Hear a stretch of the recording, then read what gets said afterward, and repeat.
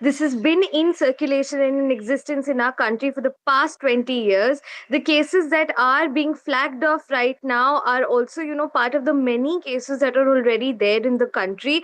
We know of, two cases in Bangalore, and one of the infants who was detected with the virus has already been discharged as well. There are two other cases in Tamil Nadu as well, and the children are being treated as well. As we've heard from health experts, everyone is, repeatedly saying that this is not a worry. The HMPV virus is a non-surge virus in our country at this point, and it is, surveillance is being maintained with respect to this virus, as it falls into the category of ILI, which is illnesses, influenza-like illnesses, as well as severe acute respiratory illnesses. So it is like any other respiratory illness that we have known of, and it is nothing like COVID at the moment, and nothing to worry about as well. What we are understanding from the health ministry as well is that there are, they're expanding labs with respect to testing if necessary, if the position gets there. And also, the system anyways has been robust with respect to the treatment of this ailment. Right, Tanishka, thank you so much. There's no reason to panic or worry. This has been around for a while. Cases are being reported, but India is absolutely prepared, is what the health ministry has to say. Moving on now to more news, and it's 8 Jawans and a driver killed in Chhattisgarh's Bijapur district when Maoists used an improvised explosive device IED to blow up their vehicle. The 9 that were returning from an operation when the IED blew up, Radhika. That's right. Very tragic indeed. Chhattisgarh Chief Minister Vishnu Deosai condemned the blast and described it as a heinous and tragic incident. In fact, earlier security forces had attacked Maoists in the Abujmad region of Chhattisgarh and killed 5 rebels. In fact, we will get some reactions for you before we go to our reporter Anurag. विगत दो तीन दिनों से जिला बीजापुर नारायणपुर दंतेवाड़ा के सीमावर्ती इलाका में सुरक्षा बल द्वारा अभियान संचालित की जा रही थी। तत्पश्चात अभियान के बाद सर्चिंग को पूर्ण करके सुरक्षा बल द्वारा वापस बेस कैंप आ रहे थे। इस दौरान जिला बीजापुर की बेदरे एवं कुट्टू के बीच में अम्बेली के पास महोदय द्वारा लाए गए एक आईडी ब्लास्ट की चपेट में आने से हमारा एक वाहन आईडी के चपेट में आ गए थे। उसमें सवार हमारा 8 डीआरजी दंतेवाड़ा के जवान का शहादत हो गई, तो उसके एक ड्राइवर का भी शहादत होगी। कुल 9 का शहादत का भी जानकारी प्राप्त हो रहे थे। उस स्पॉट में अभी रीइंफोर्समेंट टीम और अन्य जितना भी जो इवैक्यूएशन टीम पहुंच गए थे। अभी तक जो प्राथमिक जानकारी अनुसार कुल सुरक्षा बल का 8 एवं एक ड्राइवर, कुल 9 लोग का इस घटना में शहादत हो गए थे।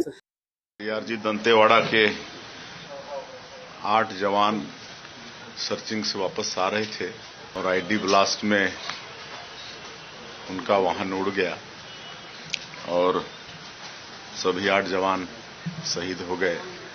साथ में जो वाहन का चालक था वो भी शहीद हो गया। शहादत को मैं नमन करता हूं, उनको विनम्र श्रद्धांजलि अर्पित करता हूं। उनके शोक संतप्त परिवार को इस गहन शोक को सहने की ताकत दें और उनका शहादत बेकार नहीं जाएगा। नक्सली लगातार जिस तरह से उनकी पराजय हो रही है उससे बौखलाए हुए हैं और एक कायराना हरकत कर रहे हैं। Anurag is joining us for more details. Anurag, very tragic incident. Jawans killed in Naxal attack. This when Indian government had been working to eradicate Naxalism in the country. Give us details. How has security been beefed up there, and what have investigations revealed so far? Yes, this was the deadliest attack by the Maoists since April 2023. When a similar ID explosion claimed the lives of 10 security personnel and their driver.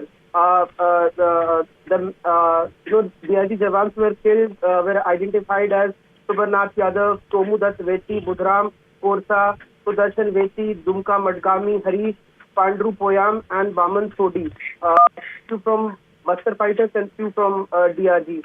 They were coming back when they were ambushed while, after a 2-day operation in the dense forest of South Abujmad, in which they have gunned down 5 Maoist insurgents.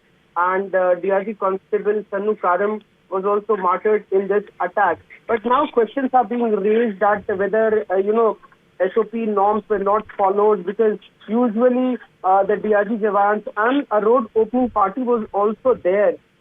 Then how Maoists, planted 60 to 70 kgs of IED, and how it got undetected because the road opening party had already sanitized the route, and but they didn't spot, the danger lurking in the bushes, and because they must have triggered this explosion, manually. So because there were 8 vehicles in total in that particular convoy, and the 7th vehicle was attacked. Few of them took the Pamed route, and while coming back to the Bijapur district headquarters, and this particular vehicle took that Kutru Ambeli Karkeli village route when this IED explosion happened. Right. Usually the people involved in such kind of operations say that after victory, lethargy takes over. But they can't let down their guard after the initial victory in a war zone. And that's why they were attacked. Right. Thank you so much, Anurag. We will keep coming back to you for more on that. For now, we're slipping into a very short break. On the other side, we'll get you the latest when it comes to OYO changing its policy as far as unmarried couples are concerned. That and a whole lot more. Stay with us. Stay with us.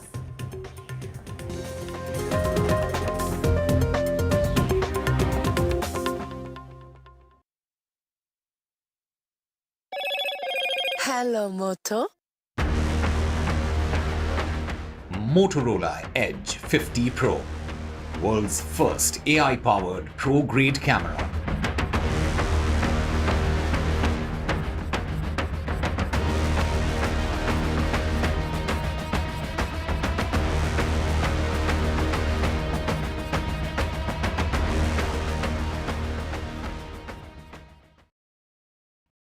Dharma, Earth, Calm, Moksha. The scriptures reveal their profound connection. The modern manifestation of this timeless wisdom. The incomparable Mahakumbh Mela of Prayagraj. 450 million devotees over 45 days. Budget allocation of 7,500 crore rupees. Mela grounds spanning 4,000 hectares. 13,000 trains in operation. Over 1,60,000 tents. 2,700 AI-powered CCTV cameras. 488 kilometers of roads in the Kumbh area. 67,000 LED lights illuminating the region.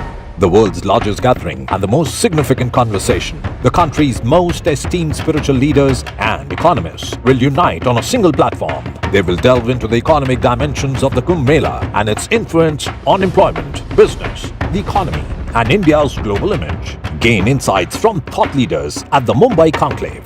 Mahakumbh Ka Arthashastra on NDTV.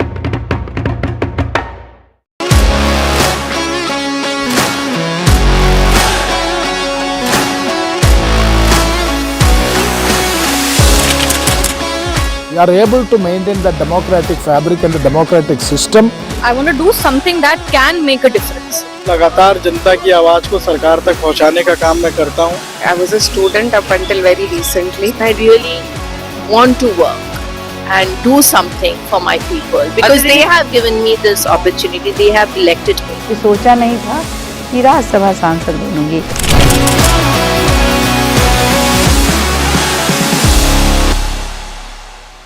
I've been reporting on all issues, big and small, from Andhra Pradesh, Telangana, rest of South India, bringing you all the action, all that you need to know, all that you want to know. The energy of Maximum City is infectious. I bring in that energy in our news coverage from financial capital Mumbai. Covering from the southernmost part of India over the last 23 years, I bring in-depth and 360-degree coverage from the Dravidian heartland. The land of Mishti is also known for its bitter politics. I have seen much water flow under the Howrah Bridge, covering Bengal in all its vivid colors.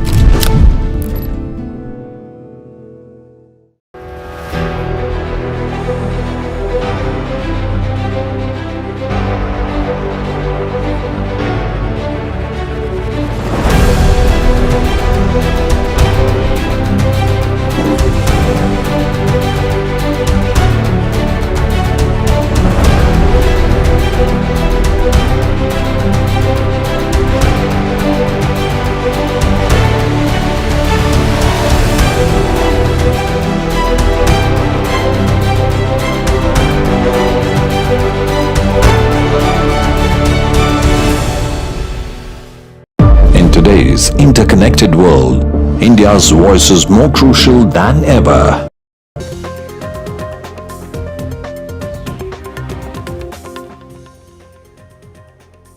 Welcome back. Let's get you the latest when it comes to hotel booking platform OYO that's announced a new check-in policy aimed at restricting unmarried couples from staying at their properties. This has started off in Meerut in Uttar Pradesh, but they are saying that they are planning to expand this to other cities as well. OYO stated that unmarried couples will no longer be welcome to check-in, and all couples will be required to present a valid proof of their relationship at the time of check-in, including bookings made online. Radhika. That's right, Divya. Currently, of course, the policy is limited to Meerut, but the company has said that it may expand the program to additional cities based on ground feedback. In fact, it has been reported that OYO has received requests from civil society groups, particularly in Meerut and a few other cities in the past, asking for measures to address the issue and disallow unmarried couples into their hotels. We also have guests joining us on the show. We have Akriti, who is joining us, Akriti Bhatia, who's a social activist and right to privacy activist as well. We'll have Loveleen Anand also joining us in just a bit. Akriti, to you first. Of course, this could be construed as a very controversial move. Done because OYO as a brand was perhaps suffering for a long time. But how do you think this policy might affect personal rights, individual rights, particularly concerning privacy? Some may call it discriminatory, although OYO had good enough reasons to implement this measure, but several feel that this could be discriminatory.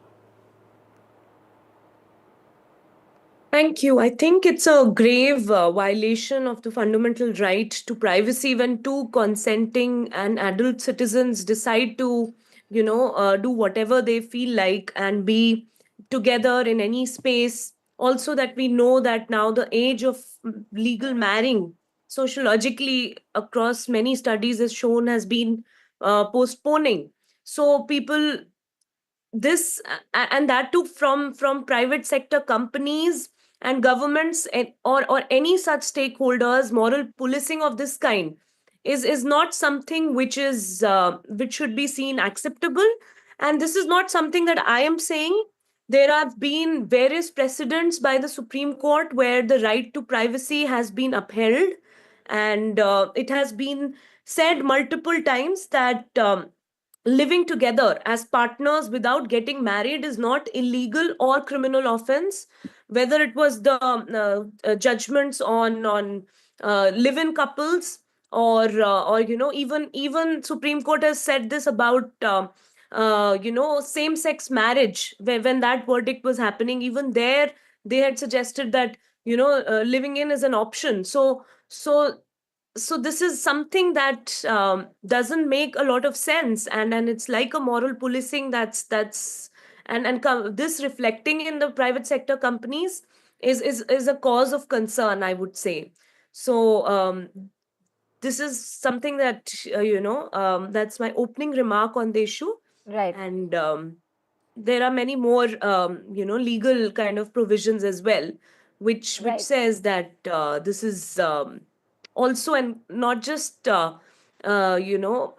problematic decision, but also not legal in that sense. Right, Dr. Akriti Bhatia, well, the new guidelines have come into effect after receiving requests, what OYO is saying, from civil society groups in Meerut, and for OYO looking to change its reputation. The policy change aims to transform its image. What are the other ways that one could, perhaps build oneself up and, change their image, change their reputation that they might have earned in the past? You're talking about platforms like OYO? Right.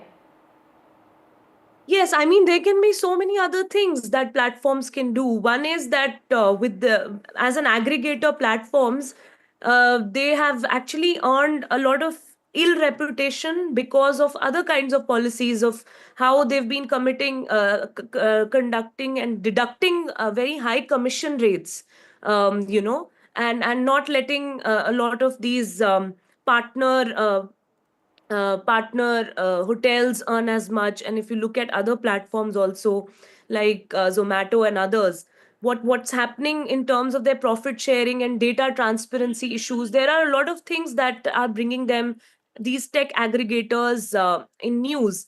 Secondly, it's also about quality control, right? So if they maintain good quality and do proper checks on the background checks of the KYCs and other kinds of things for their customers to ensure more safety. I think those are the kinds of measures that these platforms should be taking. And going into this way of moral policing would just not only slash down their businesses, but also will have other kind of backlashes, which it's not going to prevent. Right. Some of the people. issues that women will be facing these days is that they've retained their maiden name. So every time a couple says checks into a OYO hotel, they'll have to perhaps carry their marriage certificate, because of course the Aadhaar card and the PAN card will have different surnames, Radhika, which is constant. It's going to basically posed to be quite a problem, and how they're going to really handle this. Let's just go to some breaking news coming in.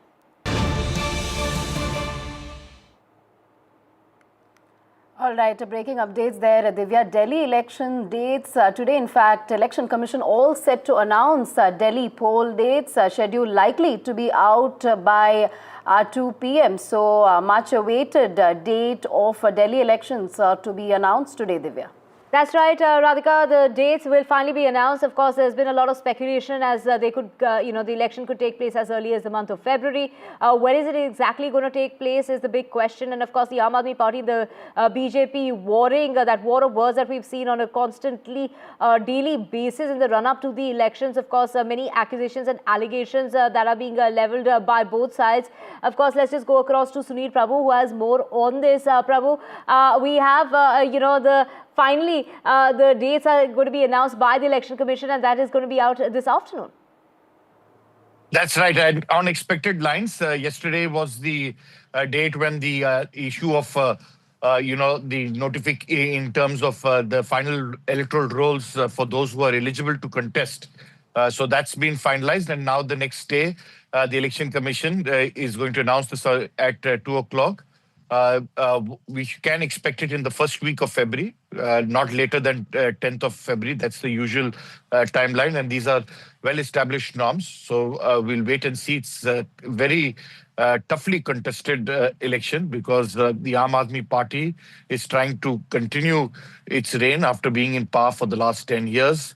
The BJP hasn't been in the city of Delhi in the state of governance ever since Sushma Swaraj gave up in 1998.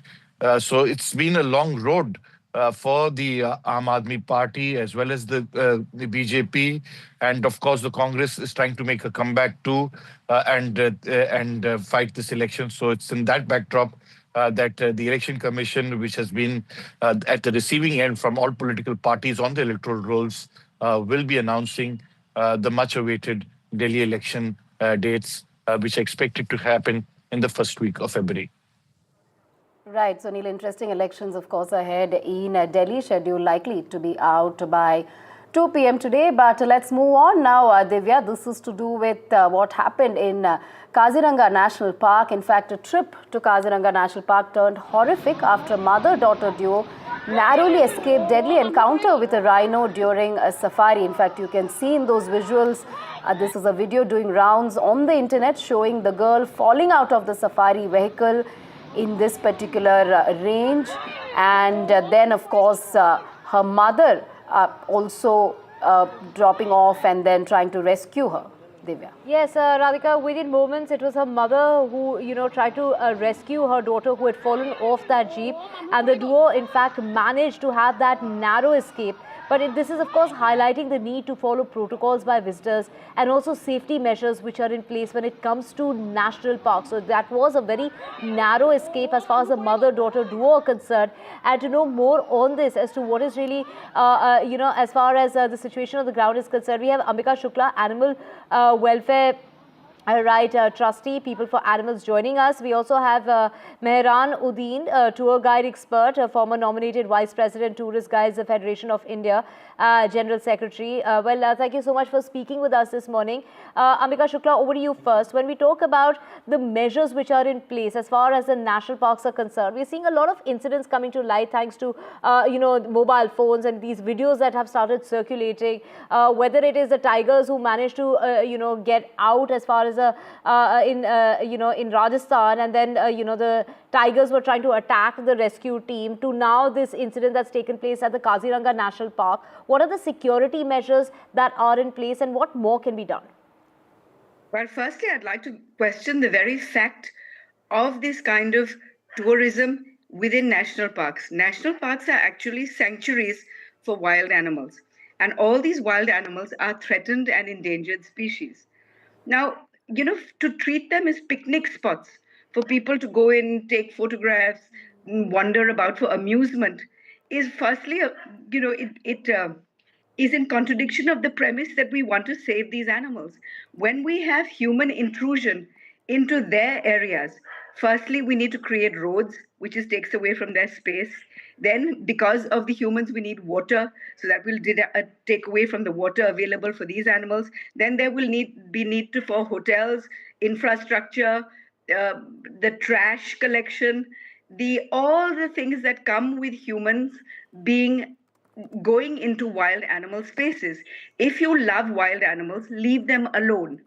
The best thing we can do for our wild animals is not to go there, not to visit, just to allow them their privacy, their space, their safety, and their land and their habitat. The less we intrude upon it, the less violations we will see, the safer for us, the safer for them. So I don't see the purpose of encouraging this kind of so-called tourism. We need to understand what these animals need is space, privacy, safety, and resources not to be diverted into human infrastructure, but to be allowed for the wild animals and their needs. So I think we need to rethink this. It's not about safety measures, it is about rethinking the entire attitude towards our wild animals and their sanctuaries. All right, it is time to rethink attitude towards wild animals and their sanctuaries, is what Ambika Shukla has said. Let's also go across to Mehran Uddin, who is a tour guide expert. Mehran, my question is, of course, there are situations when animal safety is jeopardized, as Ambika had been pointing out, and there are situations when human safety is jeopardized, as you can see in that video. But what are the key safety guidelines tourists should follow while on safari?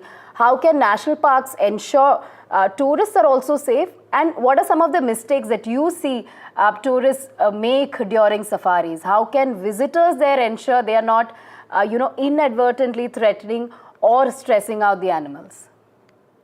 What I can see in this video, indeed, the woman and the child escaped the possible tragedy, falling out from the safari vehicle just a few feet away from a rhinoceros. But we can see a rhinoceros who is running in the background. So possibly the driver took that step. But here the safety lack is the tourist should not keep standing while vehicle is moving. They should be sitting. And in this video, all the tourists can be seen, they are clearly can be seen standing while the vehicle is moving and accelerating. So I think this is the case of negligence by the tourist as well as their guide. Whoever the driver or the naturalist was, he should make them clearly instruct them to sit at the time of the vehicle is driving. Right. Because we are seen by the animal as intruder. We are entering into their territory. They are not used to see us all the time. We are not part of their life. So they can take it in any way. And tourism should be in these kind of national parks where there are big animals, the tourism should be limited. Right. Take us through the challenges, Ambika Shukla, that these animals face, and what is their usual instinct? How do they tend to react? Well, if you look even at the video you are showing, you are seeing, lines and lines of traffic coming through. Now imagine if you are sitting in your home and suddenly you have cars barging in through your drawing room, because this is the equivalent of their living area. So you have strangers and vehicles barging through your living space at any given point. You are not aware of it. You do not know any schedules. You cannot be told of any schedules. So for you, it will always be sudden. It will always be unexpected. It will always be strange. It will always be ridden with risks, both to the animals and to humans. So why do we persist with this? There are so many other ways to enjoy wild animals. You have Animal Planet, you have so many other television programs which are devoted to wild animals, which capture their footage in their natural habitat in secret without intruding upon them and for our pleasure and enjoyment. What is the purpose of going there, creating noise, trash, pollution, water intake, roads? It is a very selfish, greedy way of looking at animals. It's something that we need to completely rejig, understand our priorities. If we really want to keep these animals safe for the next generation, let us do the right thing by them in this generation. Let us rethink our policies. Wildlife is to be protected, not to be treated as amusement, not to be treated as toys, not to be treated as holiday junkets. Right. Thank you, Ambika Shukla, for giving us a perspective on this. Certainly, it is a thin line between ensuring that animals are in safe shelter in their habitats and to also ensure that tourists are also safe. Ambika Shukla and Mehranuddin, thank you for joining us on this important discussion. Let's move on now. Divya, this is from the state of Tamil Nadu. Tamil Nadu Assembly began on a dramatic note. In fact, Governor R.N. Ravi had refused to deliver his customary address yesterday and walked out in protest of national anthem not being sung at the beginning of the address. In fact, Chief Minister Stalin called this move by Governor childish and violated custom. This is, of course, the latest in Governor versus Tamil Nadu government saga. Divya. That's right, and of course, this is the latest when it comes to the governor versus the government of Tamil Nadu, and it's the DMK that has threatened to hold protests against the governor across the state of Tamil Nadu. Of course, it was R.N. Ravi who stormed out saying that it wasn't the national anthem that played after the state anthem, and which is what he had a problem with. But, it is, of course, the government hitting out at the governor, saying that he has a problem, basically, that he's not respecting, the customary not the national anthem, but the state anthem that was played. And we have Sam joining us to get us more on this. Sam, take us through the trickle effect and the impact of the walkout of the governor. What is the DMK saying? And they're threatening to hold protests against the governor. Well, Divya and Radhika, around 10 o'clock across Tamil Nadu, at all district headquarters in Tamil Nadu, the ruling DMK would stage protests against the governor, alleging that the governor has actually insulted the Tamil anthem by walking out of the assembly soon after the Tamil anthem was sung. Although the governor claims he walked out because the national anthem was not played before his customary address in the Tamil Nadu assembly, the ruling DMK says he is only hiding behind that claim and that the governor could not digest the fact that in Tamil Nadu, according to the convention, the Tamil anthem is played first in the house. And in Chennai, the protest will be at a place called Saidapet in the heart of the city. And the governor's office claims that the governor respects Tamil and Tamil language and Tamil culture. He reiterates his love for the language and culture, and that he faithfully sings the Tamil anthem. And he alleges, according to the code of the national anthem ought to be played before the customary governor's address on the floor of the house. Tamil Nadu for several decades has a custom of beginning the session with the Tamil anthem and then concluding the session after the governor's address playing the national anthem. And the speaker says this ought to be respected and the governor has some ulterior motive. He is raking up this issue. The larger question, of course, as this comes in the backdrop of the alleged sexual assault on the campus of Anna University, and at a time the state ought to be discussing security, law and order and enhancing women's safety, this issue has come as a dampener, as a clear diversion, and the key issue has been pushed to the back burner. All right, thank you, Sam, for getting us all those details. We'll keep coming back to you. Let's move on now. Hearing in Formula E case, Divya, verdict on KTR's quash plea. In fact, KTR had been seeking a deferring of ED summons. Enforcement Directorate has postponed KTR's appearance. ACB had in fact summoned KTR for January 9th.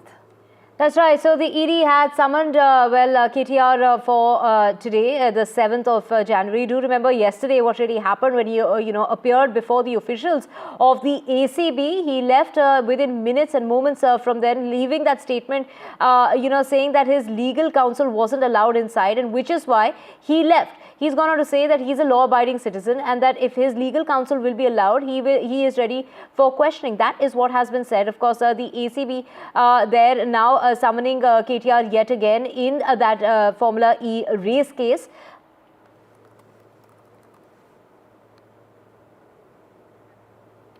So that's the hearing as far as the Formula E case is concerned. And switching tracks now to the weather situation as far as Delhi is concerned, Radhika. So the IMD, they're predicting dense fog conditions as far as Delhi is concerned. It's been clear this morning. In fact, it hasn't even been that cold as it usually gets. So we're seeing some sort of improvement, but it is the air quality that's concerning.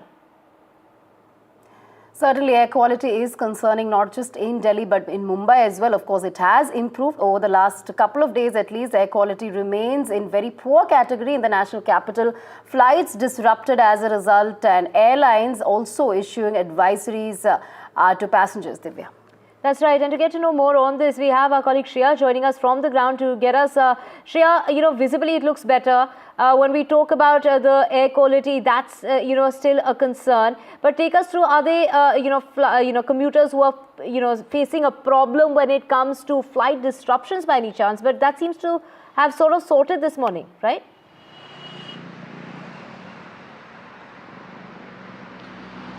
Right, of course, Delhi woke up to a chilly morning and the temperature was around 11 degrees Celsius early this morning, and the maximum temperature will be around 16 to 19 degrees Celsius. But we definitely saw moderate fog conditions early this morning, which reduced the visibility, and that led to several train disruptions. Almost 25 trains are reported that are running late, and flight disruptions are not that major, are not majorly affected the flights. It's mostly the Cat 3 compliant flights which do not have the low visibility landing features. Those are the ones that are getting affected, but the low visibility procedures are underway at Delhi airport. The landings and takeoffs are taking place normally as per schedule. So no major disruption when it comes to flight timings, but definitely it is advisable for people to check their flight status before leaving. And as you said, the air quality continues to be in the very poor category because the wind speed, again, it has reduced to around 6 km/h. Today we will see clear sky and no rainfall, and the smog conditions will also improve as the day progresses. Back to you. All right, so slight improvement expected there in the national capital. Divya, thank you, Shreya, for getting us those details. Let's move on now to festivities surrounding Maha Kumbh Mela. Ahead of Maha Kumbh Mela, all akharas are entering the cantonment area as per schedule and in accordance with traditions. And as part of the ceremonial entry, city and Mela administration welcomed sadhus and sannyasis with garlands and floral showers. Divya. That's right. So the Naga sannyasis march with spears and also with swords in their hands, carrying the idol of the Lord Surya. The Maha Kumbh Mela is scheduled to start as early as the 13th of January. It's a 45-day, event that's going to carry on till the 26th of February, the day of Mahashivratri. Right. So just a week to go for grand celebrations there. On that note, this is all we have on this Bulletin of Breakfast show. We'll be back with more same time tomorrow, Divya. Right, we will be back same time, same place. Do stay with us. Thank you so much for your time.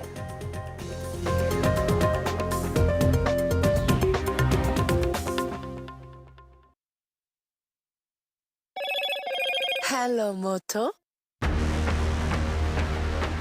Motorola Edge 50 Pro, world's first AI-powered pro-grade camera.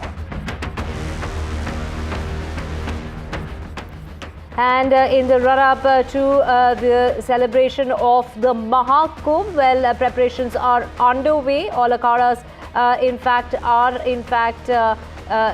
as per the schedule and in accordance with the tradition. So, ceremonial entry as far as the city and the Mela administration is concerned.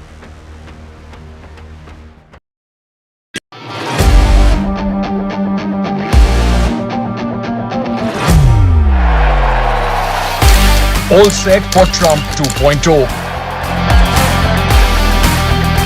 Countdown to January 20th. Terror shadow, visa wars. All the twists and turns. Tracking Trump takeover. Every day at 10:30 p.m. only on NDTV 24x7.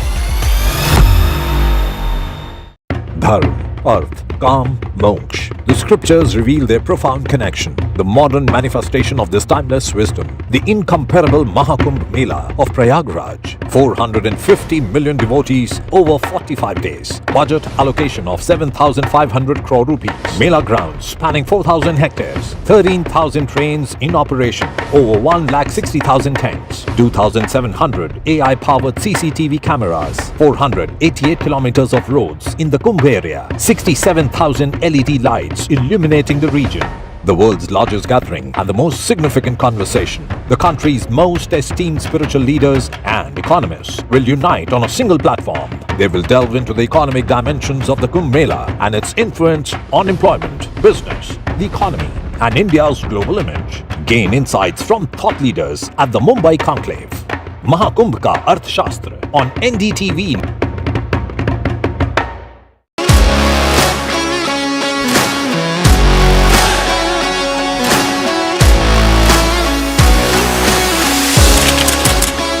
We are able to maintain the democratic fabric and the democratic system. I want to do something that can make a difference. लगातार जनता की आवाज को सरकार तक पहुंचाने का काम मैं करता हूं. I was a student up until very recently. I really want to work and do something for my people because they have given me this opportunity. They have elected me. सोचा नहीं था कि राज्यसभा सांसद बनूंगी.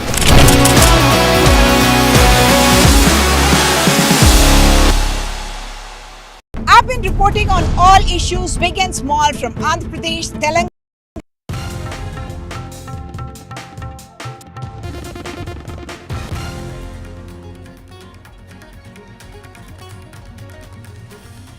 Election Commission to announce the Delhi poll days, and that is expected to come about this afternoon at 2 o'clock. So the schedule will be announced by the Election Commission as soon as 2 o'clock in the afternoon.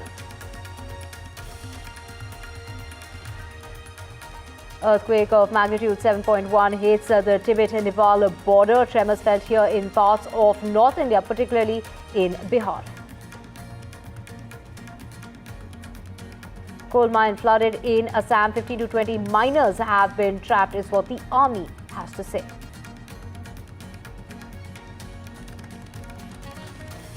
Justin Trudeau resigns as the Prime Minister and the party leader, and it's Donald Trump who's reacting to that resignation. He's offered refer to him as the Governor of Canada. Says if Canada merges with the United States, it could become the 51st state.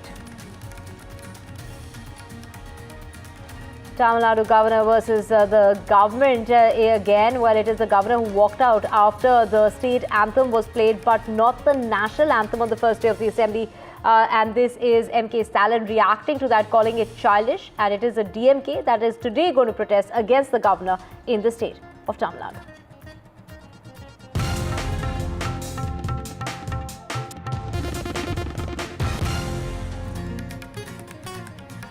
A very good morning. You're watching NDTV 24x7. I'm Divya Vadva. We have a whole lot lined up for you, including our top story, which is the election dates are finally going to be announced by the Election Commission this afternoon. So the suspense that has continued for months now, but many have been speculating that elections will be held in the month of February in the national capital, while the war of words that continues between the Aam Aadmi Party and the BJP in particular, of course the Congress party in the fray as well, with promises that are being made by all three parties in the run-up to the elections. Of course, it is the Aam Aadmi Party's Mahila Salman that is promising 2,100 per month to women, and it is the Congress party yesterday that also announced a similar amount of 2,500 as far as women are concerned. So, promises that are being made. The Aam Aadmi Party, they're promising 18,000 rupees a month, monthly for priests and granthis.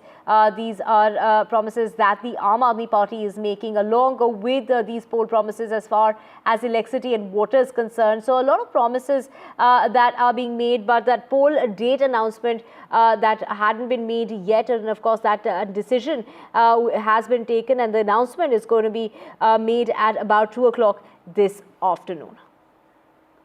We have my colleague Shreya joining us. Shreya, many speculating when in the month of February are the elections going to take place. Many saying it could be perhaps in the second week. Of course, all that suspense is going to come to an end by this afternoon at 2 o'clock when the announcement is going to finally be made in regard to Delhi elections.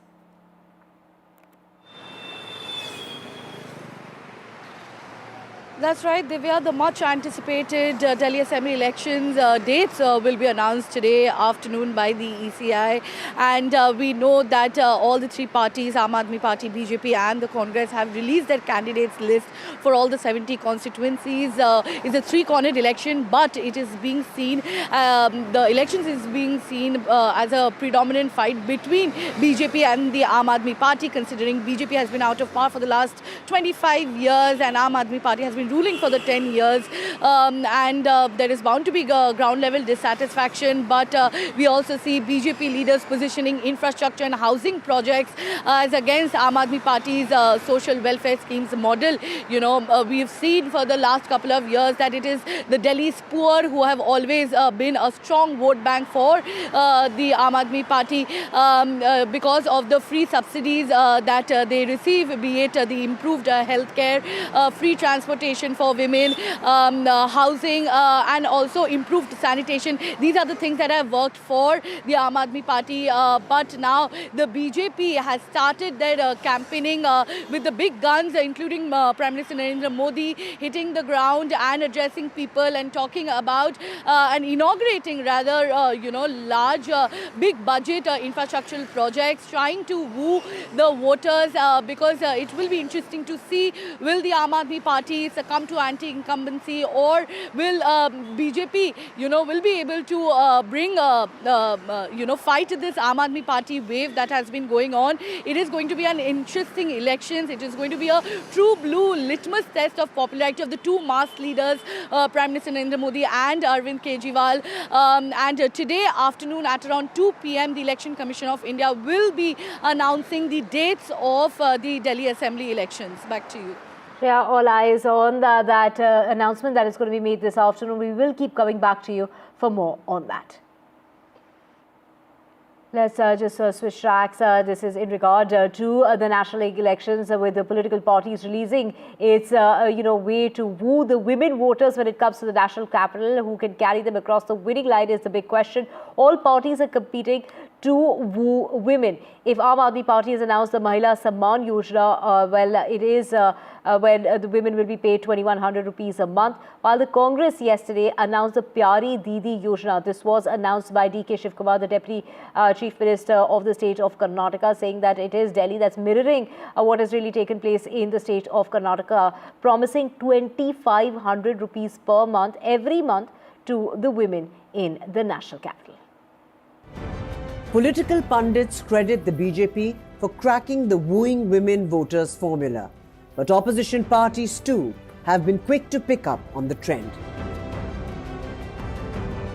As Delhi rolls up its sleeves to decide on the next government, Congress announced the Pyari Didi scheme for women in Delhi, promising 2,500 rupees per month. Karnataka Deputy Chief Minister D.K. Shivkumar did the honours, quoting the Karnataka model. Whatever the decision has been taken in Karnataka on the same model, 2,500 rupees. This Pyari Didi Yojana will be implemented. Remember, the Congress rode home in Karnataka on the back of the Griha Lakshmi scheme, promising the same amount to women in the state. Mahalakshmi, which means rupees 2,500. More recently in Telangana, the Mahalakshmi scheme proved lucky for Revanth Reddy. In Delhi, AAP took the lead, sprinting off the block in the race to woo women voters. The party revised the payout to women to 2,100 rupees under the Mahila Samman Yojana. महंगाई बहुत ज़्यादा कर दी है केंद्र सरकार ने उनकी नीतियों ने उनको घर का खर्चा चलाने में मदद मिलेगी. In 2020, with a record turnout of 62.5%, women bridged the gap with men. AAP swept the polls, winning 62 seats. The free bus scheme for women is what caught the imagination in the last Vidhan Sabha polls in Delhi. Jai Bhavani, Jai Shivaji, Ladkya Baininsa, Vijay. In the Maharashtra Assembly elections last year, many credit the BJP's Ladki Behna scheme for the turnaround in the Maha Yuti's fate. The tried and tested formula worked for JMM in Jharkhand with the Maiya Samman Yojana and for Mama Shivraj Singh Chauhan in Madhya Pradesh with the Ladli Behna scheme. Women voters in Jharkhand took the lead in 2024, clocking 5% higher turnout as men at 70.5%. Modi ji ने हमको लखपति दीदी बनाया है.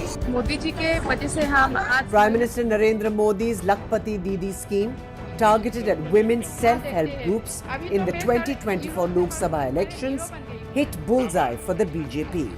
The turnaround for women in the Lok Sabha polls equal that of men at 65.8%.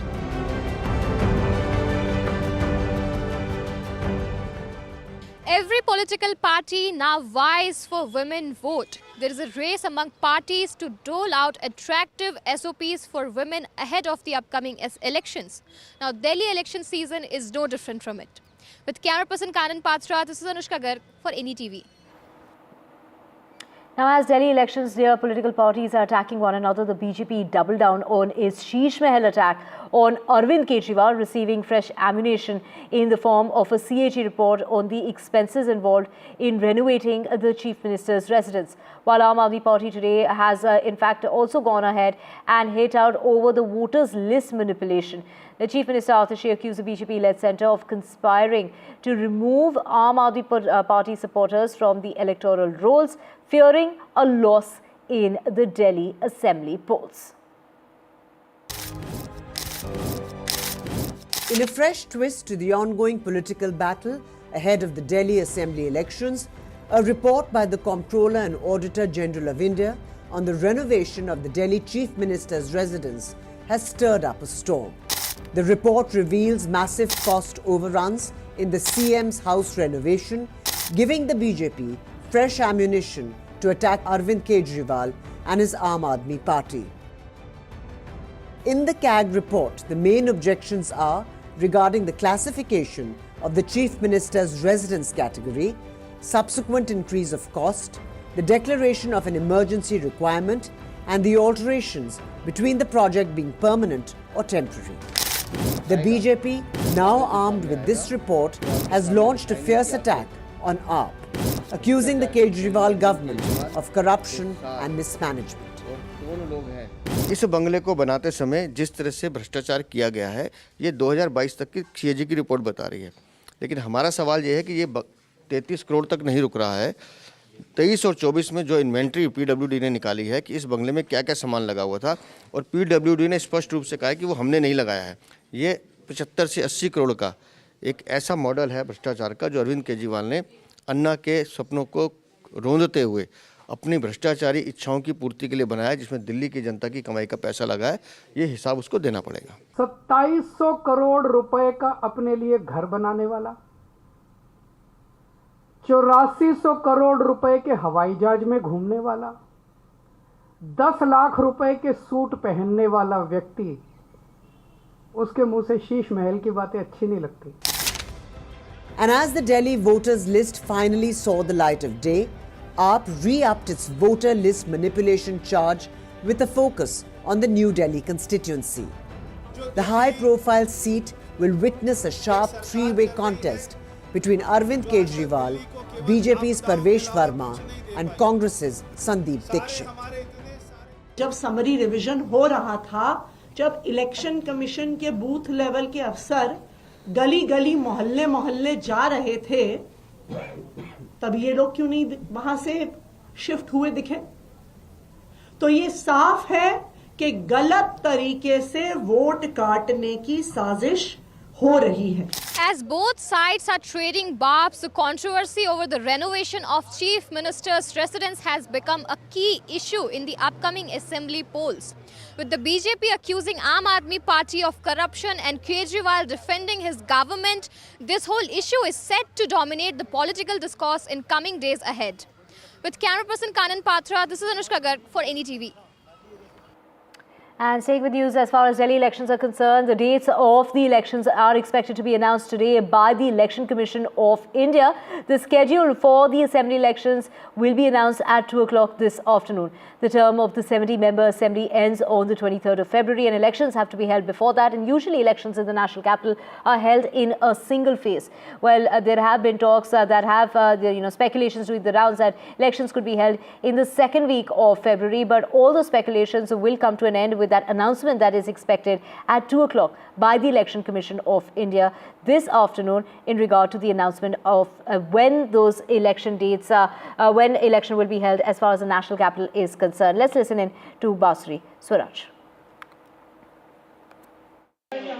आज मालवीय नगर में मुझे कार्यकर्ता सम्मेलन में आने का सौभाग्य प्राप्त हुआ है।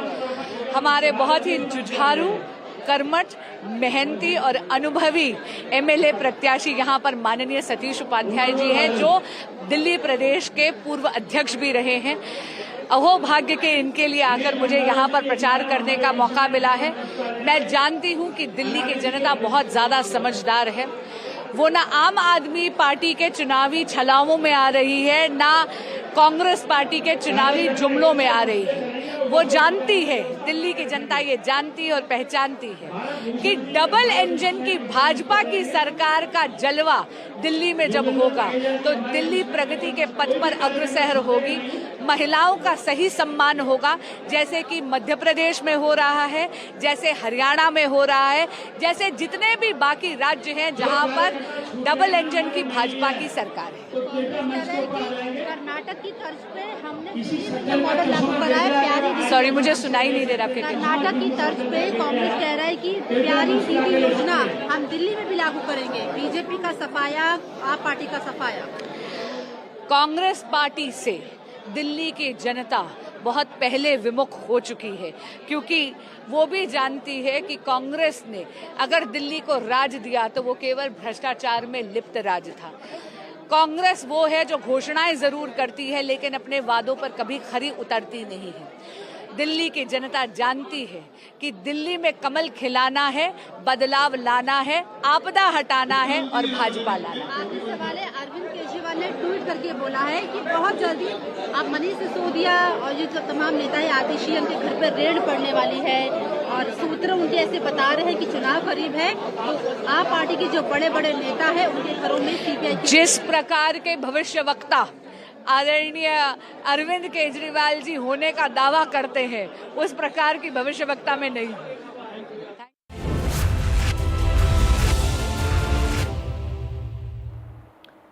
Switching tracks to Canada now, and it's Justin Trudeau who has made the announcement of his resignation in the face of rising discontent over his leadership after the abrupt departure of his finance minister, who also happened to be the deputy prime minister, signalling a growing turmoil within his government. He went on to say that it has become very clear to him that he cannot be the leader during the next elections due to internal battles that he has been facing.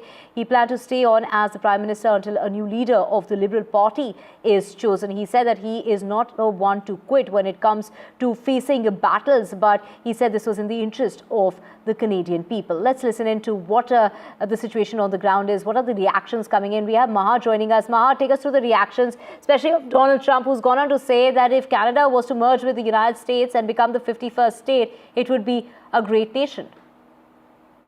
Over the holidays, I've also had a chance to reflect and have had long talks with my family about our future.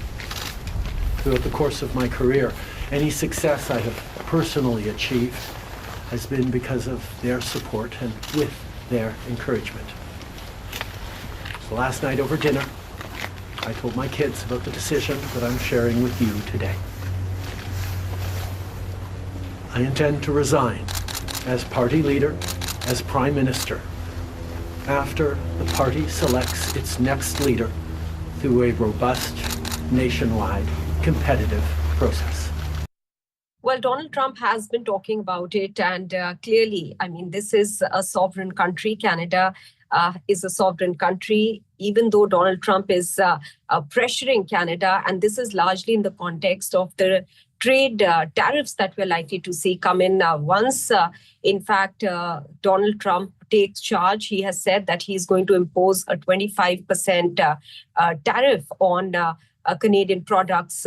So this is one of the reasons he's citing, in fact, saying that if Canada becomes the 51st state of the US, then all these aspects will not be something that Canada will have to face. We have seen one reaction coming in from Pierre Poilievre, who has said that if Trudeau is really a fighter, then he should call in for elections immediately.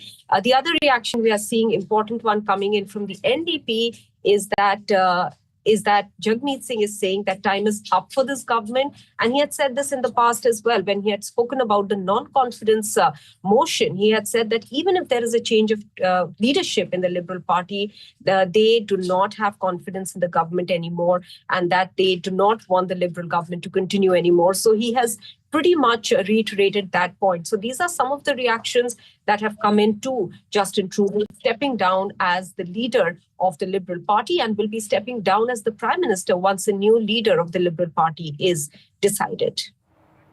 Thank you so much, Maha, for joining us from Vancouver. Well, switching tracks now to a massive earthquake that struck Tibet and the Nepal border this morning, with tremors that were felt not just in Kathmandu but all across here as well in the northern part of India. Tremors from that 7.1 magnitude earthquake in Nepal felt in the Delhi NCR region, going all the way to Bihar as well.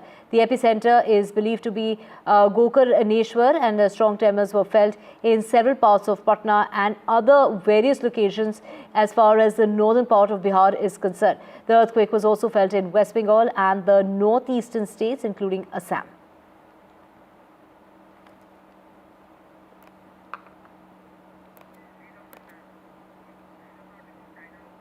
Nine people have been killed in the earthquake in China. In fact, is also feeling the tremors of that earthquake. So that massive earthquake that with the epicenter that started in the massive earthquake early this morning in Tibet and bordering Nepal, and the tremors felt all across. Well, 9 people have died in China. Prabhakar joining us. Prabhakar, what a massive earthquake early this morning that has jolted Tibet and Nepal, tremors of which felt in China, tremors felt here back home in India as well. But 9 people have died in Tibet is what the Chinese media is reporting.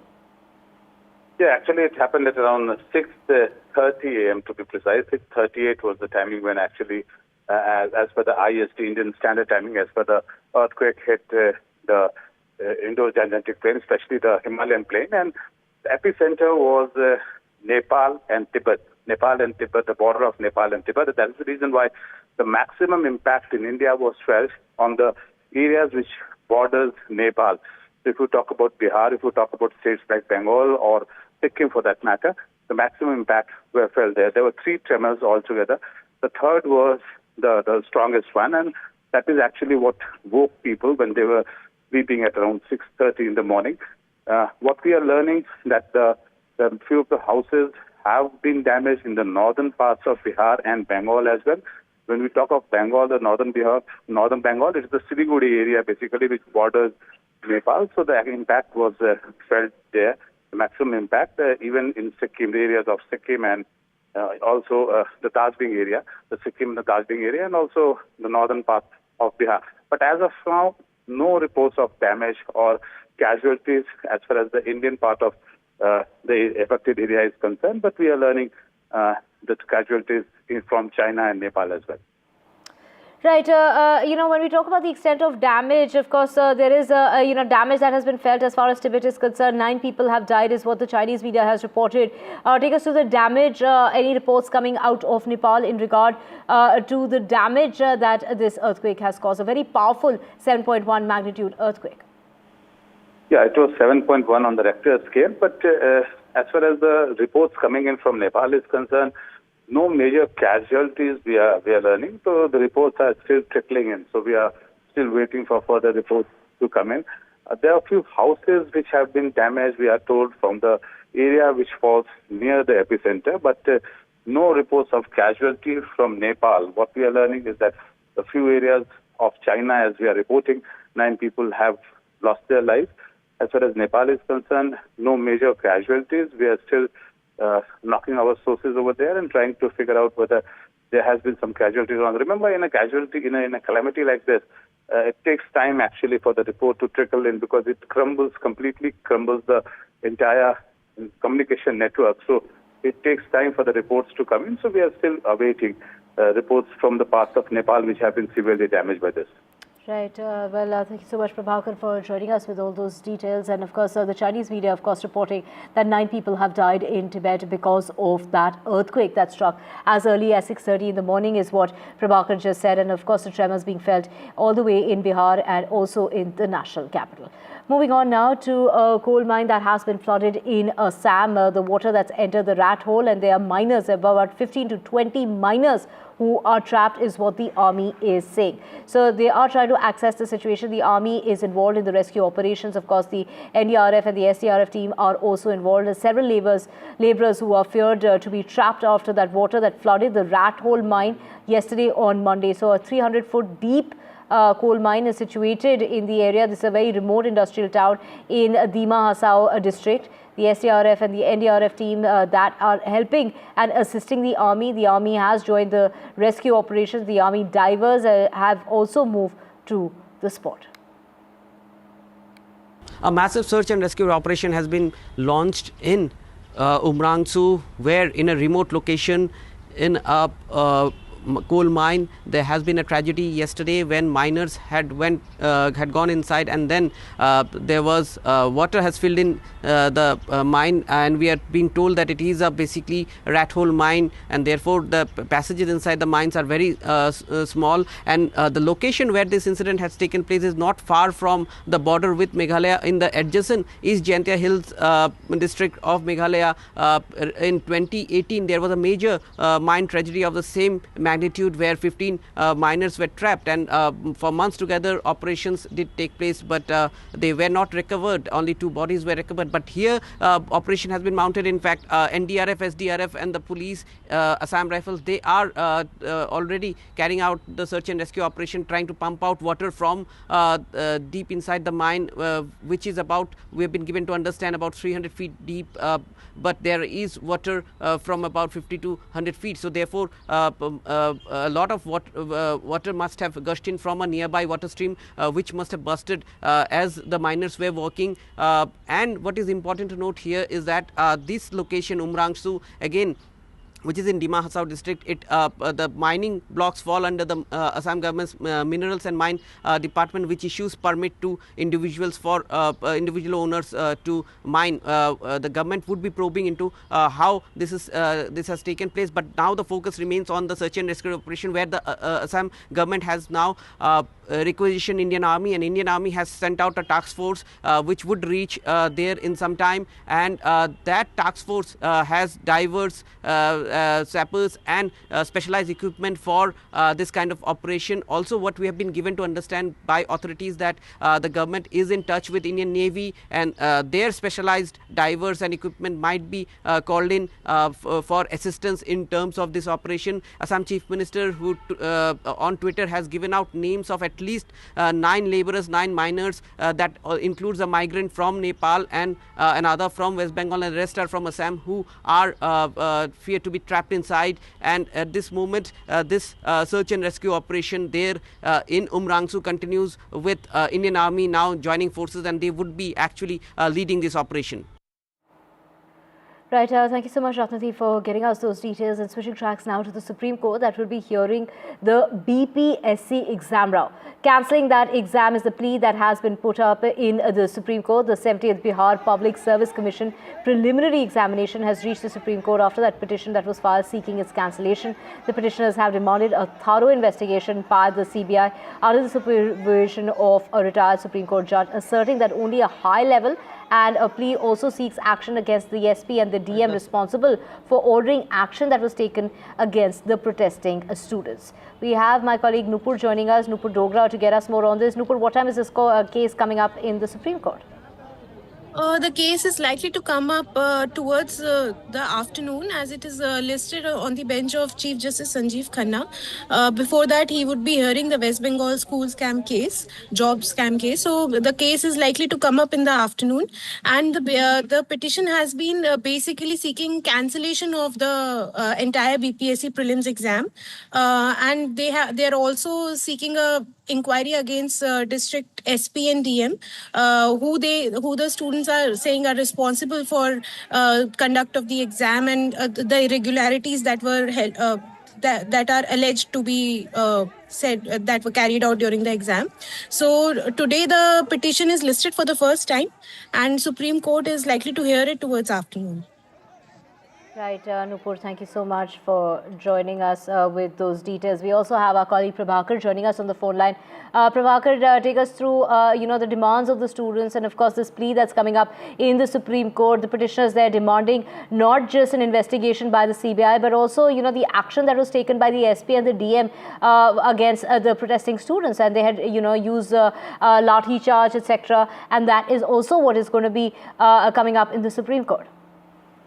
Exactly, and that has always been the demand of the agitating students, the BPSC aspirants, and also the Jan Swaraj party, the Prashant Kishore's party, who would actually be leading this entire agitation from front. So they have been demanding against not only the BPSC authorities, but also against the district magistrate and the superintendent of police of Patna. They allege that it is on their behalf, their order, that the lathi charge was done and the students were killed. So they have been seeking inquiry. Now, remember, a very interesting fact about this petition, that none of them claim that they have actually filed this petition in Supreme Court. Neither the Jan Swaraj nor the agitating students. It has actually been filed by some NGO, some agency, which they claim that they are completely clueless about. And they are also, Jan Swaraj, remember, is also going to file a case in Patna High Court very soon. They haven't told the date yet, but they are very soon, they are saying that they would be actually going to Patna High Court on the same matter. Right, Prabhakar, thank you so much for joining us with those details. All eyes on that case coming up in the Supreme Court later in the afternoon. Switching tracks now to more news coming in regard to the HMPV, the human Metapneumovirus. Now, 5 cases have been reported in the country. We're talking about 2 cases that have come out of Karnataka, 1 in Gujarat and 2 in the state of Tamil Nadu. The virus is believed to have originated in China, has raised alarms worldwide due to its resemblance to the early days of the COVID-19 pandemic. The government, however, has gone on to say that, there is a high alert as far as Beijing reports, as far as that surge in respiratory infection is concerned, leading to overcrowded hospitals and strained healthcare systems. However, the government here, the health ministry, has said that there's no cause for alarm, no cause to panic. Health experts have clarified that this is really not a new virus. It's been around. It was first identified in 2001. It has been circulating in the entire world for many years. HMPV HMPV spreads through air by way of respiration. This can affect people of all age groups, which is why we're seeing the cases as young as 3 months old, and the children who are being reported as far as those cases are concerned, and they've had no travel history whatsoever. So the health systems and the surveillance networks of the country are vigilant. There's no reason to panic or worry, is what JP Nadda has gone on to say. However, the number of testing, as far as expanding, there's a plan by the ministry to expand the number of labs testing for this virus, the HMPV cases, and task the Indian Council of Medical Research, the ICMR, with a year-round monitoring as far as trends are concerned. And Delhi and Maharashtra in particular have issued guidelines and precautionary measures. On recent reports, the cases of HMPV in China, the Health Ministry, the Indian Council for Medical Research, and the National Center for Disease Control are keeping a close watch on the situation in China as well as in the neighboring countries. No surge in any of the common respiratory viral pathogens is observed in India. Joint Monitoring Group meeting was held under the chairmanship of Director General for Health Services on 4th of January 2025 to review the situation. The health systems and surveillance networks of the country remain vigilant, ensuring the country is ready to respond promptly to any emerging health challenges. There is no reason to worry. The global spotlight is on the HMPV virus, which is essentially called the human metapneumovirus. Although in India, 2 cases have been found, but those 2 children are recovering as soon as possible. And to get more insight on this virus particularly, I am joined by the former Director General of ICMR, Indian Council of Medical Research, N.K. Ganguly. Sir, please tell us, we know for a fact that this is not a new phenomena. When was the first outbreak of this particular virus? Actually, this virus is not new, relatively new, that it was discovered in 2001. And since then it is being detected routinely in Indian surveillance system, and there is a 4 to 12% prevalence. 12% was seen in Vellore surveillance and 4% was seen in the Manipal. And recently there has been an outbreak in Pondicherry where they had around 1,000 cases where it was identified as 9.7% prevalence. Any one particular region which is more susceptible in developing this virus? At this given moment, the virology center which are there like NIV in Maharashtra, the Jipmar, the Manipal, Vellore, etc., who are good virology labs, they are reporting it through the routine surveillance system. And there are about 3% asymptomatic subjects also, those who harbor it and they don't express it. This is found during December, January, that is the peak season for most of the northern India. The northeastern, northwestern is a little different. There it is found in the March and April. The incubation period is only 4 to 5%, and most affected are children below 1 year. Recently in Karnataka, 2 cases of children have been, both of them are few months old, 3 months old or 8 months old.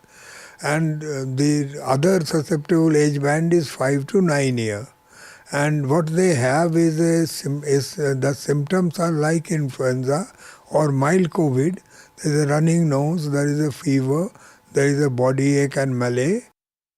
साल 2020 में आए corona महामारी के 5 साल बाद एक बार फिर से एक नया वायरस HMPV अब दुनिया को टेंशन दे रहा है। चीन और मलेशिया के बाद कई देश, अब भारत में भी इसके केसेस आने लगे हैं और इससे क्या खतरा है, इसे क्या ये एक और वैश्विक महामारी का रूप ले सकती है, ये जानने के लिए हम एक महामारी रोग विशेषज्ञ जो हैं डॉक्टर सुनीला गर्ग, उनके पास आए हैं। मैम, HMPV वायरस जो है अब केसेस अब इंडिया में भी सामने आने लगे हैं। आप आम भाषा में अगर बता पाएँ तो क्या ये HMPV वायरस क्या है, क्या ये कोरोना जैसा ही है? देखिए, it is human metapneumovirus. That means कि न्यूमो वर्ड जहाँ आ जाता है तो समथिंग रिलेटेड टू निमोनिया जैसे। निमोनिया का मतलब है रेस्पिरेटरी ट्रैक्ट को अफेक्ट करेगा। तो करीबन ज़्यादातर ये देखा गया, आपने कोविड के टाइम में देखा होगा, हम परेशान थे कि वो एल्डरलीज को यानी कि बुज़ुर्गों को इफ़ेक्ट करता है, उसके बाद में जो कोमॉर्बिड लोग हैं उनको इफ़ेक्ट करता है। परंतु जो ये वायरस है, अगर हम HMPV की बात करें तो HMPV वायरस की बात अगर करते हैं तो बेसिकली ये वायरस इन्फेंट्स को भी इफ़ेक्ट करता है। इन्फेंट्स मतलब बच्चे जो कि 12 महीने से छोटे हैं, और उनमें से भी कौन से जो कि प्री टर्म बेबीज़ होते हैं, यानी कि फुल टर्म होने से पहले जिनकी डिलीवरी हो जाती है, लो बर्थ वेट बेबीज़ होते हैं, या उनको कोई और सिम्टम होता है, बेसिकली मेल नरिश्ड बेबीज़ हैं तो उनको होता है, प्लस बुज़ुर्गों को तो होता ही होता है अलॉन्ग विथ कोमॉर्बिड कंडीशंस। सांस जल्दी जल्दी चलना, पसलियाँ चलना, बुखार आना, तो ये सारे सिम्टम्स जो आपके कोविड के समय थे, और सीवियर केसेस में निमोनिया, उसमें तो पसलियाँ चलती हैं, और बच्चों में particularly pneumonia is very dangerous also. इसके लक्षण आप कह रहे हैं कि कोविड जैसा ही है? कोविड जैसा ही है करके, परंतु जैसे मैंने कि बताया कि Covid was much more severe as compare to this virus. Tanushka joining us. Tanushka, of course, we heard JP Nadda and also the doctors saying that this is a virus that has been around for a while. It's been doing the rounds since 2001 and there's really no need to panic.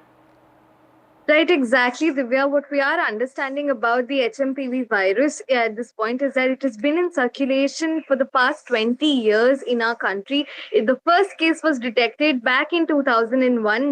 What we have heard, not just from the ICMR, but also from the Ministry of Health, is that there's no need to panic with respect to the HMPV virus.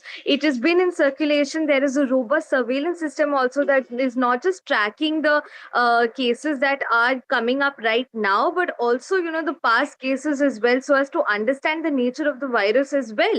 This is, just like any other severe acute respiratory illness, and it does fall into the SARI category as well as the ILI category, which is the influenza-like illnesses. What we also know about this disease is that the recent cases that have come up are in infants. A 3-month-old in Bengaluru, as well as another 8-month-old, out of them has already been discharged. What we also know about this is that last year AIIMS Delhi had conducted a study on 700 patients, out of which 4.6% cases came around with detection of the HMPV virus, and almost 100% human adults already have the specific antigen antibody required to fight the HMPV virus within their bodies already. Because it is, like any other influenza disease at this point, and there are measures that have been not just put out by the center, but also the Delhi government as well, to combat and tackle with any sort of surge situation, which is unlikely at this point, but, future preparedness with respect to the virus. Thank you so much, Tanushka, for joining us with those details. Switching tracks now to 8 Jawans and a driver killed in Chhattisgarh's Bijapur district when Maoists used an improvised explosive device, IED, to blow up their vehicle.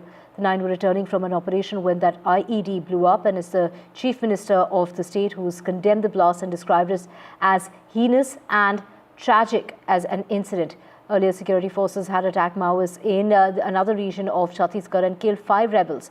Well, this is a very tragic incident, and Jawans killed in that Naxal attack. This is when the Indian government has assured to eradicate Naxalism. This is obviously also reflecting on the security that has been beefed up in the area. Let's listen into what the police has to say and the Chief Minister as well. विगत दो तीन दिनों से जिला बीजापुर नारायणपुर दंतेवाड़ा के सीमावर्ती इलाका में सुरक्षा बल द्वारा अभियान संचालित की जा रही थी। तत्पश्चात अभियान के बाद सर्चिंग को पूर्ण करके सुरक्षा बल द्वारा वापस बेस कैंप आ रहे थे।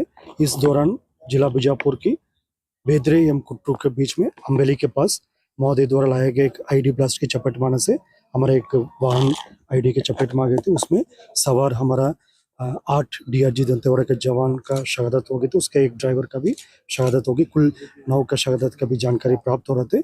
उस स्पॉट में भी रीइंफोर्समेंट टीम और अन्य जितना भी जो इवैक्यूएशन टीम पहुंच गए थे। अभी तक जो प्राथमिक जानकारी अनुसार कुल सुरक्षा बल का 8 एवं एक ड्राइवर, कुल 9 लोग का इस घटना में शहादत हो गए थे। DRG दंतेवाड़ा के 8 जवान सर्चिंग से वापस आ रहे थे और आईडी ब्लास्ट में उनका वाहन उड़ गया और सभी 8 जवान शहीद हो गए। साथ में जो वाहन का चालक था वो भी शहीद हो गया। शहादत को मैं नमन करता हूं, उनको विनम्र श्रद्धांजलि अर्पित करता हूं। उनके शोक संतप्त परिवार को इस गहन शोक को सहने की ताकत दें और उनका शहादत बेकार नहीं जाएगा। नक्सली लगातार जिस तरह से उनकी पराजय हो रही है उससे बौखलाए हुए हैं और एक कायराना हरकत कर रहे हैं। It was the deadliest attack since 2023 when a similar attack claimed the life of 10 DRG personnel and their driver. So now the questions are being raised that when a road opening party was there, how at 60 to 70 kg of explosive, IED explosive went unnoticed.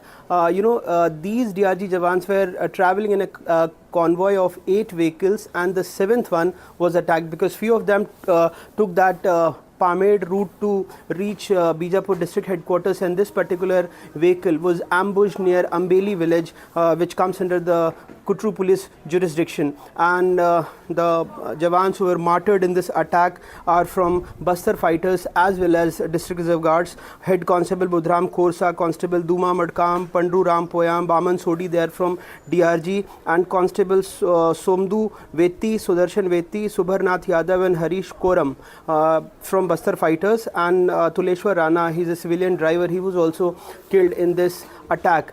So as I was saying that now the questions are being raised because usually these DRG Jawans travel on foot or on light motorcycles, but they attacked and this ID was planted long ago because people who visited the spot, they have said the wires were old and somebody must have manually triggered the explosives there. So how if a road opening party was there, it was unnoticed, though last year was successful for the security forces as they have killed more than 290 Naxals and more than 1000 Naxalites have surrendered. But this team was also after 2 days of operation in the dense forests of South Abuj Mad were returning back, and usually lethargy takes over. The Jawans are hungry and they also wanted to come back, so lethargy takes over, but you cannot allow that, and that is why standard operating procedures are must. So now they will have to find out that what was the lapse in this particular operation and how Naxalites they planted 60 to 70 kgs of explosives using a foxhole, and how they have triggered this massive blasts, killing 9 of our Jawan, 8 from DRG Bastar fighters and their civilian driver. Right, thank you so much, Anurag, for getting us all those details. We will keep coming back to you for more on that. For now, stepping into a short break. Back with a whole lot more. Stay with us.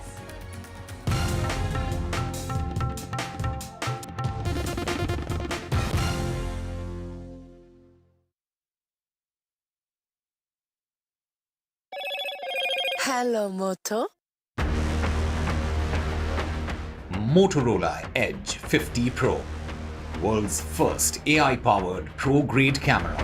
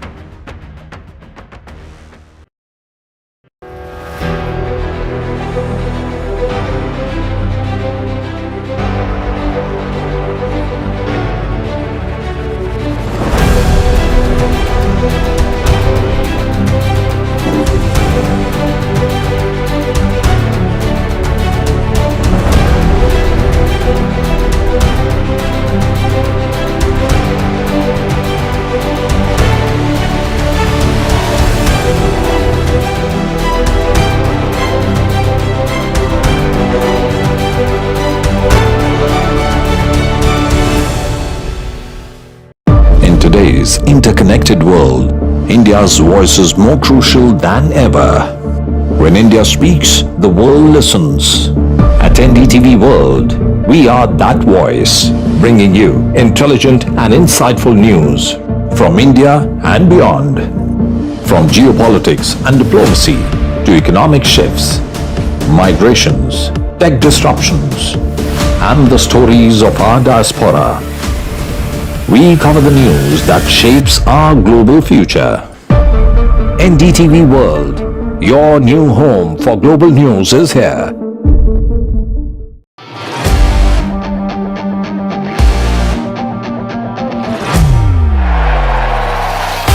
All set for Trump 2.0.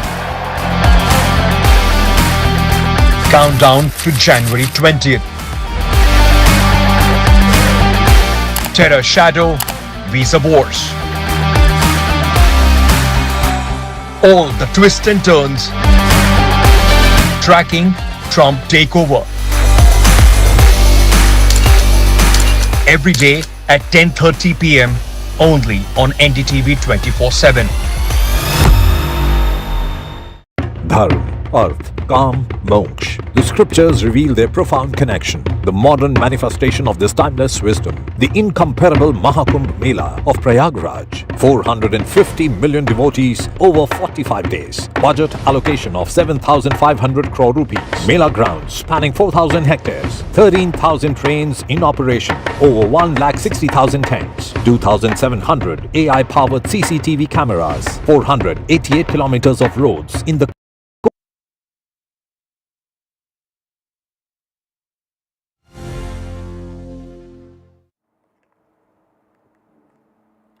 Welcome back. Let's now just get you the very latest in regard to the hearing that's coming up as far as the Formula E case verdict is concerned on KTR quashing the plea.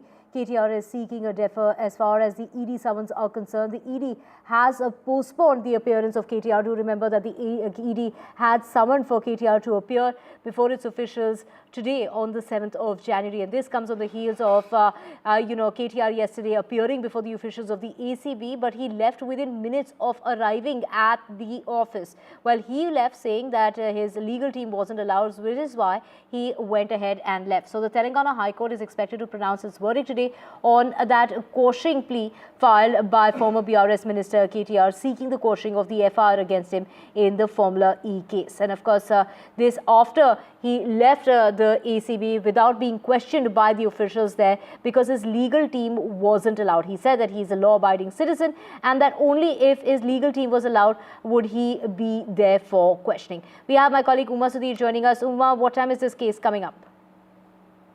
The Telangana High Court is expected to give its verdict today in the quash plea that was filed by BRS Working President and former Minister Mr. KT Ramarao. The arguments had been completed on the 31st of December and the verdict had been reserved and it is expected to be spelled out today at 10:30 a.m.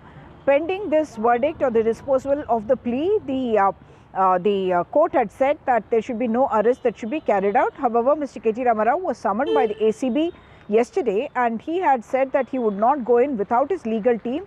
The ACB officials reportedly did not allow his lawyer and therefore he left a statement for the officers, a written statement, and left the ACB office after waiting outside for about 40 minutes. His argument was that pending the verdict plea on the quash plea,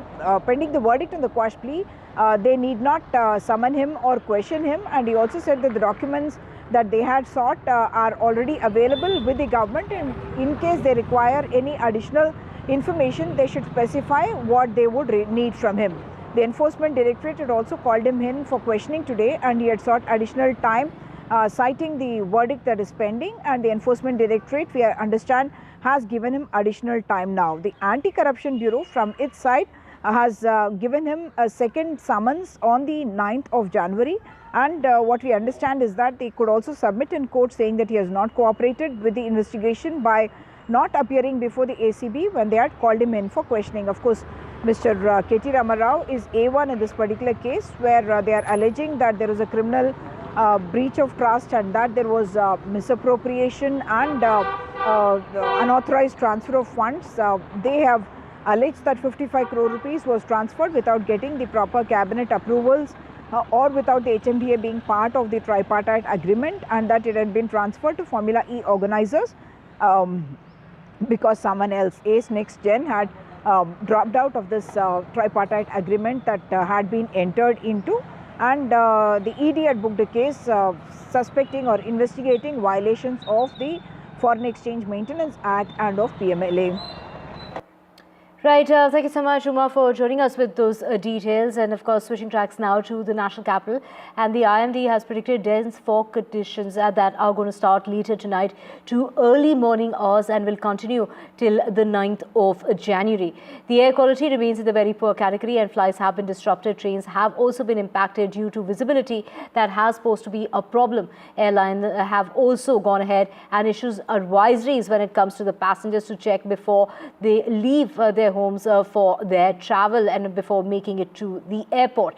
Well, what we do know is that it is going to rain on the 11th and 12th. As far as the Delhi NCR region is concerned, the minimum temperature is up from what it usually is at this time of the year, coming in over 9 degrees Celsius. That's 2 to 3 degrees more than it should be for this point in time. The maximum temperature is expected to fall and dense fog conditions are expected to make a huge comeback because of snowfall activity which is expected in the higher reaches, and that's going to have a trickling impact. Another western disturbance is going to bring in rainfall towards the plains of the northwest over the weekend. And my colleague Shreya gets us details as to what all can we expect. What does the forecast really hold? Delhi woke up to a chilly morning and the temperature was around 11 degrees Celsius early this morning, and the maximum temperature will be around 16 to 19 degrees Celsius. But we definitely saw moderate fog conditions early this morning, which reduced the visibility, and that led to several train disruptions.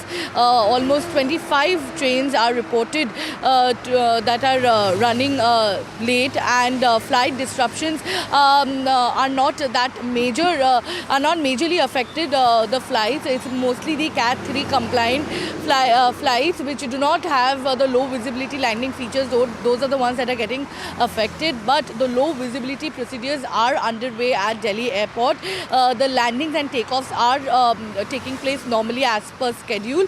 So no major disruption when it comes to flight timings, but definitely it is advisable for people to check their flight status before leaving. And as you said, the air quality continues to be in the very poor category because the wind speed, again, it has reduced to around 6 km per hour. Today we will see clear sky and no rainfall, and the smog conditions will also improve as the day progresses. Back to you. Right, thank you so much for joining us with all those details and staying with news as far as the national capital is concerned. And in the run-up to the elections which are expected as early as February, now the Delhi farmers will be meeting with the Union Agriculture Minister. This is a meeting that's going to be taking place at about 11 o'clock this morning. The Delhi farmers are going to be meeting with Shivraj Singh Chauhan, and a meeting that has been scheduled. This is after the Agriculture Minister wrote to the Chief Minister of Delhi, Atashi, over the issue of the farmers. So this is going to be highlighting the plight as far as the farmer situation is concerned in the national capital in the run-up to the elections. Do remember that the poll dates are expected to be announced later this afternoon. So the farmers will be meeting with the Agriculture Minister today, and an issue that has been plaguing the farmers as far as the national capital is concerned. Do remember that it is the Agriculture Minister, Shivraj Singh Chauhan, who had written to the Chief Minister of Delhi, Atashi, in regard to the situation with the farmers. And now the farmers are going to be meeting, a meeting that has been scheduled for 11 o'clock this morning. So within an hour from now, a meeting that is going to be taking place between the farmers of the national capital and the Union Agriculture Minister, meeting at 11 o'clock this morning, in order to highlight the issues that are plaguing the farmers of the national capital. So in order to resolve those issues just in the run-up to the elections, an attempt that is being made by the Agriculture Minister to iron out differences and to concentrate and focus on the challenges that are being faced by the farmers of the national capital.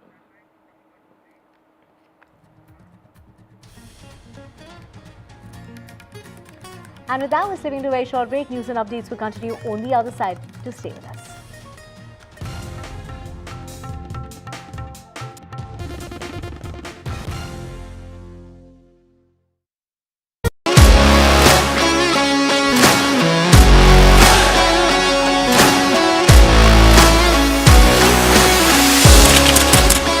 We are able to maintain the democratic fabric and the democratic system I want to do something that can make a difference.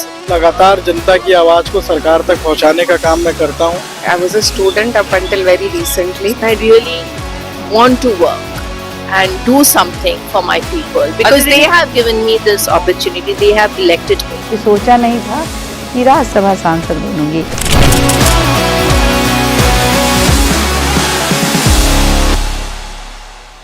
I've been reporting on all issues, big and small, from Andhra Pradesh, Telangana, rest of South India, bringing you all the action, all that you need to know, all that you want to know. The energy of Maximum City is infectious. I bring in that energy in our news coverage from financial capital Mumbai. Covering from the southernmost part of India over the last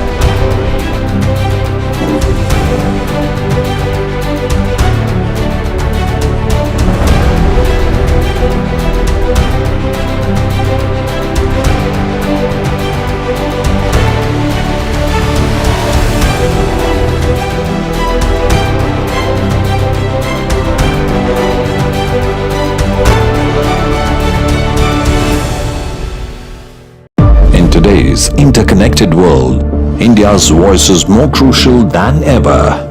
When India speaks, the world listens. At NDTV World, we are that voice, bringing you intelligent and insightful news from India and beyond. From geopolitics and diplomacy to economic shifts, migrations, tech disruptions, and the stories of our diaspora. We cover the news that shapes our global future. NDTV World, your new home for global news is here.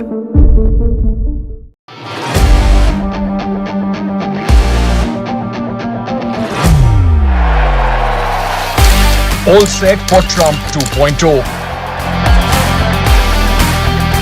Countdown to January 20th. Terror shadow, visa wars.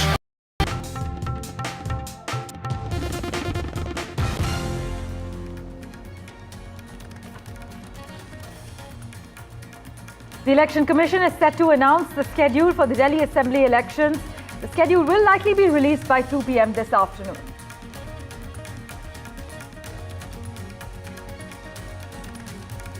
In Mumbai, investors are duped of crores in a Ponzi scheme. Fraud and breach of trust case has been filed against a jewelry firm.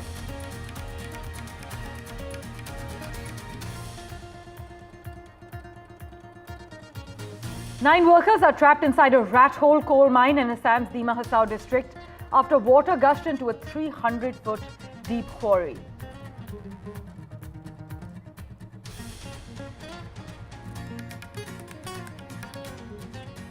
Canada's Justin Trudeau says he will step down as Liberal leader as soon as his party finds his replacement. This means he will not lead the Liberals into Canada's next federal election, scheduled for October, but far more likely to take place this spring. An earthquake of magnitude 7.1 hit Tibet near the Nepalese border today, the tremors of which were felt in several parts of India, including Bihar, Assam, and West Bengal.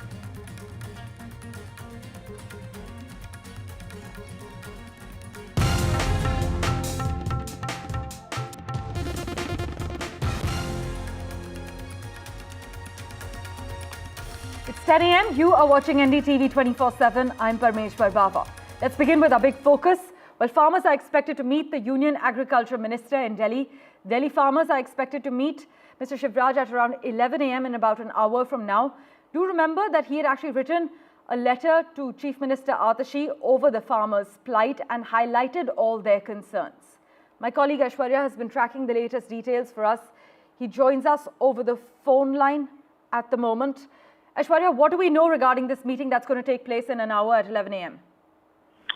Well, remember earlier it was Delhi Chief Minister Atishi who had written a letter to Union Agriculture Minister Shivraj Singh Chauhan, and a letter was also written by Union Agriculture Minister to Delhi Chief Minister, and there were exchanges of the words that were taken place as far as what had been done by the central government in apply to the farmers who had been raising concerns as far as the MSP is concerned. Every Tuesday, Union Agriculture Minister Shivraj Singh Chauhan holds a meeting with farmers, and today the Delhi farmers are going to meet him at the Krishi Bhavan at around 11 a.m. and this is regarding the plight of Delhi farmers as far as the MSP is concerned. They will be raising the concerns in front of the Agriculture Minister as far as the recent issues of the land acquisition is also concerned in Delhi, and therefore the reason perhaps Shivraj Singh Chauhan has said that our government has not done anything for farmers of Delhi, and today he will be hearing in brief and will be responding to all those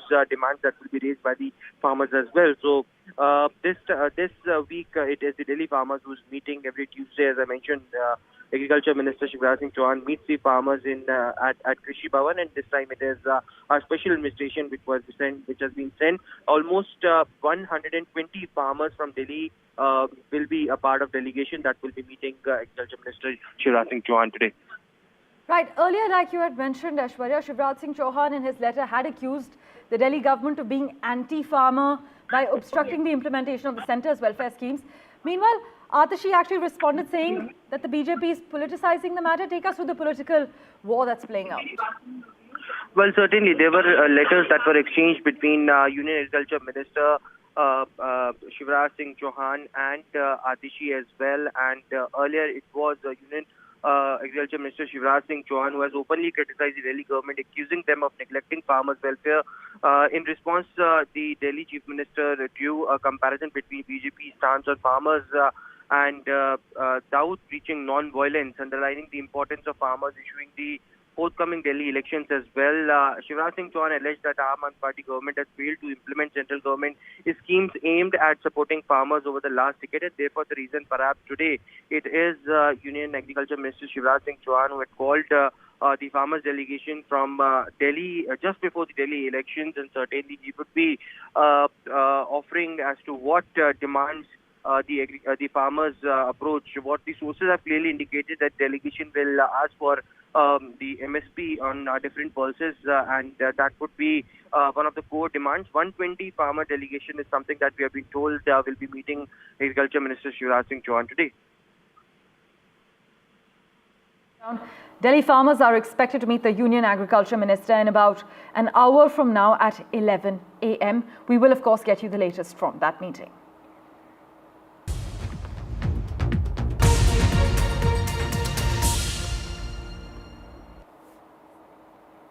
Meanwhile, the dates of assembly polls in Delhi will be announced at 2 p.m. this afternoon. This is what the Election Commission has said. And the tenure of the 7th Delhi Assembly ends on the 15th of February, and members of the next assembly must be elected by then. Now, while the ruling Aam Aadmi Party is pushing hard for a third consecutive term, the opposition BJP has gone all out to turn the tables. Also in the fight is the Congress, which is going alone and targeting both the BJP and the Aam Aadmi Party, which is its ally during the Lok Sabha polls. We have reactions from the Congress and the BJP lined up for you. Listen in. देखिए, आम आदमी party चुनाव लड़ने के लिए पूरी तरह से तैयार है। हमारे पास सीएम फेस भी है, हमने 70 कैंडिडेट्स भी अनाउंस कर दिए हैं। वहीं भाजपा की या अन्य पार्टियों की कोई तैयारी नहीं लगती। हम चाहेंगे कि हम उम्मीद रख सकते हैं कि इलेक्शन कमीशन एक free and fair elections conduct करेगा, एंड दिल्ली की जनता भारी प्रचंड बहुमत से चौथी बार से फिर से अरविंद केजरीवाल जी को ही जिताएंगे। बार बार हमारे नेताओं ने ये मुद्दा उठाया कि भारी तादाद में इलेक्शन वोटर डिलीशन और वोटर एडिशन की एप्लीकेशंस डाली जा रही हैं। ये आई हैं जब समरी रिवीजन प्रोसेस क्लोज हो चुका है। Congress party and the people of Delhi are eagerly looking forward to the elections. Very soon you'll see a pollution-free Delhi, corruption-free Delhi, and you will see a Delhi which used to be there in 2012 during Sheila Ji's era. After Mr. Kejriwal has come in, we've seen the way Delhi has faced major crisis. People have started moving out of the city. The whole pride of Delhi has gone down. if Mr. Arvind Kejriwal had only listened to Mr. Arvind Kejriwal of 2013 and all the electoral promises they had made during that election, things would have been much better. It is sad what Delhiites have suffered, and I'm extremely thankful to the Election Commission for announcing the day today. We Delhiites are looking forward to vote against change and vote for a government which has worked in the past, that is only Congress. स्वागत है चुनाव आयोग का। दिल्ली में निश्चित रूप से बहुत शानदार काम चुनाव आयोग कर रहा है और दिल्ली में निष्पक्ष चुनाव होंगे। चुनाव की डेट आ जाएंगी और डेट के बाद सभी प्रत्याशी मतदाताओं से संपर्क करेंगे और भारतीय जनता पार्टी की सरकार इस बार दिल्ली में निश्चित रूप से बनेगी। अरविंद केजरीवाल और उनकी पार्टी का जो अनैतिक तरीके से, असंवैधानिक तरीके से काम करने का जो उनका एक तरीका है, आपको ध्यान होगा इन्हीं आम आदमी पार्टी के मुख्यमंत्री ने, इनके मंत्रियों ने दिल्ली के चीफ सेक्रेटरी को भी असंवैधानिक तरीके से, अनैतिक तरीके से रात को घर में बुला करके किस तरीके से उनकी बेइज्जती की थी। इन पूरी तरह से चुनाव आयोग को प्रेशर बनाना, दबाना, ये उनकी राजनीति का हिस्सा है। And my colleagues have been tracking all the finer details for us. Shreya joins us live from the Aam Aadmi Party headquarters at the moment, and Ishika is tracking the BJP at the headquarters currently. Shreya, let's get in an update as far as the headquarters of the Aam Aadmi Party is concerned. To what extent is anti-incumbency and these allegations of corruption charges that are coming thick and fast impacting the Aam Aadmi Party's campaign? And is Team Kejriwal doing enough to sway their voters? Well, of course, Parmeshwar, we see Aam Aadmi Party's confidence is quite intact despite the corruption allegations and also the fear of anti-incumbency, because they believe that their welfare schemes will obviously overpower the kind of allegations that are being made by the BJP leaders. And we have seen for the last 10 years, the Aam Aadmi Party government had a sway over the national capital, and somehow we see for the Lok Sabha elections, the people vote for BJP, but the results get mysteriously reversed when it comes to the assembly elections. And we know that the Delhi's poor is the main vote bank of the Aam Aadmi Party. And now that Prime Minister Narendra Modi himself has started the election campaigning, we have seen him wooing the SC/ST voters, the Delhi's poor particularly, by giving them EWS flats and also proposing a housing accommodation and big infrastructural developments that the BJP is assuring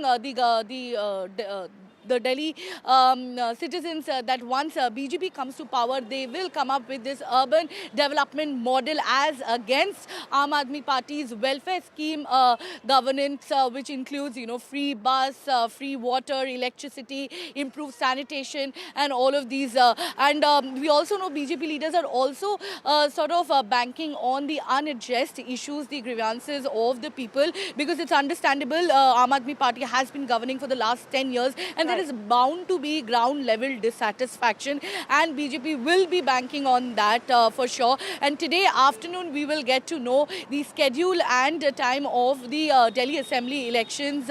Although it's a three-cornered election, but people are looking forward to the major fight between BJP and the Aam Aadmi Party. Back to you. Just picking up on what you said, Shreya, what role are local issues like pollution, the water supply and traffic playing in this election? Are these issues getting more attention compared to the broader national concerns? Just take us through how voter concerns have actually shifted compared to the previous two elections. Well, of course, for the longest time we saw that the whole welfare scheme of Aam Aadmi Party working in their favor of how free bus tickets, free transportation for women and electricity and water has worked in the favor of Aam Aadmi Party. But now people are highlighting issues like pollution, which has been a never-ending issue with no permanent solution proposed by the Aam Aadmi Party government, and how the government has failed to curb the pollution pollution issue, as well as the issue of illegal parking, traffic congestion, and these issues are still not being addressed by the Aam Aadmi Party. We have seen the government time and again shifting blame and stating how they are not getting enough funds from the central government, and that's why they are not being able to take concrete action, concrete solutions. So this shifting the blame game has been constant for the Aam Aadmi Party, and this of course will not work in their favor. The citizens of the national capital are now they are expressing their dissatisfaction and frustration towards this constant blame game and no permanent solution to real issues like traffic, pollution, proper waste management. And this the BJP has been banking on, and the BJP leaders have constantly highlighted that these issues need to be highlighted, and only if BJP comes to power, then the party can bring about the real development which has been lacking in the national capital. We also saw Prime Minister Narendra Modi himself saying that the next 25 years is very important for not only India but particularly the national capital, and the national capital has to match up its pace with the development that is happening around the country, and only BJP can bring about that kind of development. And in this sense, we know that development is being referred to the real issues, be it pollution, traffic, waste management, sanitation. These kind of from issues the BJP headquarters, where our colleague Ishika is. Do stay on with us for the update from the Aam Aadmi Party headquarters. But Ishika, the big question: can the BJP end its 27-year-long power drought in Delhi? Any unique strategies they're employing? Or are they hoping that what they call Modi's magic will actually see them through?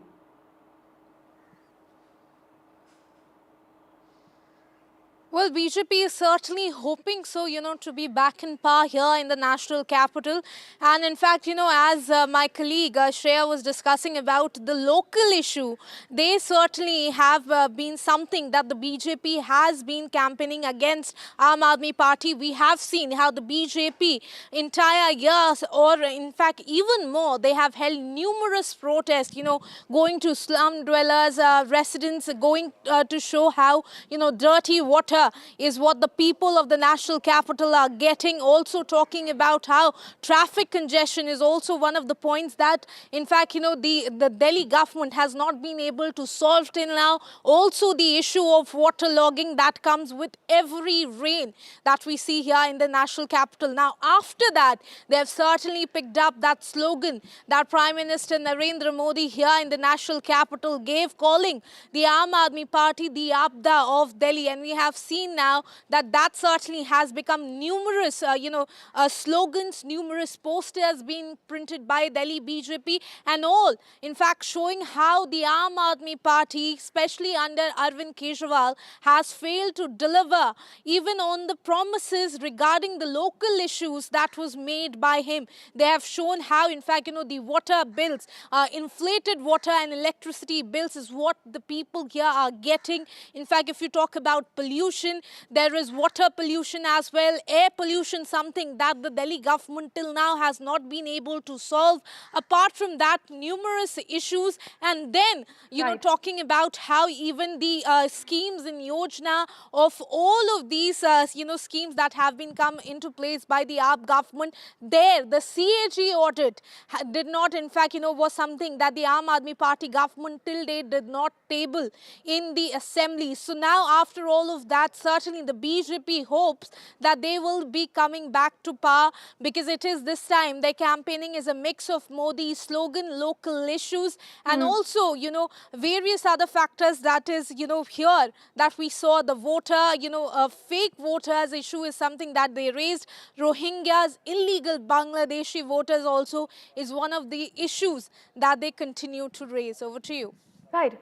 Ishika, but as you mentioned, regarding the Sheesh Mahal saga, as Shiv Sena's mouthpiece Samna has also highlighted, with BJP leaders like Eknath Shinde and Devendra Fadnavis who have lavish government bungalows, the AAP has indicated that the BJP's attack on Arvind Kejriwal's bungalow renovation is just a diversion from their own hypocrisy.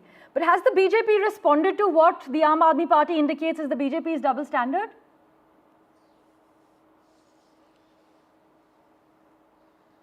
Well, the BJP, in fact, continues to raise this Sheesh Mahal Rao, or rather, the Chief Minister bungalow controversy since the day, Arvind Kejriwal was still the Chief Minister. Right. In fact, we have seen that closer to the elections, we have seen numerous videos also being released by the Delhi BJP, in fact, showcasing how the taxpayers' money was being used by Arvind Kejriwal while he was the chief minister, how there have been financial irregularities for the renovation of the chief minister's house. Certainly after that, the attack came from the Aam Aadmi Party, especially on the Prime Minister as well, saying that those who wear a 10 lakh suit should not, talk about Sheesh Mahal. But the BJP continues to say that if there is something like that, if Arvind Kejriwal and his party believes that they have not looted the money of the taxpayers to renovate the 6 Flagstaff Road, then why not open it for the public view?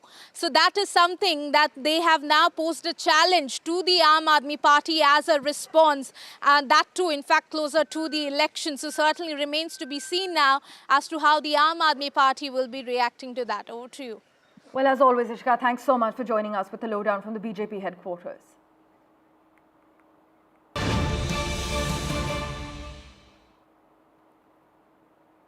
Well, we have breaking news coming in regarding the Pushpa 2 stampede case. I can inform you that Allu Arjun has visited the KIMS hospital. The actor visited the theatre stampede victim, and he is on regular bail in the case. He was recently granted bail in the Pushpa 2 Sandhya theatre stampede case, and we are told that he has just visited the victim at KIMS hospital. Uma Sudhir has been tracking the latest developments for us. She joins us live with an update at the moment. Uma, tell us what's happening. So Mr. Allu Arjun came here about half an hour ago, and it is just a short while ago that he in fact left the hospital. He was inside the hospital for about 20 minutes. He came along with Telangana Film Development Corporation chairperson Mr. Dil Raju, as well as his business manager Mr. Kanta Rao. And I have spoken with Mr. Kanta Rao, who said that Mr. Allu Arjun had gone straight to the ICU where Sri Tej has been kept in an isolation room inside the ICU in order to prevent any kind of an infections. So he did not really go near him, but he was able to see him through the glass chambers of the isolation chamber. He interacted for a long while with the doctors trying to find out the health condition of Sri Tej.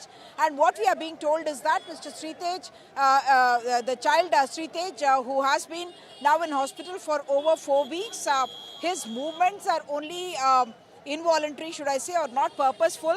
And the neurological condition continues to remain the same. He's breathing on his own, but otherwise neurologically not very responsive is the sad part of it. But yes, Mr. Allu Arjun turned quite emotional, is what Mr. Kanta Rao told us, that he turned emotional on seeing the child and while learning about the condition of the child inside the hospital. And he did not meet with Mr. Bhaskar, who happens to be a complainant in this case. None of the family members, in fact, was present at the ICU, and therefore he did not interact either. Even otherwise, there's a legal kind of a problem, complication if he were to interact, because it is Bhaskar, who is the father of Sri Tej, who is the complainant in this particular case. What I must point out is that after Allu Arjun was given regular bail by the Nampally courts, what he was told is that he should appear every Sunday at the Chh'garh police station SHO, before the SHO, and present himself between 10 a.m. and 1 p.m. And this Sunday as well, he had gone to the Chh'garh SHO to present himself, and subsequently he had wanted to come to the KIMS hospital, but at that time the police had written a letter to him. Ramgopalpet police station SHO had written a letter saying that this is not right, because it can cause disorder in this hospital, which otherwise would be having huge numbers of patients coming in, outpatient and inpatient attendees and all that, coming in big numbers, and therefore it would not be appropriate for him to come. And they had in fact advised him in the letter itself that he should come only confidentially to the hospital without informing anyone, and that is exactly what he did. He came confidentially this morning to visit Sri Tej and left just a short while ago without interacting with the media either. So he has ensured that no kind of a disorder or chaos happens in the hospital. He has come and met with Sri Tej, which he wanted to do. He said right from the time that he learnt about what had happened to the child, and he did not meet with the father because that would present a legal complication because the father is the complainant in the case. Of course, when NDTV met Mr. Bhaskar, he had said that his focus was really on getting treatment for the child and support for the child, and he was not blaming Mr. Allu Arjun for what had happened, and therefore was even willing to withdraw the case. Of course, there has been speculation whether he will file a plea in the court itself withdrawing his case, but that has not happened so far. But yes, Mr. Allu Arjun, while he was on an interim bail of 4 weeks, he has also been granted regular bail by the Nampally courts, and therefore is on regular bail, and of course following the conditions that the court has imposed, including telling him that he must not leave the country and every Sunday he must present himself before the SHO. And importantly, another bail condition was not to influence any witness, not to meet with any of those witnesses, or not to tamper with any kind of an evidence, and which is what Mr. Allu Arjun seems to have tried to uphold. Back to you. As always, Uma, thank you so much for joining us with the lowdown from KIMS Hospital in Hyderabad. Well, with that, let's turn our attention now to the financial capital. There's a massive scam that's being reported from Mumbai where thousands of investors have been duped. A jewelry firm has cheated investors with bogus cashback schemes that were offered, and the Mumbai police has now filed a case against the firm. In fact, I must inform you that 2 directors and 3 senior executives of a Dadar-based private company have been booked in an alleged investment fraud, with at least 7 investors claiming that they've lost over 13 crore rupees in a Ponzi scheme. My colleague Anuj has been tracking the finer details for us. He joins us live at the moment. Anuj, take us through the bogus cashback schemes that were offered. We're hearing that many, perhaps thousands of investors have been duped in Mumbai. Thousands of investors have been duped, and as you said that 7 people have filed the FIR, but the number is expected to increase as this is just day 2 of the amount of crowd you can see outside the tourist jewelry shop. These are the people who are standing here pretty much helplessly, outside the tourist jewelry shop without really knowing what is going to be the future, because a lot of these people have invested, amount or money ranging from 1 lakh rupees to even crore and crores of rupees on a promised guarantee of getting as much as 11% return from this particular shop. But of course they've the shop has failed to do so. Now I've got a few people standing here and we'll try and understand from them what exactly went through this particular scam. Ma'am आप बताइए कि आपने invest कब किया था यहाँ? हमने दिसंबर में किया था। दिसंबर में? तो आपको इस स्कीम के बारे में कब और कैसे पता चला? मेरे फ्रेंड से पता चला था ये सब चीज़ें हम लोगों को, तो हमने उनके थ्रू चले गए थे वहाँ पे, तो हम लोग को कंटिन्यू मिल रहा था, ऐसा नहीं था। बट हम लोग को ये पूछना है कि गवर्नमेंट को भी ये टैक्स मिलता था ना इसका, तो गवर्नमेंट अभी किधर है? हम लोग की क्यों आवाज़ नहीं बन रही है गवर्नमेंट? आप मुझे बताइए कि इसका इंटरेस्ट रेट कैसा था, क्योंकि हमने देखा कि इनका इंटरेस्ट रेट पहले कुछ और था और फिर बढ़ते हुए चला गया, तो इसके इंटरेस्ट रेट के बारे में आप थोड़ा बताएं। मेरे को ज़्यादा जानकारी तो है नहीं, क्योंकि मैंने संडे को ही 5 तारीख को ही मैंने पैसा भरा और 5 तारीख की रात को ये बवाला हो गया। तो मेरा यही रिक्वेस्ट है सरकार से या ये न्यूज़ चैनल के जरिए जितने भी लोग ये सुन रहे हैं तो मुझे हेल्प करें कि मेरा पैसा अंदर ही है, क्योंकि मैंने 5 तारीख को 9 साढ़े 9 बजे मैंने ये पैसा जमा किया है और मेरा पैसा अंदर जब्त हुआ है, तो मेरा पैसा तो किधर गया नहीं है। तो बस मेरी पुलिस से यही विनती है कि मुझे मेरा पैसा दे दे, और जब तक मेरा पैसा मिलेगा नहीं तब तक मैं इधर से जाएगी नहीं, इधर से नहीं तो पुलिस चौकी के सामने मैं भी बैठने वाली हूँ, क्योंकि मेरा बहुत मेहनत का पैसा था, मैंने 1-1 रुपया जोड़ के जमा किया था और मुझे मेरा पैसा चाहिए, मेरा हक का पैसा है। मैंने 1 रुपया भी मैंने उसी दिन डाला और 2 घंटे के बाद ये सब कांड हुआ और 3 बजे रात को पुलिस आई। तो मेरी यही हाथ जोड़ के विनती है पुलिस से कि मेरा पैसा मुझे दे, और मेरा पैसा जब तक नहीं मिलेगा मैं इधर से जाने वाली नहीं हूँ, और ना पुलिस मेरे साथ ज़बरदस्ती करे। सर आप बताइए आपका क्या एक्सपीरियंस रहा इसके साथ, आपको इस स्कीम के बारे में कब पता चला, और जैसे ही आपको पता चला आपका कितना भरोसा था इस स्कीम के ऊपर? ओके, तो फर्स्ट ऑफ ऑल हमारे यहाँ एक मार्केट में एक बार्बर है, मतलब को थोड़ा दूर का है, वो बोला इसके बारे में बताया, तो हमको एक्चुअली शुरू में बिलीव नहीं हो रहा था, क्योंकि इतना हाई इंटरेस्ट मिलना। कितना था इंटरेस्ट? इंटरेस्ट एक्चुअली में 20% जो मतलब कि दूसरे को लाएंगे उस दिन था, और जो जमा करेंगे मान लीजिए 1 लाख करते हो सपोज अबाउट मतलब कि नियर 5 to 6 लाख के था। तो इसमें सबसे पहले मेरा क्वेश्चन है गवर्नमेंट सर, इसमें उसका GST नंबर था और उसका CIN नंबर जो कॉर्पोरेट इंडेक्स नंबर होता है बिजनेस को रन करने के लिए उसका था। इससे ट्रस्ट हुआ और मैं यहाँ पे विजिट किया, देखा तो बहुत से लोग थे, तो बिलीव ऐसे हुआ कि इतना सिस्टमेटिक है तो गवर्नमेंट इसको अवेयर होगी, जानकारी होनी चाहिए होगी। तो सर मेरा ये रिक्वेस्ट है गवर्नमेंट से कि जो इसमें सबसे गरीब लोग हैं, सब पैसा अपना घर बेच के, अपना ज्वेलरी बेच के, अपना रूम बेच के जमा किए हैं, सबका पैसा एटलीस्ट जो उनका जमा है, मतलब जो उनका पैसा जमा किए हैं, इंटरेस्ट मत दो, फ़ायदा मत दो, वो पैसा रिटर्न करना चाहिए सर। अदरवाइज कोई गवर्नमेंट ऊपर ट्रस्ट कैसे करेगा सर? बहुत ही इनजस्टिस और बहुत गलत है सर। अगर ऐसा मतलब नहीं हुआ तो पैसा मिलना ही चाहिए सबका। ठीक है, thank you. Parveshwara, this particular shop here is one of the 6 shops. मेरे को बोलना है, आप लोग मेरी लाइन सुनिए। ये जो इतने सारे, आप पुलिस को दिखाइए पहले कैमरे में, यहाँ पे इतना बंदोबस्त किया गया है उनके प्रोटेक्शन के लिए, उनकी गाड़ी ना तोड़ी जाए, उनका ऑफिस ना तोड़ा जाए, इतना बंदोबस्त किया गया है, इतना व्यवस्था किया गया है। लेकिन ये जो 8-9 महीने से ये बिज़नेस खोला गया था, तभी ये सरकार कहाँ थी, तभी ये बंदोबस्त कहाँ था, पब्लिक को बेवकूफ़ बनाया जा रहा था, टैक्स जा रहा था, सब कुछ जा रहा था, तो ईमानदारी से बिज़नेस हो रहा था ना। तो जब ये ईमानदारी से बिज़नेस हो रहा था तो आज ये इतना फ्रॉड 420 क्यों नाम दिया जा रहा है? हमको पुलिस बोल रही है आप क्या पागल थे क्या, आपको समझ में नहीं आ रहा था क्या कि ये 420 है, ये फ्रॉड है? तो ये जब फ्रॉड हो रहा था तब आप कहाँ थे? मुझे यहाँ के MLA से, यहाँ के विधायक से, यहाँ के नगर सेवक के, यहाँ के कमिश्नर से, सबसे मुझे जवाब चाहिए कि हमको बेवकूफ़ बोला जा रहा है। हाँ, हम बेवकूफ़ हैं। You see, these are the voices of a lot of people who are standing out here. Of course, many of them are not ready to speak because they are still in the state of shock, considering the amount of money that they've invested in it, and the future seems bleak to a lot of them, especially considering the trend of such kind of firms or scams that have taken place in this particular part of the country. Back to the studio. As always, Anuj, thanks so much for joining us with our detailed report and the reactions. I must inform our viewers that police have booked top executives of the jewellery house, as my colleague Anuj Raite is also reporting from Mumbai, for allegedly cheating investors of crores of rupees in schemes that had floated, even as panicky investors gather outside, as you just witnessed, outside one of the showrooms to demand money that they were owed. With that, let's turn our attention now to Assam, where in a grim development from the Dima Hasao district, 9 workers are trapped inside a rat hole coal mine after water actually gushed into the 300-foot deep quarry. The illegal mine is situated in Umrangso, which is a remote industrial town near the Meghalaya border, and the extent of the tragedy remains uncertain. Water has filled about 100 feet of the mine. This is what sources have informed us, adding that it has severely hampered rescue efforts.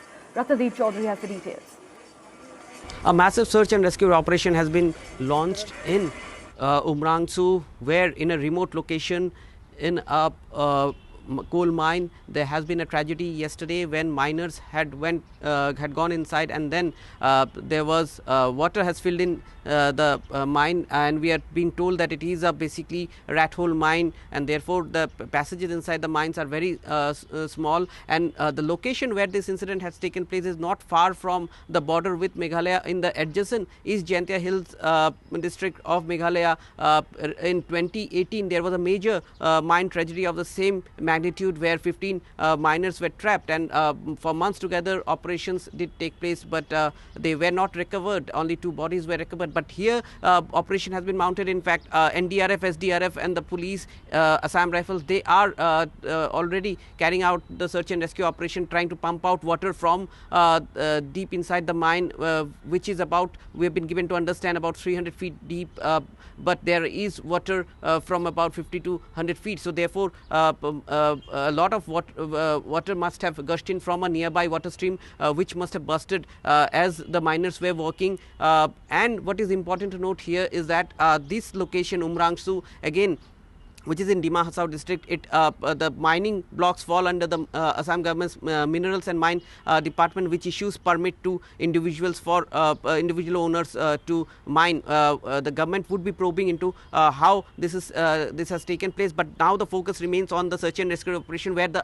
Assam government has now requisition Indian Army, and Indian Army has sent out a task force which would reach there in some time, and that task force has diverse sappers and specialized equipment for this kind of operation. Also, what we have been given to understand by authorities that the government is in touch with Indian Navy, and their specialized divers and equipment might be called in for assistance in terms of this operation. Assam Chief Minister, who on Twitter has given out names of at least 9 laborers, 9 miners, that includes a migrant from Nepal and another from West Bengal, and the rest are from Assam, who are feared to be trapped inside. And at this moment, this search and rescue operation there in Umrangso continues with Indian Army now joining forces, and they would be actually leading this operation. With that, let's turn our attention to the other crucial story we're tracking on NDTV. India has reported cases of HMPV, which is a respiratory virus that recently gained attention after the outbreak in China. The center has said the HMPV is already in circulation globally and that there's no need to panic. In fact, health experts have clarified that HMPV is not a new virus. It was actually first identified in 2001 as per Union Health Minister JP Nadda, who said this after reports of the virus emerged in India. But you must note that the HMPV outbreak in China has raised health concerns globally, with countries closely monitoring the situation like we are on home ground in India. Photos and videos of multiple people wearing masks in hospitals in China did emerge on social media platforms, raising concerns. But listen in to what our health minister had to say, followed by a reaction from infectious disease expert Dr. Sunila Garg. On recent reports, the cases of HMPV in China, the Health Ministry, the Indian Council for Medical Research and the National Center for Disease Control are keeping a close watch on the situation in China as well as in the neighboring countries. No surge in any of the common respiratory viral pathogens is observed in India. Joint Monitoring Group meeting was held under the chairmanship of Director General for Health Services on 4th of January 2025 to review the situation. The health systems and surveillance networks of the country remain vigilant, ensuring the country is ready to respond promptly to any emerging health challenges. There is no reason to worry. साल 2020 में आए corona महामारी के 5 साल बाद एक बार फिर से एक नया वायरस HMPV अब दुनिया को टेंशन दे रहा है। चीन और मलेशिया के बाद कई देश, अब भारत में भी इसके केसेस आने लगे हैं, और इससे क्या खतरा है, इसे क्या ये एक और वैश्विक महामारी का रूप ले सकती है, ये जानने के लिए हम एक महामारी रोग विशेषज्ञ जो हैं डॉक्टर सुनीला गर्ग, उनके पास आए हैं। मैम, HMPV वायरस जो है अब केसेस अब इंडिया में भी सामने आने लगे हैं, आप आम भाषा में अगर बता पाएँ तो क्या ये HMPV वायरस क्या है, क्या ये कोरोना जैसा ही है? देखिए, it is human metapneumovirus. That means कि न्यूमो वर्ड जहाँ आ जाता है तो समथिंग रिलेटेड टू निमोनिया जैसे। निमोनिया का मतलब है रेस्पिरेटरी ट्रैक्ट को अफेक्ट करेगा।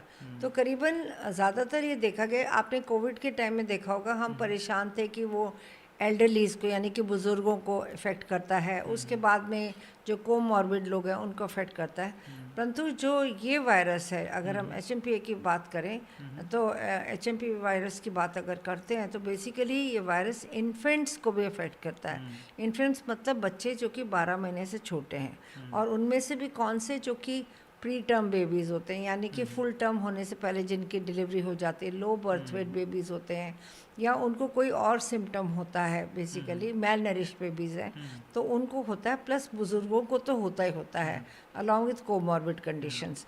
सांस जल्दी जल्दी चलना, पसलियाँ चलना, बुखार आना, तो ये सारे सिम्टम्स जो आपके कोविड के समय थे, और सीवियर केसेस में निमोनिया, उसमें पसलियाँ चलती हैं, और बच्चों में particularly pneumonia is very dangerous also. इसके लक्षण आप कह रहे हैं कि कोविड जैसा ही है? कोविड जैसा ही है करके, परंतु जैसे मैंने कि बताया कि Covid was much more severe as compare to this virus. My colleague Tanushka has been tracking the finer details for us. She joins us live at the moment. Tanushka, we are aware that Beijing has issued a press statement and called the HMPV outbreak an annual winter occurrence. But on home ground, what are the reactions? Everyone's saying not to panic at the moment?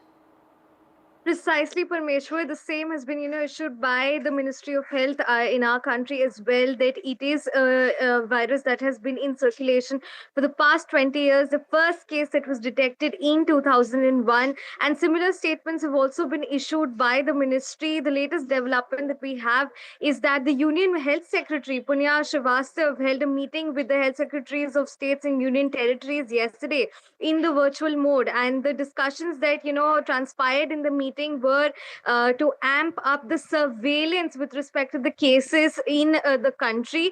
That means the detection of the cases will be more rampant at this point, and if there is at all any potential surge of respiratory illnesses, which anyway happens during the winter season, and this particular virus affecting infants and mostly children below the age of 5. Therefore, it's not a huge worry. And in the months of December to February are these, months wherein this sort of respiratory illnesses are anyway on a spike. So what the Union Health Secretary also told the health secretaries of states and union territories, that we're well prepared with respect to any potential surge, but as of the moment there is nothing to worry about with respect to the HMPV virus. Tanushka, thanks so much for joining us with the lowdown. With that, let's turn our attention to the showdown that's happening between the DMK and the Tamil Nadu governor. Well, we can tell you that the session in the Tamil Nadu, I beg your pardon, the Tamil Nadu Assembly session started off on a stormy start. The DMK is now protesting outside the Tamil Nadu Assembly and demanding the recall of the governor. In fact, in a statement, the DMK had accused Mr. Ravi of humiliating the state song and the people of Tamil Nadu. He also alleged that the AIA-DMK was protecting the governor and said the agent of centre who was interfering with the rights of the state. That's what the DMK maintains. Sam has been tracking all the finer details for us. He joins us live at the moment. Sam, as you've been covering, the governor walked out of the assembly. There's been political repercussions after that. Now the DMK protesting outside the Tamil Nadu Assembly. அவர்களுக்கு என்ன பணி இருக்கிறது என்பதை எடுத்துச் சொன்னார்கள். ஆனால் நம்மை பொறுத்தவரையில் ஒன்றிய அரசாங்கம் நம்முடைய தமிழக அரசுக்கு நம்முடைய அன்பு தலைவர் முதலமைச்சராக இருக்கின்ற இந்த காலகட்டத்தில் ₹1 கூட நிதி ஒதுக்காமல் தமிழ்நாட்டினுடைய ஒட்டுமொத்த வருவாயை வைத்து இந்தியா துணைக்கண்டமே வியப்புகின்ற அளவிற்கு பாராட்டுகின்ற அளவிற்கு பல்வேறு திட்டங்களை உருவாக்கி தந்து கொண்டிருக்கிறார் நம்முடைய கழகத்தின் தலைவர் தளபதி அவர்கள். ஆகவே நீங்கள் ஒரு கணம் எண்ணி பாருங்கள், மத்திய அரசாங்கம் ஒன்றிய அரசாங்கம் ₹1 கூட நிதி ஒதுக்கவில்லை. ஆனால் தமிழ்நாட்டுடைய நிதியை வைத்து இவர் சிறப்பான முறையில் ஆட்சி செய்கிறார் என்பதை மக்கள் எண்ணி பார்க்கின்றார்கள். அவ்வளவு சிறப்பு வாய்ந்த ஒரு அரசுக்கு களங்கம் ஏற்படுத்துகின்ற வகையில் தொடர்ந்து இந்த ஆளுநர் அவர்கள் தன்னுடைய செயல்பாடுகளை காட்டி வருகின்றார்கள். விரைவில் அவரை தமிழ்நாட்டை விட்டு விரட்டுகின்ற காலம் வரும்.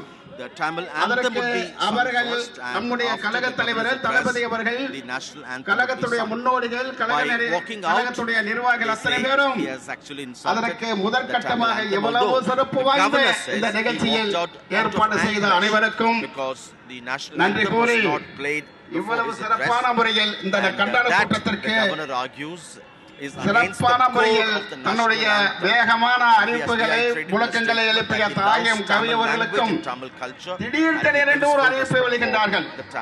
அவர் உள்ளத்தில் எழுகின்ற உணர்ச்சி, அந்த வேகத்தை பார்க்கும் போது ஒவ்வொரு தொண்டனுக்கும் அந்த வேகம் உணர்ச்சி வருவதை நம்மாலே கட்டுப்படுத்த முடியாது. ஆகவே இவ்வளவு சிறப்பு வாய்ந்த இந்த கண்டன கூட்டத்தில் கலந்து கொள்வதில் உள்ளபடியே நாம் பெருமைப்படுகிறோம். தொடர்ந்து இது மாதிரி கண்டன கூட்டங்கள் நடைபெறுவதற்கு இந்த இடம் தரக்கூடாது என்பதை தெரிவித்து எனக்கு வாய்ப்பளித்த மாவட்ட கழகத்திற்கு நன்றி கூறி விடைபெறுகிறேன். நன்றி, வணக்கம். And parts of the speech with regard to law and order. But however, in 2023, when this happened, the Assembly had adopted a resolution recording only the official speech given to the governor. This happened again last year. The governor raked up the issue of the national anthem not being played before and after his speech. And this time again, he has objected to the same issue. And it's in this context this meeting happens, and this happens across Tamil Nadu in all district headquarters.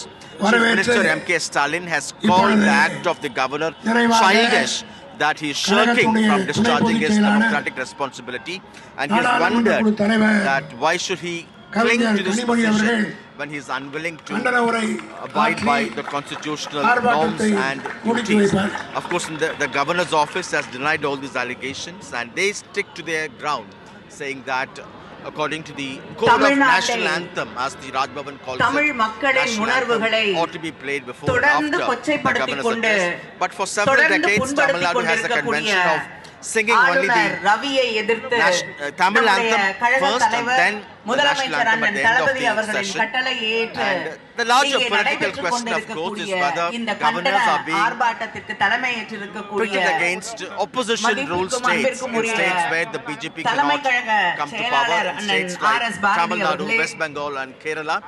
But the BJP and the DMK and the Raj Bhavan have denied these allegations. The larger point, of course, is this comes amid the recent... As always, Sam, thanks so much for joining us with all the action and the latest update. We will, of course, revert to you for regular updates. With that, let's turn our attention to the earthquake that took place this morning. Tremors from a 7.1 magnitude earthquake in Nepal were felt in Delhi NCR and several North Indian areas, including parts of Bihar. In fact, dozens of people have been reported injured after a powerful earthquake hit near the Tibet's second largest city of Chh'garh, according to Chinese state media. Strong tremors were meanwhile felt in several areas of Bihar, including Patna and multiple locations in northern Bihar as well. The earthquake was also felt in West Bengal and the northeastern states, including Assam.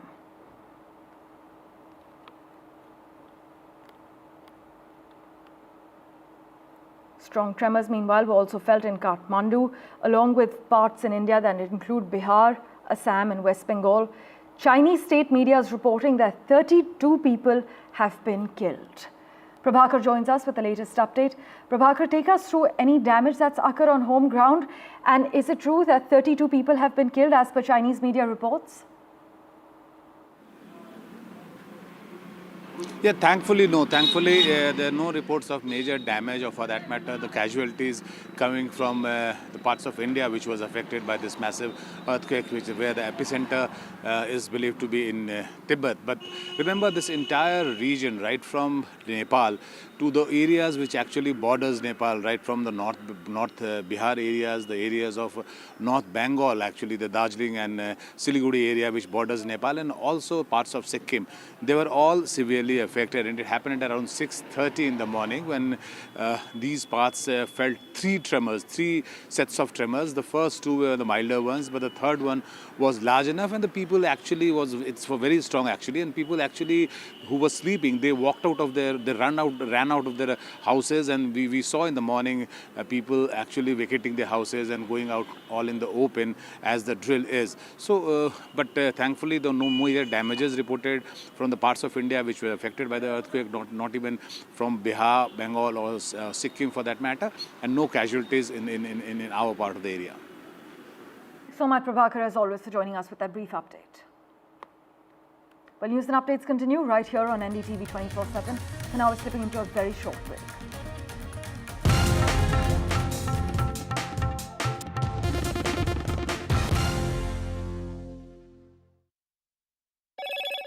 Hello, Moto. Motorola Edge 50 Pro, world's first AI-powered pro-grade camera. The Election Commission is set to announce a schedule for the Delhi Assembly elections. This schedule will likely be released by 2 p.m. this afternoon. Investors are duped of crores of rupees in a Ponzi scheme in Mumbai. A fraud and breach of trust case has been filed against the jewellery firm. The army says 15 to 20 miners are trapped inside a rat hole coal mine in Assam's Dima Hasao district after water gushed into a 300-foot deep quarry. Canada's Justin Trudeau says he will step down as Liberal leader as soon as his party finds his replacement. This means he will not lead the Liberals into Canada's next federal election, scheduled for October, but far more likely to take place this spring.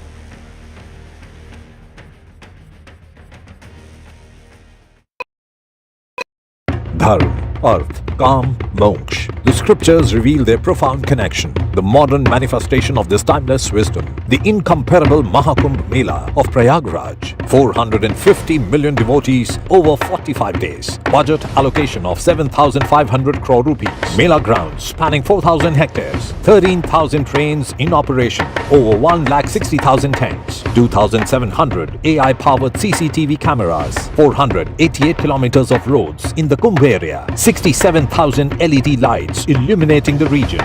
The world's largest gathering and the most significant conversation. The country's most esteemed spiritual leaders and economists will unite on a single platform. They will delve into the economic dimensions of the Kumbh Mela and its influence on employment, business, the economy, and India's global image. Gain insights from thought leaders at the Mumbai Conclave. Mahakumbh Ka Arthashastra on NDTV.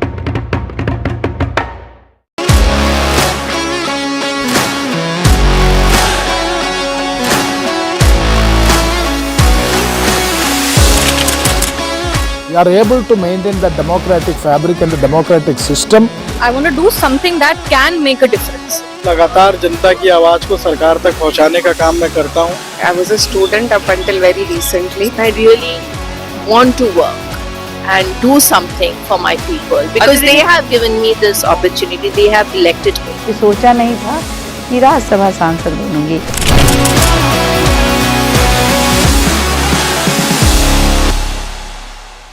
I've been reporting on all issues, big and small, from Andhra Pradesh, Telangana, rest of South India, bringing you all the action, all that you need to know, all that you want to know. The energy of Maximum City is infectious. I bring in that energy in our news coverage from financial capital Mumbai. Covering from the southernmost part of India over the last 23 years, I bring in-depth and 360-degree coverage from the Dravidian heartland. The land of Mishti is also known for its bitter politics. I have seen much water flow under the Howrah Bridge, covering Bengal in all its vivid colors.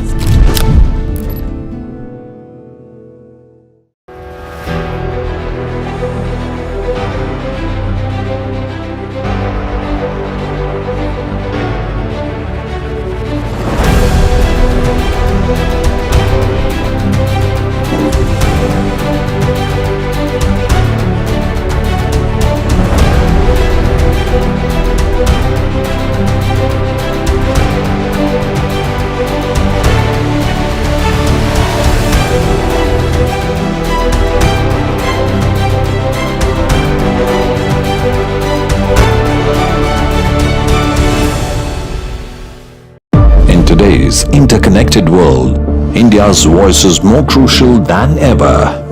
When India speaks, the world listens.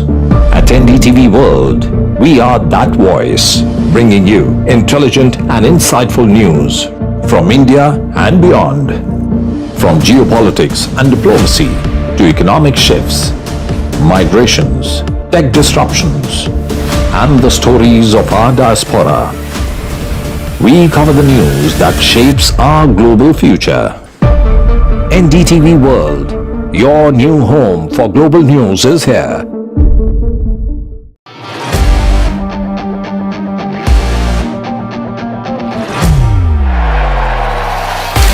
All set for Trump 2.0. Countdown to January 20th. Terror shadow, visa wars. All the twists and turns. Tracking Trump takeover. Every day at 10:30 p.m. only on NDTV 24/7. Dharma, Arth, Kam, Moksha. The scriptures reveal their profound connection. The modern manifestation of this timeless wisdom. The incomparable Maha Kumbh Mela of Prayagraj. 450 million devotees over 45 days. Budget allocation of 7,500 crore rupees. Mela grounds spanning 4,000 hectares. 13,000 trains in operation. Over 1,60,000 tents. 2,700 AI-powered CCTV cameras. 488 kilometers of roads in the Kumbh area. 67,000 LED lights illuminating the region. The world's largest gathering.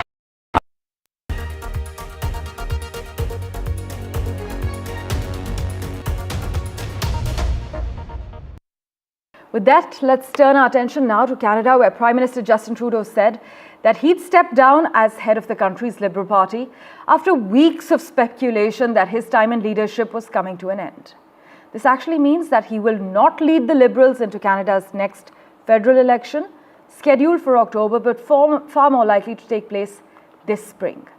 The Prime Minister also actually pulled the plug on the current session of Parliament, paving the way for a leadership race.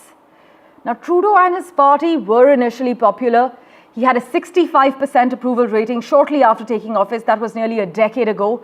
But they've suffered following a cost of living crisis due to inflation in the wake of the COVID pandemic, as well as criticism about the government's immigration and environmental policies, as we have been extensively covering as well. But the end of Trudeau's tenure as party leader and as Prime Minister was all but sealed last month after his one-time Deputy Chrystia Freeland announced her departure from her post as Finance Minister. In fact, her scathing resignation letter included criticisms about Trudeau's ability to navigate the incoming Trump administration, their proposed tariffs on Canadian goods. But this announcement prompts serious questions about what comes next for a post-Trudeau Liberal Party and also for Canada. Listen to what Trudeau had to say, followed by Pierre Poilievre's reaction. Over the holidays, I've also had a chance to reflect and have had long talks with my family about our future. Throughout the course of my career, any success I have personally achieved has been because of their support and with their encouragement. So last night over dinner, I told my kids about the decision that I'm sharing with you today. I intend to resign as party leader, as Prime Minister, after the party selects its next leader through a robust, nationwide, competitive process. We won't have an election before very late winter, early spring. Then there's the possibility that the Trudeau resigns and then goes to the Governor General and says we need to shut down Parliament, while the Liberal Party then chooses a new replacement. A Trudeau 2.0. Mm-hmm. And so there would be a leadership race. God knows how long that would drag on for during... You think approximately in March, no earlier than March as far as you can foresee? Yeah, probably. And during which time we'd continue to flounder and twist in the wind. My colleague Maha has been tracking all the finer details for us. She joins us live from Vancouver at the moment. Maha, take us through the reactions in Canada. Is this being seen as a strategic exit by Trudeau to preserve his image, or a recognition that his time has passed? Many say it's not a surprise. Well, certainly the second reason is more plausible, considering there was a lot of pressure on Justin Trudeau for the last over 6 months with internal dissent and members of his own party who were members of parliament asking him to step down, voicing a concern that they would not be able to fight elections well under his leadership, and that there would be a complete rout for the Liberals in the federal election this year if he were to lead the party. And therefore, the internal dissent, as well as the fact that the NDP, Jagmeet Singh's party, had said that they would bring in a non-confidence motion once Parliament reopens, which was supposed to on the 27th of January. Now, of course, it has been prorogued till the 24th of March. And that non-confidence motion would have been absolutely impossible for Justin Trudeau to actually be able to overcome. That's because the other party, Bloc Québécois, had also said that they would support the non-confidence motion, which meant that Trudeau's government would have fallen. And therefore, this does seem like, in some sense, a face saver for him, an exit before it was really too late for the entire Liberal Party, and therefore a change of leadership now in the offing for the Liberal Party. However, Jagmeet Singh of the NDP has said that even with the change of leadership, they are unlikely to support this government any further. So come 24th of March, we'll have to see whether the new party leader chosen by the Liberals over the next couple of weeks, how will that pan out? Now, the Liberal Party constitution, Parmeshwar, allows 90 days time to choose a leader, but there is some urgency here, considering that this is also the election year, and the Liberal Party needs to now come back from really behind and try to at least not face a rout that they were looking at in face of the rising inflation, the housing crisis in Canada. As always, Maha, thanks so much for joining us with the lowdown. The big question remains where the Liberals and Canada go from here.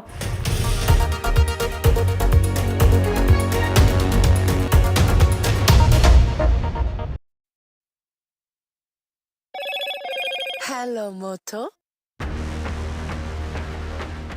Motorola Edge 50 Pro, world's first AI-powered pro-grade camera.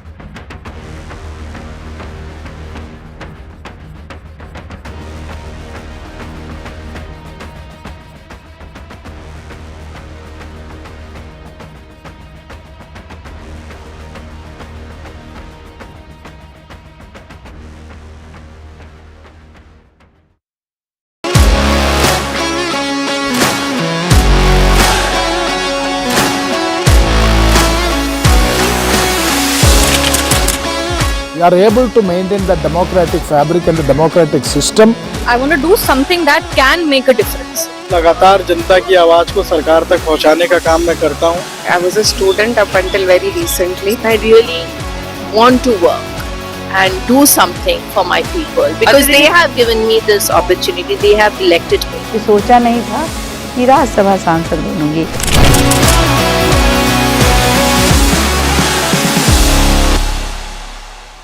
I've been reporting on all issues, big and small, from Andhra Pradesh, Telangana, rest of South India, bringing you all the action, all that you need to know, all that you want to know. The energy of maximum city is infectious. I bring in that energy in our news coverage from financial capital Mumbai. Covering from the southernmost part of India over the last 23 years, I bring in-depth and 360-degree coverage from the Dravidian heartland. The land of Mishti is also known for its bitter politics. I have seen much water flow under the Howrah Bridge, covering Bengal in all its vivid colors.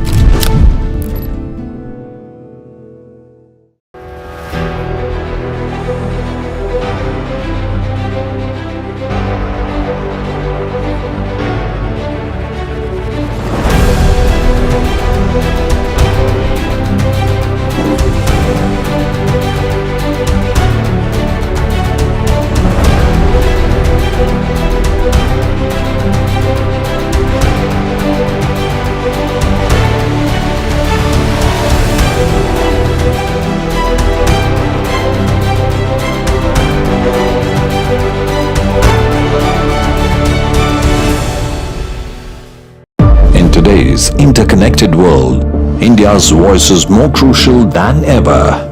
When India speaks, the world listens. At NDTV World, we are that voice, bringing you intelligent and insightful news from India and beyond. From geopolitics and diplomacy to economic shifts, migrations, tech disruptions, and the stories of our diaspora. We cover the news that shapes our global future. NDTV World, your new home for global news is here.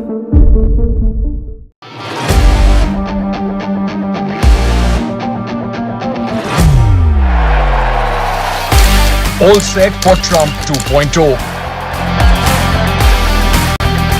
Countdown to January 20th. Terror shadow, visa wars.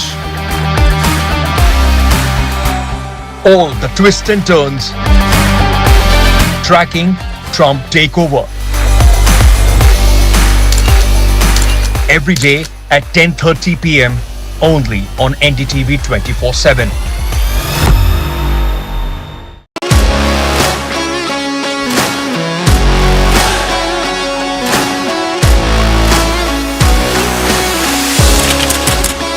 We are able to maintain the democratic fabric and the democratic system.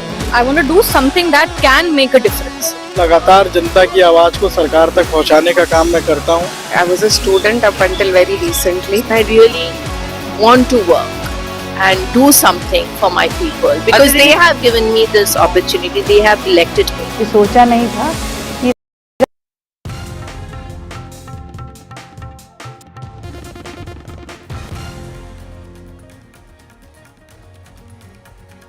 Good morning. You're watching the news here on NDTV with me, Tanima Biswas. Over the next half an hour, we'll get you updates from across the country and also important headline stories from across the world. But first up, let's take a look at the headlines.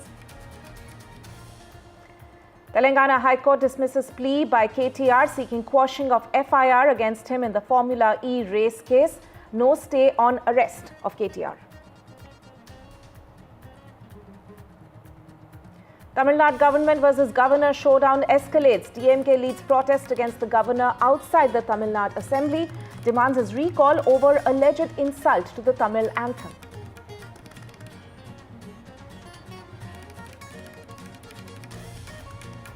Telugu superstar Allu Arjun visits the 8-year-old boy who was injured in the Sandhya Theatre stampede, and his mother had died in that incident. The boy has been in hospital for over a month. Allu Arjun is one of the accused in the case.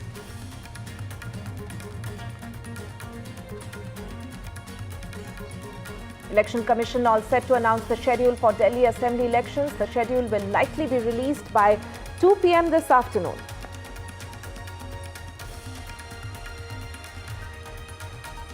Canadian Prime Minister Justin Trudeau resigns. Liberal Democrats start looking for his replacement. Will this ease tensions between India and Canada? Indian origin leader Anita Anand, one of the front runners to replace Trudeau.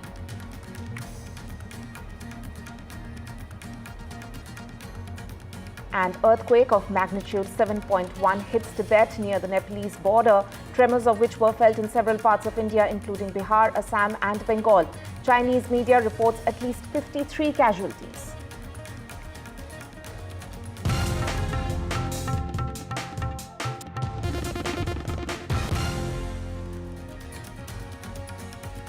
Right, we are starting the bulletin with some breaking update coming in, and the Telangana High Court has dismissed BRS leader KTR's plea in the Formula E race case. For more on this, let me go across to my colleague Uma Sudhir. Uma, what are the updates coming in from the High Court, and what does it mean for KTR now? Setback for Mr. KTR and also, of course, the BRS party, with the Telangana High Court now dismissing the quash plea that Mr. KT Ramarao had filed, asking for quashing of the FIR that was filed by the Anti-Corruption Bureau in the Formula E race case against him. He had been named as A1 in the case, and there was allegation of criminal breach of trust and misappropriation, and also unauthorizedly transferring money, violating election codes, and also violating norms of transferring money to a foreign country. So RBI not being informed in that particular case. So all these were arguments that were given in the FIR that was filed against Mr. KT Ramarao, and he had argued that there was really no corruption because the money that was transferred by the government from here was received by the Formula E organizers in London, and the Formula E organizers themselves had not been named as accused in case the government thought that there is any kind of wrongdoing. They should have booked also the Formula E organizers as accused in this particular case. He has also argued that HMDA is part of the MAUD, and therefore it is not wrong that HMDA is not part of the tripartite agreement when MAUD, which is the Municipal Administration and Urban Development Department, that was already part of the tripartite agreement, and therefore he saw nothing wrong in 55 crore rupees being transferred. The ACB on its part had given its own arguments in the case.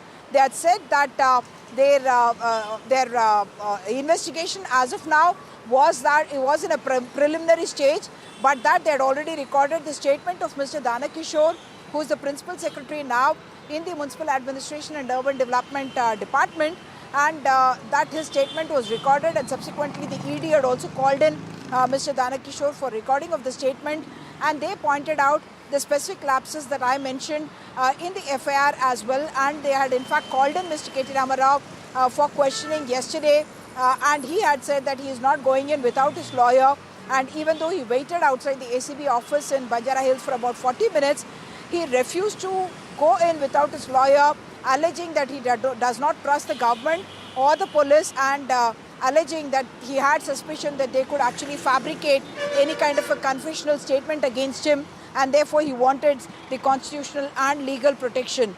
The ACB on its part had indicated to us that they are going to tell the High Court that Mr. KT Ramarao has not presented himself, and therefore in a sense not cooperating with the investigation.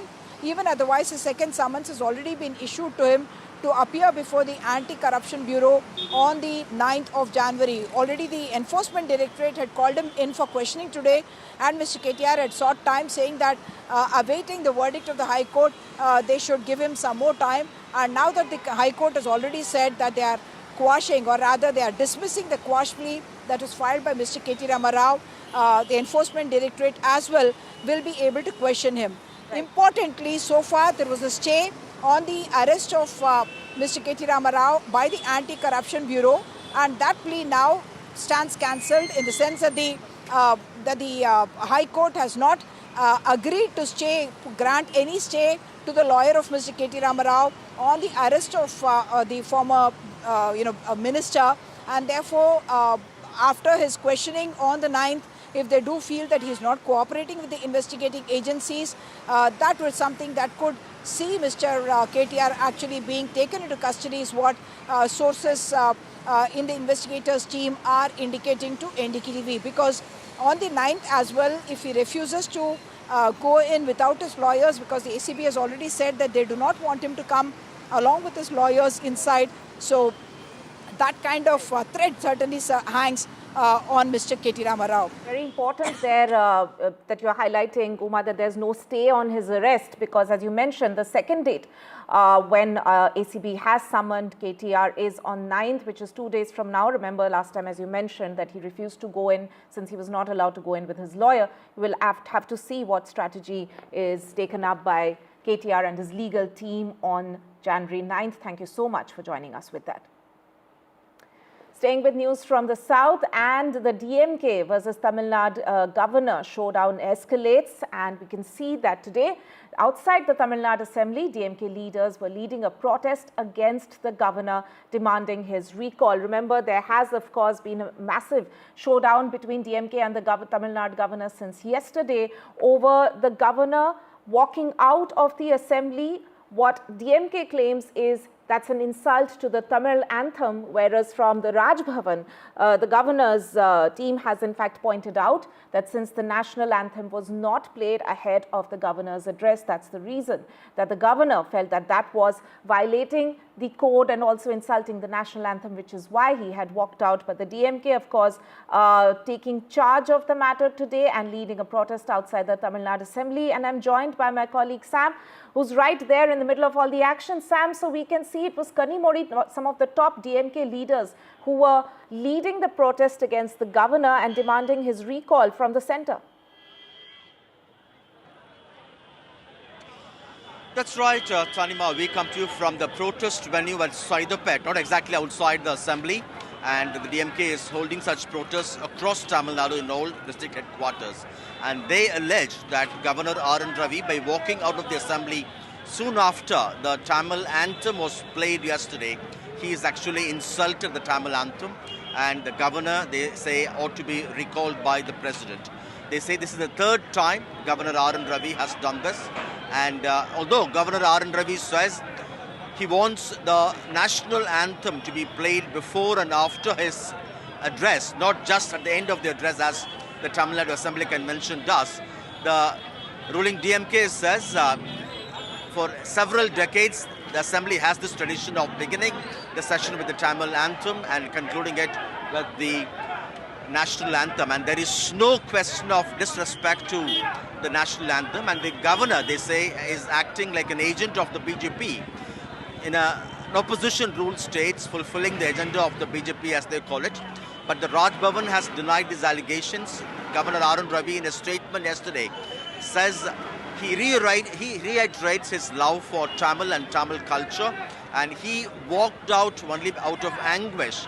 In his words, he says not playing the national anthem before and after his customary address is against the spirit of the code of national anthem, as he calls it. But the State Assembly Speaker has denied all these allegations, saying there's nothing like that, there's no question of disrespect, and the governor ought to respect the conventions of the Tamil Nadu Assembly. And the larger political picture, of course, is whether the BJP is using governors in opposition ruled states to take on their political opponents, as alleged by the DMK. They point out this is the case in non-BJP ruled states like Tamil Nadu, Kerala, West Bengal, and in other BJP ruled states, everything is honky-dory, as they call it. But the BJP or the Raj Bhavan have denied these allegations. Lastly, this in a sense has pushed the key issue of the question of women's security, law and order in Tamil Nadu to the back burner, as this comes in the context or the backdrop of the alleged sexual assault of a woman student on the Anna University campus in Chennai, Tanima.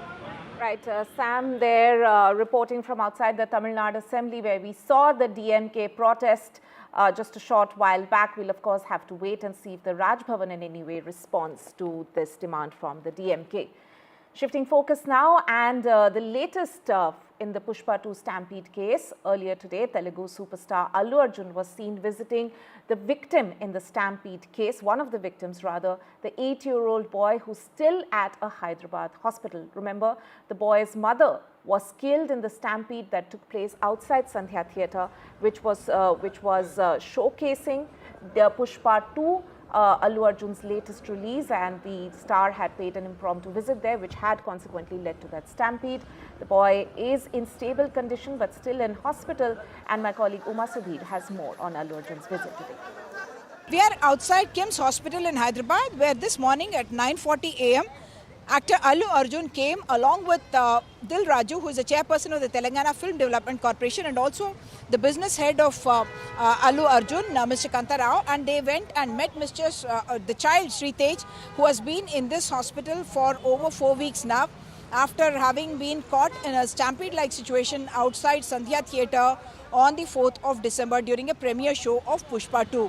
What we understand from the hospital sources is that he was allowed to see Sri Tej through a glass kind of an isolation chamber that has been created inside the ICU in order to prevent any infections. They are not allowing anyone in close proximity. That Mr. Allu Arjun had interacted with the doctors for more than 15 minutes and found out about the health condition and the requirements for Sri Tej, and he did not meet with any of the family members of Sri Tej, including his father Bhaskar, of course, who is the complainant in this whole case.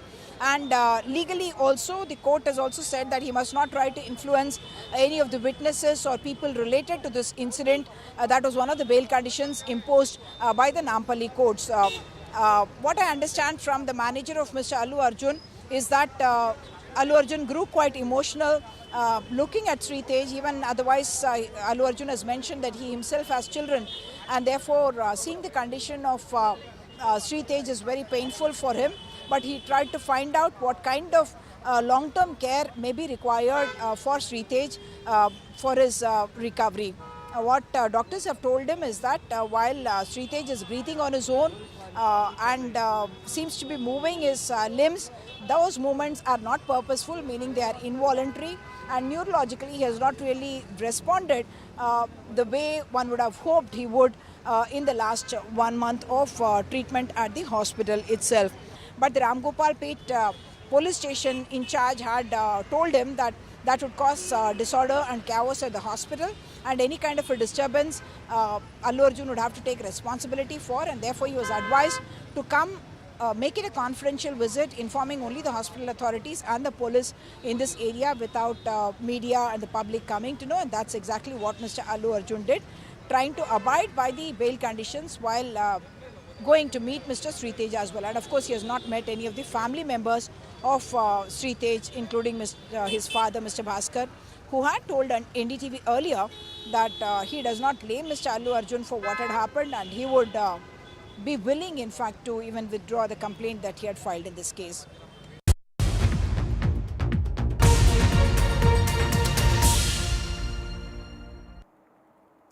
And schedule for the Delhi Assembly elections will be out this afternoon. The tenure of the 7th Delhi Assembly ends on February 15th, and members of the next Assembly must be elected by then. While the ruling Aam Aadmi Party is pushing hard for a 3rd consecutive term, the opposition, both the BJP and the Congress, are pushing for change. Take a look at the top political reactions coming in on this story. Well, joining with me is former MP and BJP candidate from New Delhi constituency, Parvesh Sahib Singh Verma. Sir, thank you so much for speaking to us. Today, the Election Commission is going to announce the dates for the Delhi elections. How prepared are your party and how prepared are you?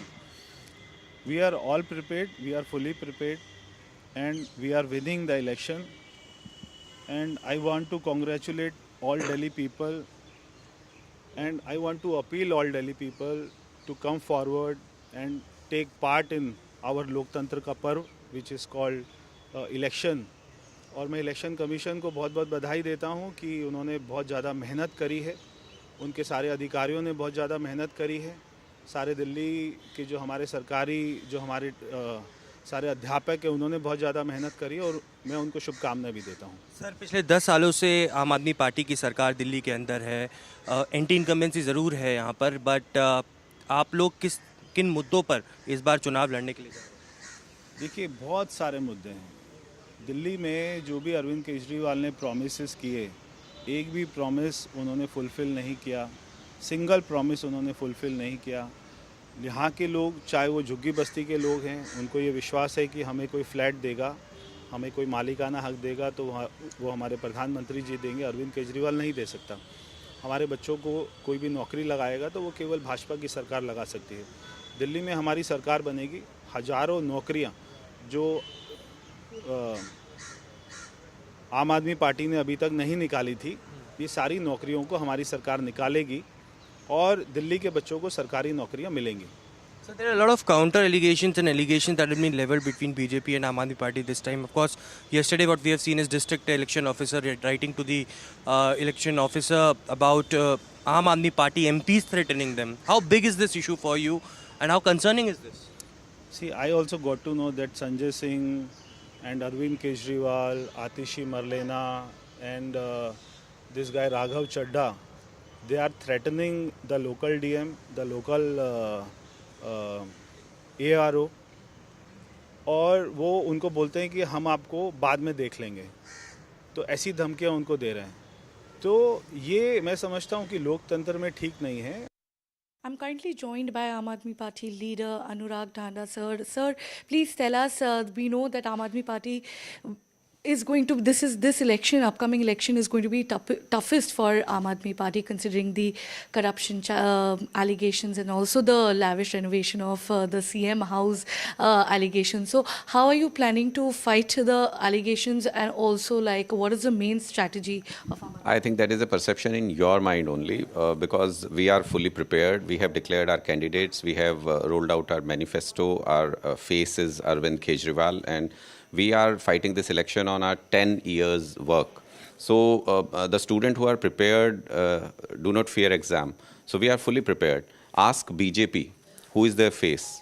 What are their issues? And on whose name they are fighting this election, what they will do if they come to power. They don't answer anything. They just say, Kejriwal did this, Kejriwal did this.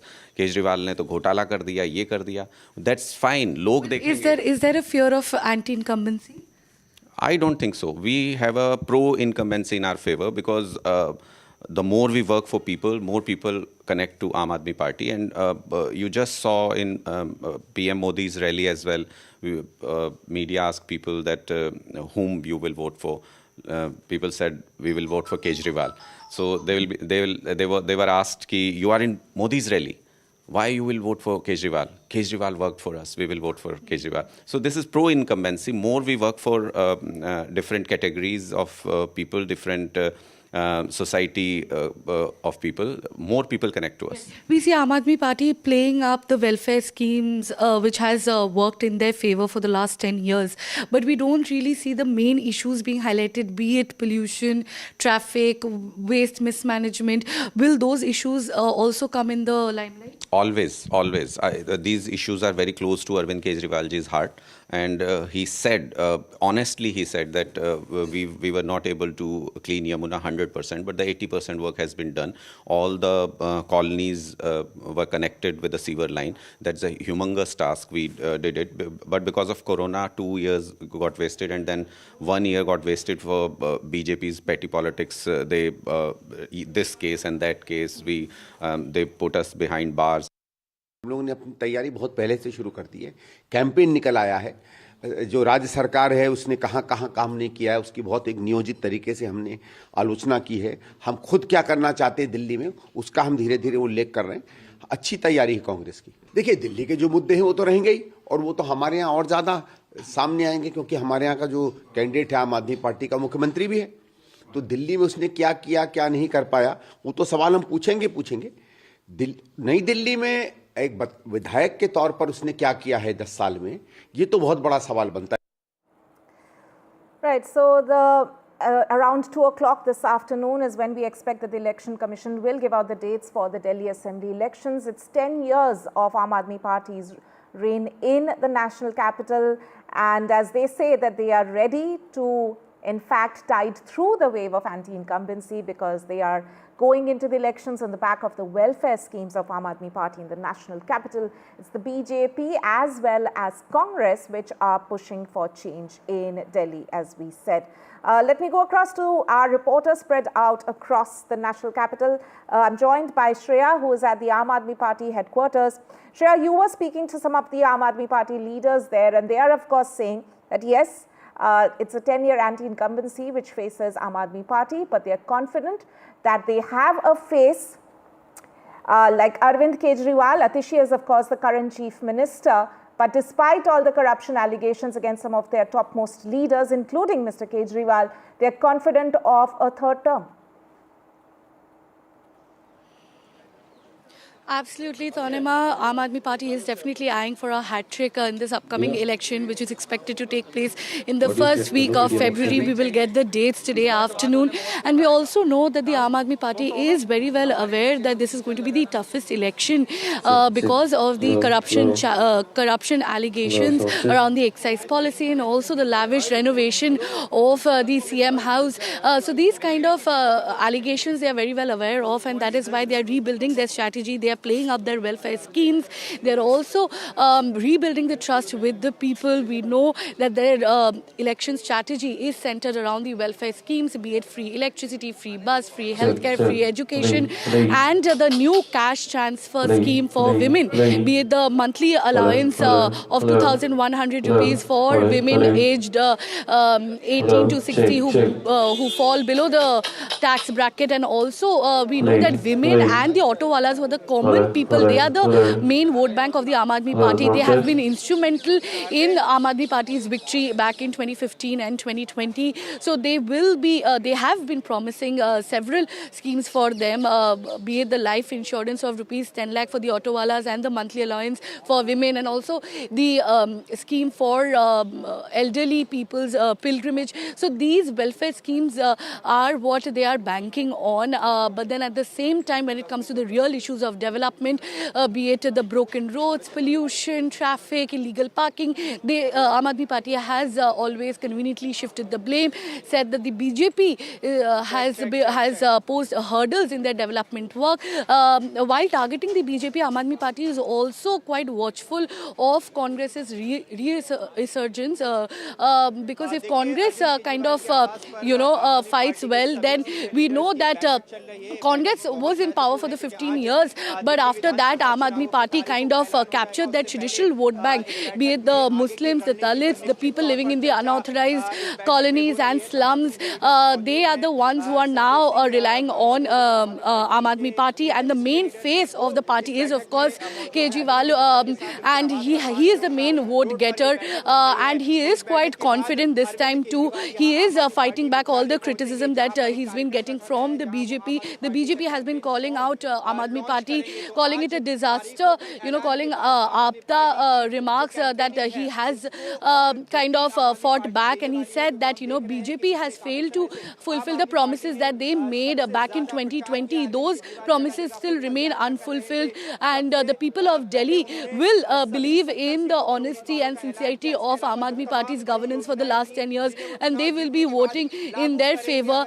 Today, in fact, we are right outside Aam Aadmi Party's office, and they will be launching their campaign song, and today afternoon we will see the election dates. The schedule will be out this time around. They have said that they will get the elections will take place in the first week of February. Last year we saw it took place around 8th February. So this year around 2 we will see an early election, and we already know that this is a three-cornered elections, but it will be a predominant fight between the Aam Aadmi Party and BJP. BJP is definitely banking on the anti-incumbency wave. They are addressing the unaddressed issues or grievances of the people, because if a government has ruled for the last 10 years, there is bound to be ground level dissatisfaction and frustration of the people.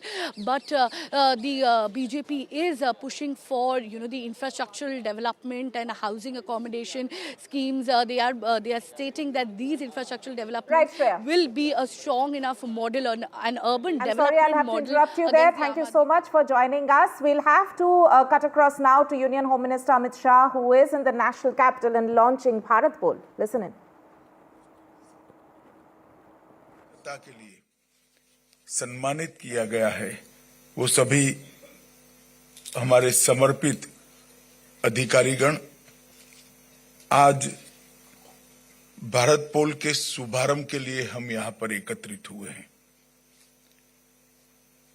सबसे पहले तो मैं जिन अधिकारियों को अलंकरण समारोह में आज असाधारण योगदान, इन्वेस्टिगेशन की दक्षता और उनके समर्पण के लिए सम्मानित किया गया है, उनको और उनके परिवारजनों को बहुत बहुत बधाई और साधुवाद देना चाहता हूं, क्योंकि आपके निष्ठा को जब हम इस मंच पर सम्मानित करते हैं तो न केवल आपके लिए ये सम्मान हौसला अफजाई करने वाला होता है, ढेर सारे अधिकारियों को और उनके प्रयासों के लिए प्रेरणा का स्रोत भी बनता है। और आप सभी ने एक कठिन परीक्षण से पास होकर इतनी कड़ी स्पर्धा में से ये पदक को हासिल किया है। मैं इस मौके पर आप सभी को हृदयपूर्वक बधाई देना चाहता हूं। आज यहां एक दूसरा कार्यक्रम हुआ, भारत पोल का शुभारंभ हुआ। भारत पोल हमारे देश के अंतर्राष्ट्रीय इन्वेस्टिगेशन को एक अलग युग में ले जाने वाली एक शुरुआत है।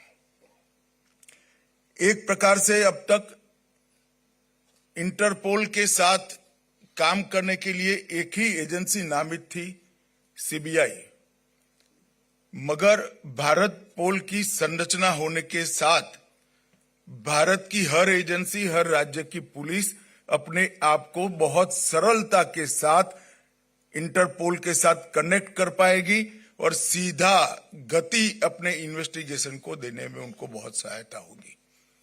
एजेंसी तो बाद में ही भी सीबीआई ही रहेगी, परंतु इस तकनीक के आधार पर खड़ी की गई व्यवस्था के माध्यम से ढेर सारी दूरियों को हम मिटा पाएंगे, ढेर सारी सूचनाओं को हम प्राप्त कर पाएंगे और सटीकता के साथ अनेक प्रकार के दुनिया के क्राइम का विश्लेषण कर हमारे यहां क्राइम होने से पहले इसको रोकने की संरचना भी खड़ी कर पाएंगे।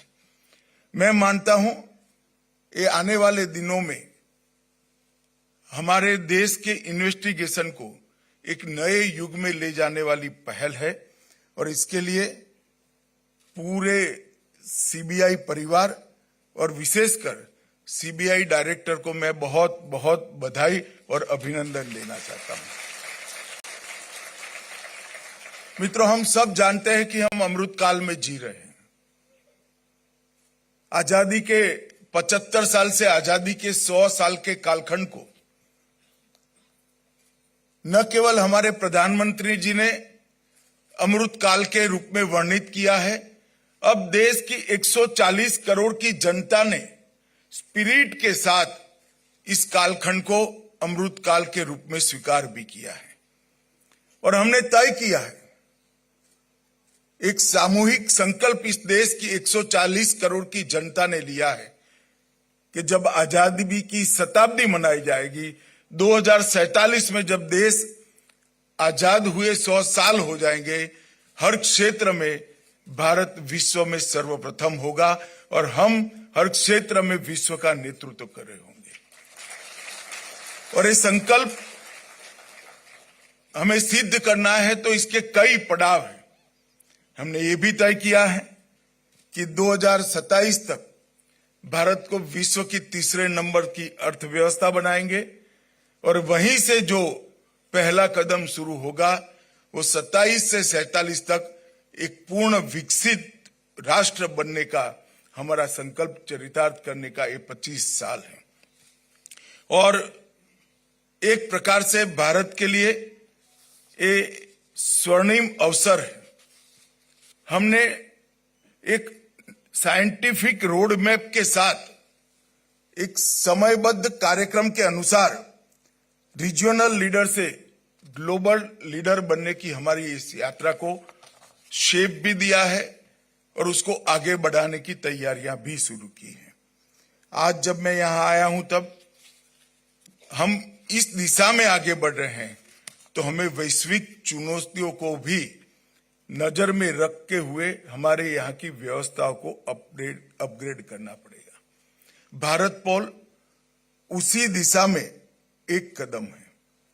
भारत पोल के 5 प्रमुख module connect, Interpol notice, references, broadcast और रिसोर्सेस, ये पांचों मॉड्यूल हमारी सभी कानून प्रवर्तन एजेंसियों को एकल मंच पर सहायता करने का एक सुंदर टेक्निकल मंच ये भारत पोल है। कनेक्ट के माध्यम से सीबीआई को भारत में इंटरपोल के रूप में जो एनसीबी के रूप में मान्यता मिली है, सभी हमारी कानून प्रवर्तन एजेंसियां कनेक्ट के माध्यम से अब एक प्रकार से एनसीबी बन जाएगी। काम तो सीबीआई के द्वारा ही करना है, परंतु त्वरा इतनी बढ़ जाएगी कि जैसे वो एजेंसी ही एनसीबी हो। इंटरपोल नोटिस के लिए अनुरोधों का त्वरित, सुरक्षित और संरचित प्रसारण भी इससे सुनिश्चित हो जाएगा, जिससे बहुत त्वरा के साथ हम हमारे अपराधियों को लोकेट करने के लिए भी काम कर पाएंगे और दुनिया भर के अपराधियों को भारत में लोकेट करने के लिए भी हम एक वैज्ञानिक व्यवस्था खड़ी कर पाएंगे। और जो इंटरपोल संदर्भ है, रेफरेंसेस है, 195 देशों के इंटरपोल चैनल के माध्यम से विदेशों में जांच के लिए अंतर्राष्ट्रीय सहायता देना और लेना, ये दोनों बहुत सरल हो जाएगा। 195 विदेशी देशों से सहायता के लिए जो अनुरोध है, ये प्रसारण के माध्यम से हमारे पास तुरंत ही उपलब्ध हो जाएंगे और रिसोर्सेज के माध्यम से दस्तावेज और कैपेसिटी बिल्डिंग दोनों को हम जल्दी से प्राप्त करने और भेजने के लिए व्यवस्था खड़ी कर पाएंगे। ये पोर्टल बहुत डिटेल एक्सरसाइज कर बनाया गया है।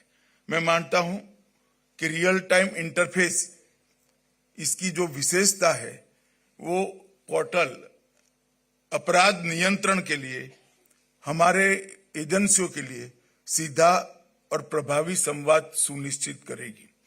अंतर्राष्ट्रीय सहयोग इसके माध्यम से पोर्टल वैश्विक नेटवर्क के साथ रियल टाइम डाटा शेयरिंग और रेड कॉर्नर नोटिस, अलग अलग नोटिस को जारी करने के लिए अंतर्राष्ट्रीय अनुरोधों को और हमारे अनुरोधों को भी बहुत तेजी से वहां पर हम पहुंचा पाएंगे। आज मैं आप सबके सामने कहना चाहता हूं कि कई सालों तक भारत की इन्वेस्टिगेशन एजेंसियों ने भारत में अपराध कर दुनिया में भागकर हमारी कानूनी प्रक्रिया में अड़चन खड़ा किया है। कई सारे अपराधियों ने दुनिया के अलग अलग देशों में बैठकर अपराध कर हमारे कानून की रीच के बाहर रहे हैं। अब समय आ गया है कि हम आधुनिक व्यवस्थाओं का उपयोग कर कानून की रीच के बाहर रहे विदेश में बैठे हुए अपराधी और हमारे देश में अपराध कर कर विदेश भागे हुए अपराधी को हमारी कानून की नेट के अंदर ला पाए। हमने 3 जो क्रिमिनल जस्टिस सिस्टम की संहिताएं बनाई हैं, इसके अंदर हमने ट्रायल इन एब्सेंसिया का एक नया प्रावधान जोड़ा है। इसके माध्यम से एक न्यायिक प्रक्रिया के बाद इसको सुनिश्चित कर पूरा कर कोर्ट के अधिकृत ऑर्डर के साथ उनकी अनुपस्थिति में वो दुनिया के कोई भी कोने में छिपे हों, कोई भी कोने में बैठे हों, इन पर ट्रायल चलाना बहुत सरल हो जाएगा। और अगर एक बार ये भारत के अंदर सजा प्राप्त करते हैं तो उनको अनेक देशों से भारत में लाने की सरलता भी बढ़ जाएगी। एक कानूनी व्यवस्था जो हमने खड़ी की है वो और भारत पोल के माध्यम से हमारी सभी कानून प्रवर्तन एजेंसियों को जो सुविधा मिलेगी, ये दोनों को अगर मिलान करते हैं तो मैं समझता हूं कि आने वाले दिनों में दुनिया के कोई भी कोने में अपराध कर भागे हुए लोगों को सजा कराना और भारत के कानून के सामने उपस्थित करना दोनों बहुत सरल हो जाएगा। इसके लिए सीबीआई ने भारत पोल की शुरुआत के साथ साथ नीचे तक इसकी ट्रेनिंग की भी जिम्मेदारी लेनी चाहिए। टीमें बनाकर भारत पोल का उपयोग और हमारी नई आपराधिक कानून प्रणाली जो हमने बनाई है उसके अंदर अंतर्राष्ट्रीय गुनाहों को रोकने के लिए जो कुछ सुधार किए हैं, इस सब का नीचे तक ट्रेनिंग करने की व्यवस्था सीबीआई करती है, तभी ये हमारी व्यवस्था है लॉजिकल एंड तक पहुंच जाएगी। मुझे पूरा विश्वास है कि इससे जरूर फायदा होगा और अब जो ट्रेनिंग का और जानकारी का हिस्सा है वो भी हम बहुत अच्छे तरीके से करेंगे। पारदर्शिता, दक्षता और इफेक्टिवनेस, प्रभावशीलता, ये तीनों को बढ़ाने में ये नई व्यवस्था हमें जरूर फायदा कराएगी। मित्रों, आज जब मैं यहाँ आया हूँ तब मुझे बहुत ज्यादा बात नहीं करनी है, मगर मैं कुछ कानूनों के लिए भी ये नई व्यवस्था, कुछ अपराधों के लिए भी ये नई व्यवस्था हमें बहुत सहायभूत होगी।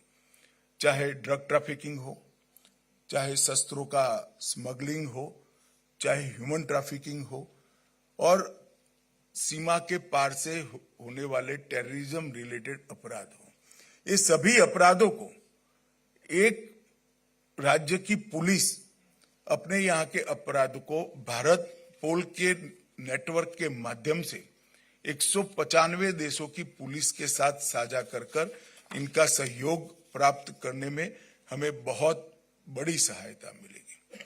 आज जब मैं आया हूं तब मैं सीबीआई के सभी अधिकारियों को भी अनुरोध करना चाहता हूं कि इंटरपोल के सारे नोटिसों के बारे में स्टेट पुलिस की जागरूकता, हमारी सभी कानून प्रवर्तन एजेंसियों की जागरूकता बढ़ाने की भी जरूरत है। इसका महत्तम उपयोग भारतीय एजेंसियां करें वो भी बहुत जरूरी है। बहुत कम केस में इसका उपयोग होता है क्योंकि अभी उपयोग व्यक्तिगत इनिशिएटिव से होता है। ये सारी इंटरपोल की नोटिस की व्यवस्था को हमने इंस्टीट्यूशनलाइज करने की जरूरत है, एक इंस्टीट्यूशनल मैकेनिज्म खड़ा करने की जरूरत है। अगर ये ऑफिसर की इंडिविजुअल सजगता और गुनाह को समाप्त करने की इसकी तत्परता पर छोड़ देते हैं तो बहुत कम उपयोग हो पाएगा। अगर हम इसको इंस्टीट्यूशनलाइज करते हैं, हमारी व्यवस्था के अंदर इसके चेक पॉइंट्स डाल देते हैं, तो मैं मानता हूं इसका महत्तम उपयोग होगा।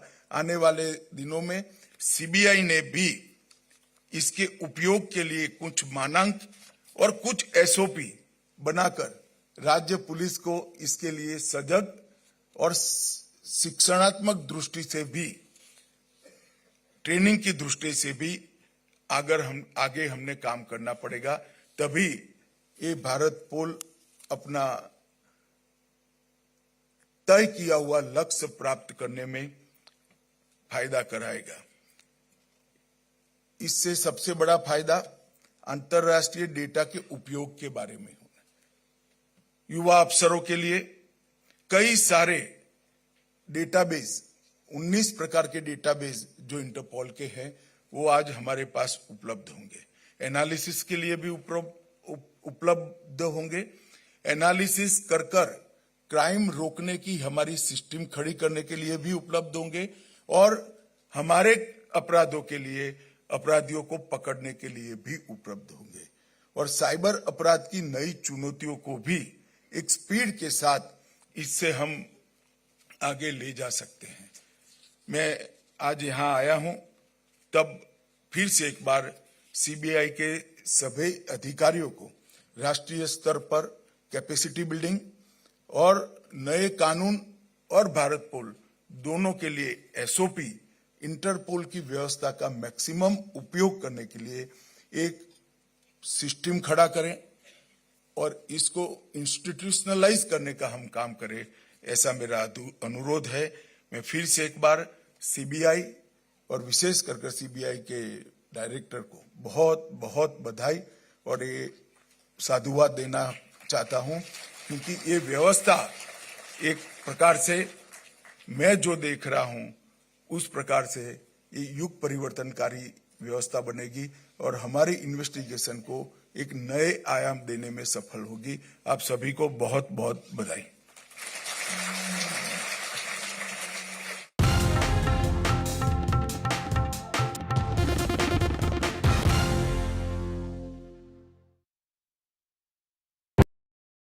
I've been reporting on all issues, big and small, from Andhra Pradesh, Telangana, rest of South India, bringing you all the action, all that you need to know, all that you want to know. The energy of Maximum City is infectious. I bring in that energy in our news coverage from financial capital Mumbai. Covering from the southernmost part of India over the last 23 years, I bring in-depth and 360-degree coverage from the Dravidian heartland. The land of Mishti is also known for its bitter politics. I have seen much water flow under the Howrah Bridge, covering Bengal in all its vivid colors.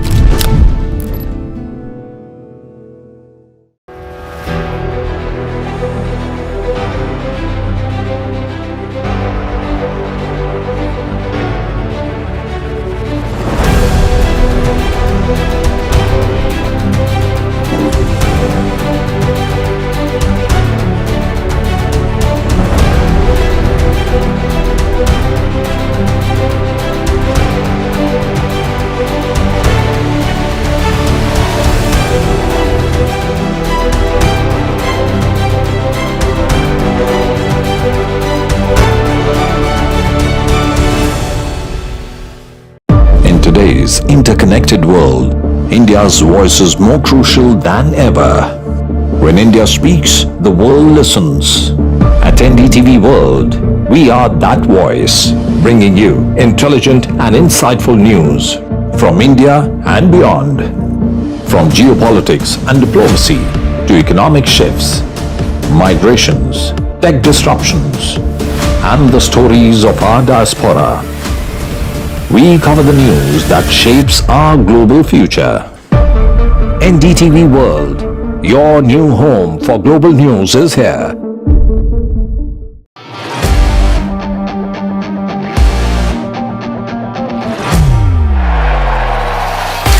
All set for Trump 2.0. Countdown to January 20th. Terror shadow, visa wars. All the twists and turns. Tracking Trump takeover. Every day at 10:30 p.m. only on NDTV 24x7.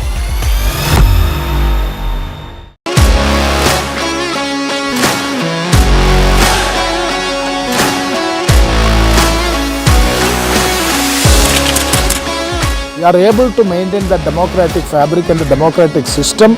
I want to do something that can make a difference. लगातार जनता की आवाज को सरकार तक पहुंचाने का काम मैं करता हूं. I was a student up until very recently. I really want to work and do something for my people because they have given me this opportunity. They have elected me. ये सोचा नहीं था कि राज्यसभा सांसद बनूंगी.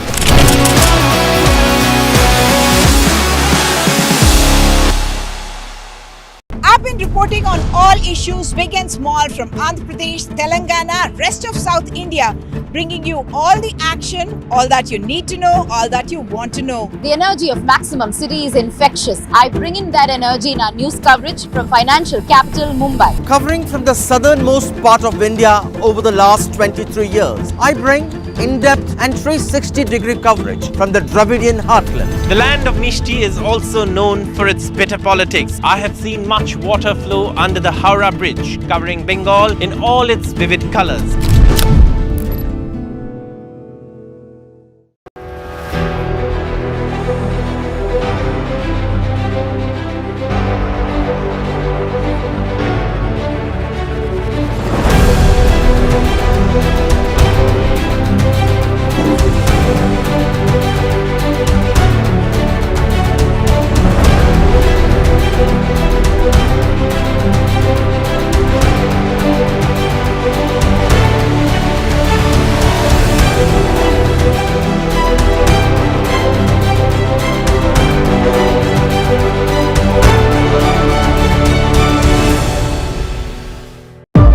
today's interconnected world, India's voice is more crucial than ever.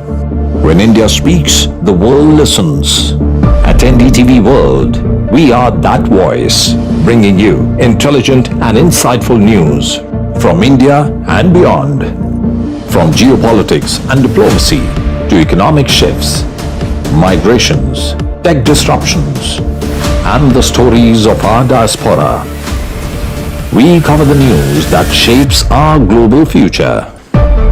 NDTV World, your new home for global news is here.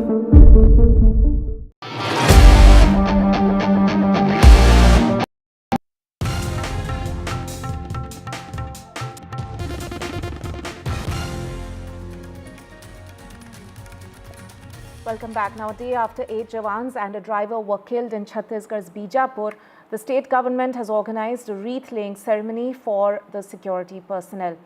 Remember, the Jawans lost their lives after Maoists used an improvised explosive device to blow up their vehicle. Chhattisgarh Chief Minister Vishnu Dev Sai paid the respect to all those killed in the attack. For more on this, let me go across to my colleague Anurag. Anurag, if you can just tell us if there is any update from the government's point of view in terms of tracking down those people who are responsible for these deaths. Yes, Tanama, because the Director General of Police, Ashok Juneja, and Naxal ADG Vivekanand Sinha have all reached to the incident site to assess the situation.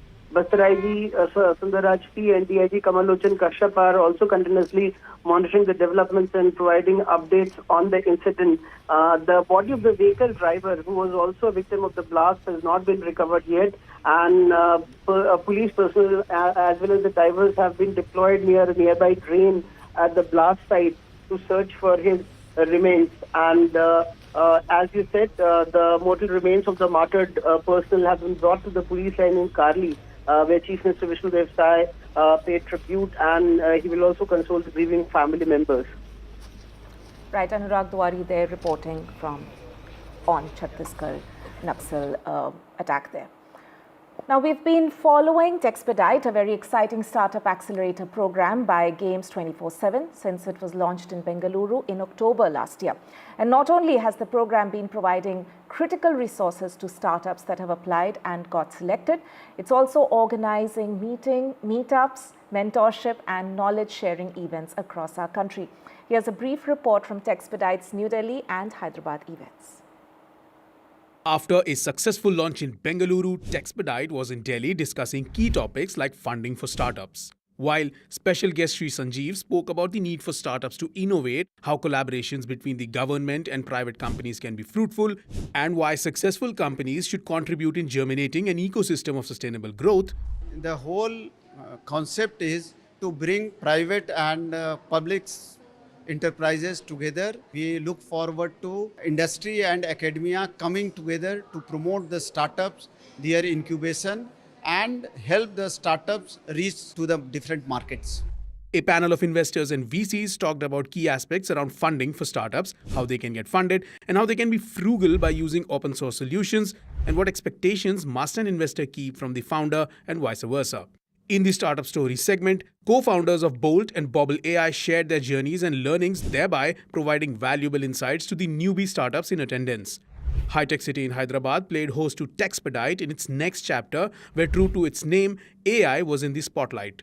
In the presence and participation of Chief Guest Shri Jayesh Ranjan, discussions around adopting AI, innovating with AI, creating ethical and sustainable products using AI, being frugal with open source solutions, and fostering a culture of innovation and adoption of disruptive technologies in companies was discussed at length. The cost-benefit analysis of investing time, of investing resources to participate in an event like this, and what you get on the other side in return is huge.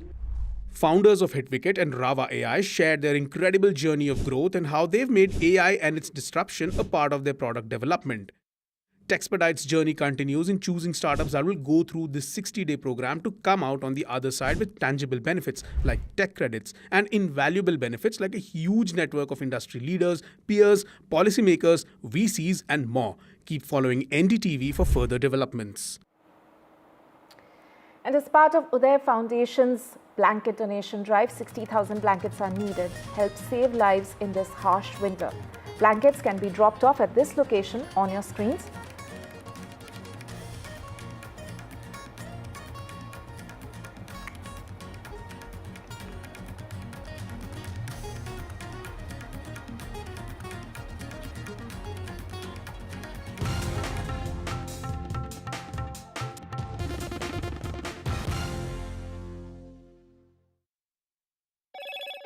Hello, Moto. Motorola Edge 50 Pro, world's first AI-powered pro-grade camera.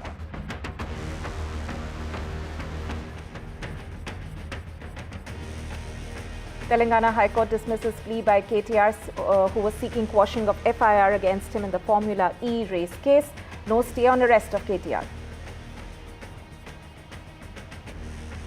Tamil Nadu government versus governor showdown escalates. DMK leads protest against the governor, demands his recall over alleged insult to the Tamil anthem.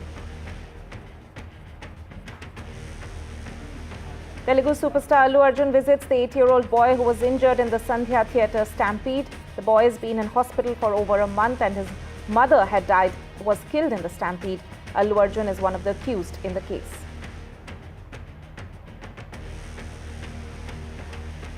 Election Commission is all set to announce the schedule for Delhi Assembly elections. The schedule will most likely be released around 2 p.m. this afternoon.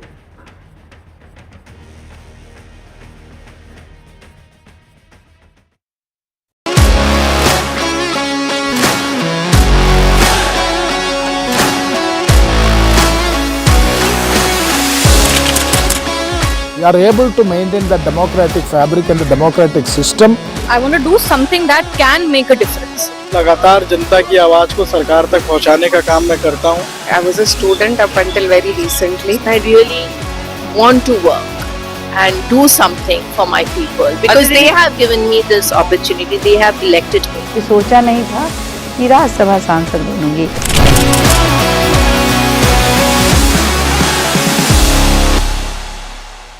I've been reporting on all issues, big and small, from Andhra Pradesh, Telangana, rest of South India, bringing you all the action, all that you need to know, all that you want to know. The energy of Maximum City is infectious. I bring in that energy in our news coverage from financial capital Mumbai. Covering from the southernmost part of India over the last 23 years, I bring in-depth and 360-degree coverage from the Dravidian heartland. The land of Mishti is also known for its bitter politics. I have seen much water flow under the Howrah Bridge, covering Bengal in all its vivid colors.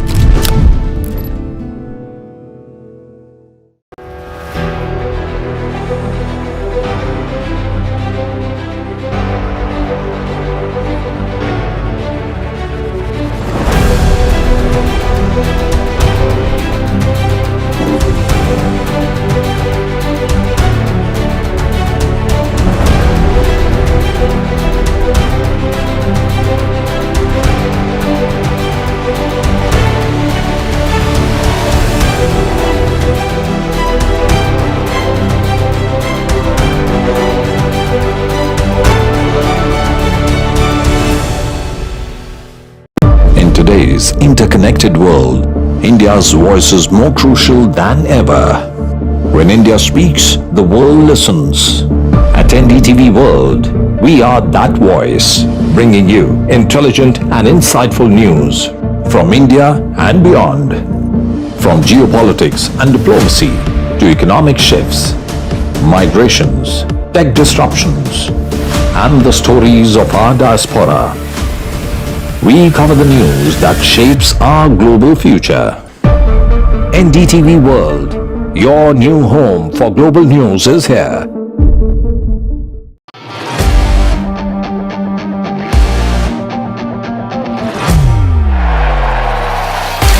All set for Trump 2.0. Countdown to January 20th. Terror shadow, visa wars. All the twists and turns. Tracking Trump takeover. Every day at 10:30 p.m. only on NDTV 24x7.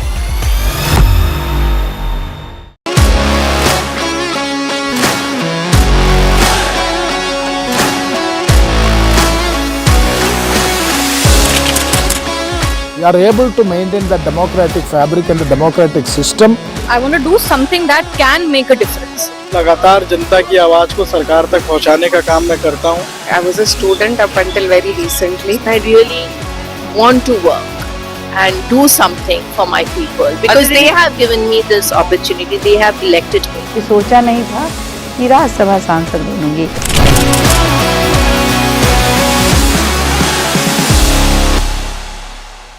I've been reporting on all issues, big and small, from Andhra Pradesh, Telangana, rest of South India, bringing you all the action, all that you need to know, all that you want to know. The energy of Maximum City is infectious. I bring in that energy in our news coverage from financial capital Mumbai. Covering from the southernmost part of India over the last 23 years, I bring in-depth and 360-degree coverage from the Dravidian heartland. The land of Mishti is also known for its bitter politics. I have seen much water flow under the Howrah Bridge, covering Bengal in all its vivid colors.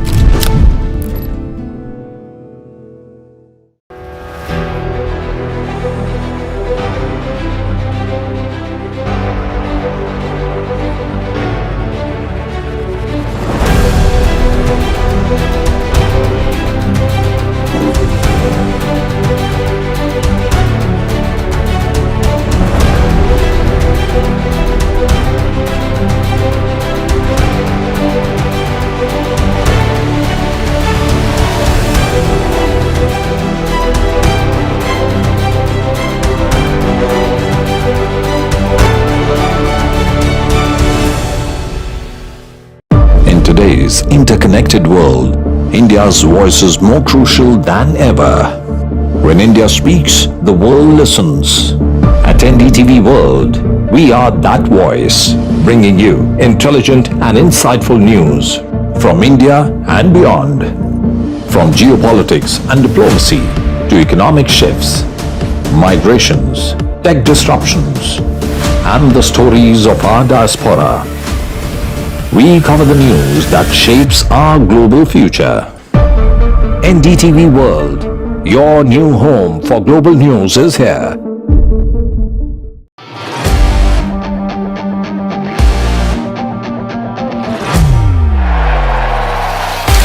All set for Trump 2.0. Countdown to January 20th. Terror shadow, visa wars. All the twists and turns. Tracking Trump takeover. Every day at 10:30 p.m. only on NDTV 24/7.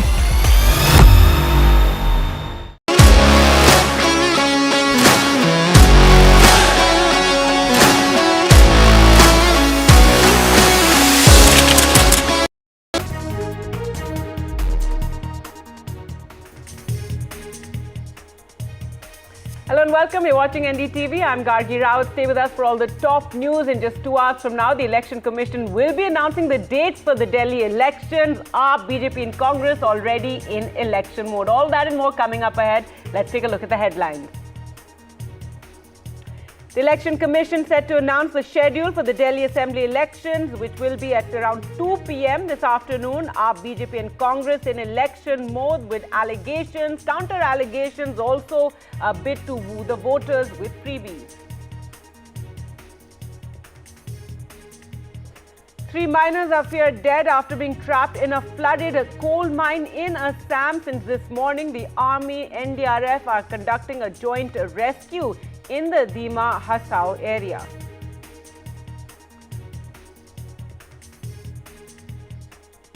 In a setback to KTR, the Telangana High Court has dismissed a plea by the former state minister seeking quashing of the FIR against him in the Formula E race case. No stay on arrest of KTR. The Tamil Nadu government versus governor showdown escalates. DMK leads a protest against the governor, demands his recall over alleged insult to the Tamil anthem after the governor, Ravi, walked out of the assembly yesterday.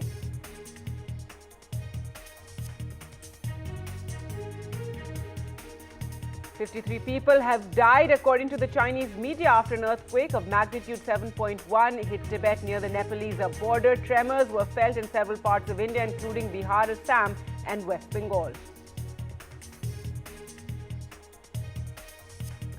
Canada's Justin Trudeau resigned. Liberal Democrats now start looking for his replacement. Will this finally ease tensions between India and Canada? Indian origin leader Anita Anand, one of the front runners to replace Trudeau.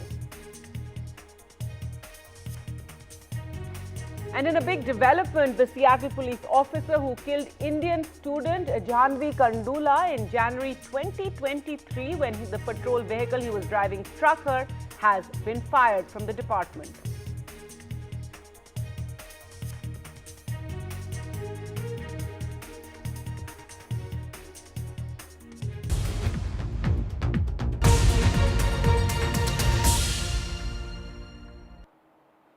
Well, the top story, we're tracking the dates of the assembly polls in Delhi will be announced today afternoon. It will be at 2 p.m. that the Election Commission will be making that announcement. The tenure of the 7th Delhi Assembly ends on February 15th and members of the next assembly must be elected by then. The ruling Aam Aadmi Party is pushing hard for a third consecutive term. The opposition BJP has gone all out to turn the tables. Also in the fight is the Congress Party, which is going alone and targeting both the BJP and the Aam Aadmi Party. AAP, remember, was its ally during the Lok Sabha polls. The ruling AAP is showcasing its work in education and health. It has also made several promises, including assistance of 2,100 to women and free treatment for the elderly. The BJP, on the other hand, has accused AAP of corruption, mismanagement of the capital's affairs. Let's take a look at some of the top political reactions. I'm currently joined by Aam Aadmi Party leader Anurag Dhanda. Sir, please tell us, we know that Aam Aadmi Party is going to, this election, upcoming election is going to be toughest for Aam Aadmi Party considering the corruption allegations and also the lavish renovation of the CM house allegations. So how are you planning to fight the allegations and also like what is the main strategy of Aam Aadmi? I think that is a perception in your mind only because we are fully prepared. We have declared our candidates. We have rolled out our manifesto. Our face is Arvind Kejriwal, and we are fighting this election on our 10 years work. So the students who are prepared do not fear exam. So we are fully prepared. Ask BJP, who is their face? What are their issues? And on whose name they are fighting this election, what they will do if they come to power. They don't answer anything. They just say, Kejriwal did this, Kejriwal did this. Kejriwal ने तो घोटाला कर दिया, ये कर दिया. That's fine. लोग देखेंगे. Is there a fear of anti-incumbency?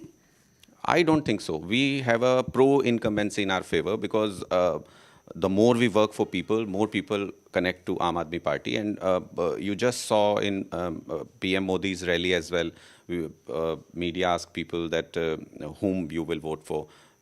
people said we will vote for Kejriwal. So they were asked ki you are in Modi's rally, why you will vote for Kejriwal? Kejriwal worked for us, we will vote for Kejriwal. Well, joining with me is former MP and BJP candidate from New Delhi constituency, Parvesh Sahib Singh Verma. Sir, thank you so much for speaking to us. Today, the Election Commission is going to announce the dates for the Delhi elections. How prepared are your party and how prepared are you? We are all prepared, we are fully prepared, and we are winning the election. And I want to congratulate all Delhi people, and I want to appeal all Delhi people to come forward and take part in our लोकतंत्र का पर्व which is called election. और मैं election commission को बहुत बहुत बधाई देता हूँ कि उन्होंने बहुत ज़्यादा मेहनत करी है, उनके सारे अधिकारियों ने बहुत ज़्यादा मेहनत करी है, सारे दिल्ली के जो हमारे सरकारी जो हमारे सारे अध्यापक हैं उन्होंने बहुत ज़्यादा मेहनत करी और मैं उनको शुभकामनाएं भी देता हूँ। सर, पिछले 10 सालों से आम आदमी पार्टी की सरकार दिल्ली के अंदर है, एंटी इनकम्बेंसी ज़रूर है यहाँ पर, बट आप लोग किन मुद्दों पर इस बार चुनाव लड़ने के लिए जा रहे हैं? देखिए, बहुत सारे मुद्दे हैं दिल्ली में। जो भी अरविंद केजरीवाल ने प्रॉमिसेस किए, एक भी प्रॉमिस उन्होंने फुलफ़िल नहीं किया, सिंगल प्रॉमिस उन्होंने फुलफ़िल नहीं किया। यहाँ के लोग, चाहे वो झुग्गी बस्ती के लोग हैं, उनको ये विश्वास है कि हमें कोई फ्लैट देगा, हमें कोई मालिकाना हक देगा तो वो हमारे प्रधानमंत्री जी देंगे, अरविंद केजरीवाल नहीं दे सकता। हमारे बच्चों को कोई भी नौकरी लगाएगा तो वो केवल भाजपा की सरकार लगा सकती है। दिल्ली में हमारी सरकार बनेगी, हज़ारों नौकरियां जो आम आदमी पार्टी ने अभी तक नहीं निकाली थी, ये सारी नौकरियों को हमारी सरकार निकालेगी। हम लोगों ने अपनी तैयारी बहुत पहले से शुरू कर दी है।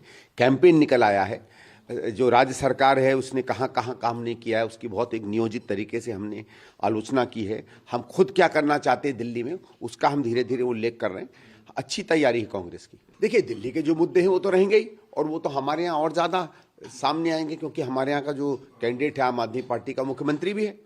तो दिल्ली में उसने क्या किया, क्या नहीं कर पाया, वो तो सवाल हम पूछेंगे। नई दिल्ली में एक विधायक के तौर पर उसने क्या किया है 10 साल में, ये तो बहुत बड़ा सवाल बनता है। All right, well, let's go across now to Shreya, who joins us from the AAP headquarters, and also Ishika, who joins us from the BJP headquarters. And Shreya, first to you, finally today the schedule for the elections will be known, but already we've seen AAP has been completely in election mode yesterday, raising the issue of manipulation of voters' lists. Absolutely. The much anticipated Delhi Assembly elections dates will be out today afternoon. And right now I'm outside the Aam Aadmi Party office where Mr. Kejriwal has already arrived, and he will be launching the campaign song here at the Aam Aadmi Party office. And we also know that the party has a slight edge over the other parties in the upcoming elections, considering it has been in power for the last 10 years and its welfare schemes have always worked in favor of them. But then they're very well aware of the challenges and the fact that they are trying to rebuild the trust with the people. They are constantly promising them that the free welfare schemes will be in place, be it the free bus rides, free education, healthcare, water supply, electricity, all this will be intact. And with that, they have also started this cash transfer scheme wherein women will get monthly allowance of 2,100 rupees. And also their main vote bank, the auto wallahs, the common people, the Aam Aadmi Party has promised them to give them 10 lakh rupees life insurance and 5 lakh rupees accident insurance. They know for a fact that women and the common people, as in the poor of the national capital, they have been instrumental in bringing Aam Aadmi Party in power in 2015 and 2020. But at the same time, they know that there is this fear of anti-incumbency. That is why they have repositioned the key figures such as Rakhi Birla and Manish Sisodia from their old constituencies to newer constituencies because of potential, vulnerability with their original seats. But they have stood their ground. They are confident that they will come back in power, and they have fought all the criticism that have come in their way, be it the corruption allegations around the excise policy or the whole lavish renovation of the CM house allegations. They believe that they will overcome these challenges. But at the same time, we know BJP has constantly attacked the Aam Aadmi Party government, the Delhi government, and has called it a disastrous APTA government, and has said that they will bring about the urban development model in Delhi, which is the need of the hour. And they have constantly highlighted the corruption allegations around Kejriwal, and also how several issues such as broken roads and illegal parking, traffic congestion, pollution, these issues are not being highlighted in the manifesto of the Aam Aadmi Party government. Although Kejriwal has said several times that, you know, it is the people who will have to give him the certificate of honesty, and has to, they are the ones who have to bring him power once again so that he can fulfill the remaining promises as well. We know for a fact that this is going to be the toughest elections for the Aam Aadmi Party because of these different challenges. Right. And it has constantly targeted BJP, that it has failed to meet the promises that they made before the 2020 elections. But BJP is also pushing for major infrastructural developments and housing accommodation schemes that they are promising the Delhiites to woo the voters to get the main vote bank, which is the poor and the people living in the unorganized colonies and slums. They are the main stronghold of Aam Aadmi Party, which BJP is trying to woo over right now. Today, it will be interesting to see the election dates, which is expected in the first week of February. And right now, shortly, we will see Mr. Kejriwal launching the campaign song here at the Aam Aadmi Party office. Back to you. All right, Shreya, thanks so much for that. And Arvind Kejriwal at the AAP headquarters. Let's go across to Ishika. And Ishika, tell us what's planned for the BJP today. Finally, today the election dates are going to be announced. Well, the BJP says that they are also one, who's waiting for these election dates to be announced today at 2 p.m. And this time, the BJP sounds rather confident that with the numerous protests and the campaigns that they have done against Arvind Kejriwal, and also with the new slogan that the Prime Minister has given, calling Aam Aadmi Party Aapda Sarkar in Delhi, they are very confident of coming back to power. Now, in fact, we have heard the reactions that came from, in fact, Parvesh Verma, who's also, in this election against Arvind Kejriwal. He, in fact, being a former MP also from Delhi, he says that, he has a strong hold, and that is why, this time the competition somewhere is going to be very, very tough. Now, on the other hand, if we talk about the Congress party, now what is also very interesting is that Congress is also not leaving any stone unturned. We already saw how, in fact, they have announced, a similar scheme for the women to woo the women voters here in the national capital, and rather, taking their Karnataka model, which definitely got them results there. Congress is now hopeful that it will give them a similar result here in the national capital as well. So certainly the triangular contest here in the national capital is only going to be interesting and intense, because this time both the BJP and the Congress party, that is the opposition, is leaving no stone unturned to, in fact, attack Arvind Kejriwal, Atashi and the AAP government over their alleged governance failures here in the national capital. Over to you.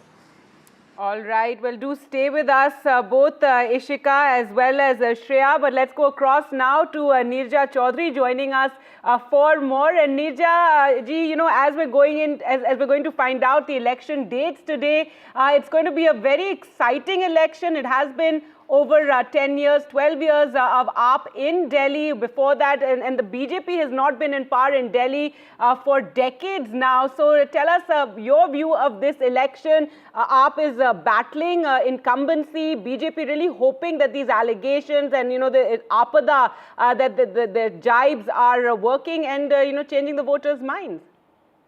Look, finally, the D moment has come for the Delhi elections, and the dates are going to be announced. The assembly has to be reconstituted before February 6th. So, they've given these 5 weeks, the election commission. And the importance of the Delhi elections, I feel, is at 2 levels. It is, of course, very important for Arvind Kejriwal, who's already been in the saddle for 10 years and a little more before that also. And will he make it? If he makes it, it's going to be his 4th term as CM. Fourth term as CM makes him a serious national player, even though his party rules only Delhi and Punjab. For the BJP also, this BJP is better placed this time than it has been in the last two elections. But it is not only the BJP, the Apda slogan that the Prime Minister has given.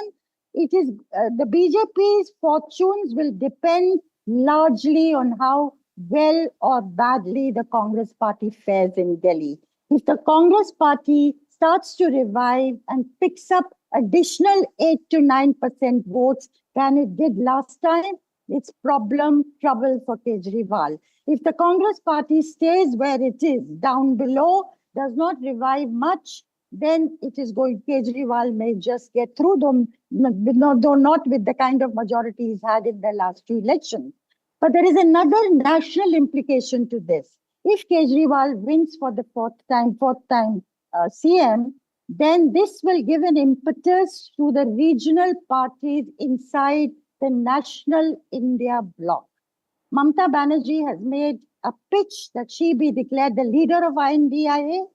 Now, if Kejriwal, who's working in closely with her, if he comes back, I think this whole move will get an impetus, and this will be to the Congress's disadvantage inside the India bloc. So it's not only the future of Delhi and who rules Delhi that is at stake with the Delhi election. It is also how the entire opposition bloc, how the regional parties versus the Congress tensions are going to play out in the coming months. All that will be decided by these elections.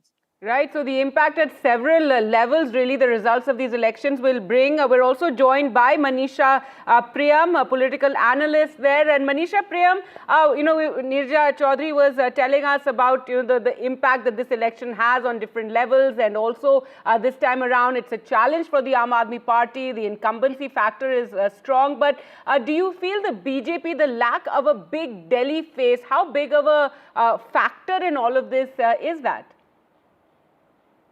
As far as the BJP is concerned, I don't think the lack of a face is a big challenge. They've tried doing faces, and I think it's not worked for them. It's a huge election for the BJP. They must win this. And I think the issue really is that the BJP is indeed able to win the Lok Sabha elections on the face of Prime Minister Modi. Yes. But what happens in the state level elections for the BJP is that there is factionalism that doesn't go in favor of the BJP. I think they would like to do a lot of background work within the party, let the local unit and the local issues not play up. Remember, in the background, there's been a lot of sorting out of, and there has been a kind of a centralized command and control of the BJP in Delhi.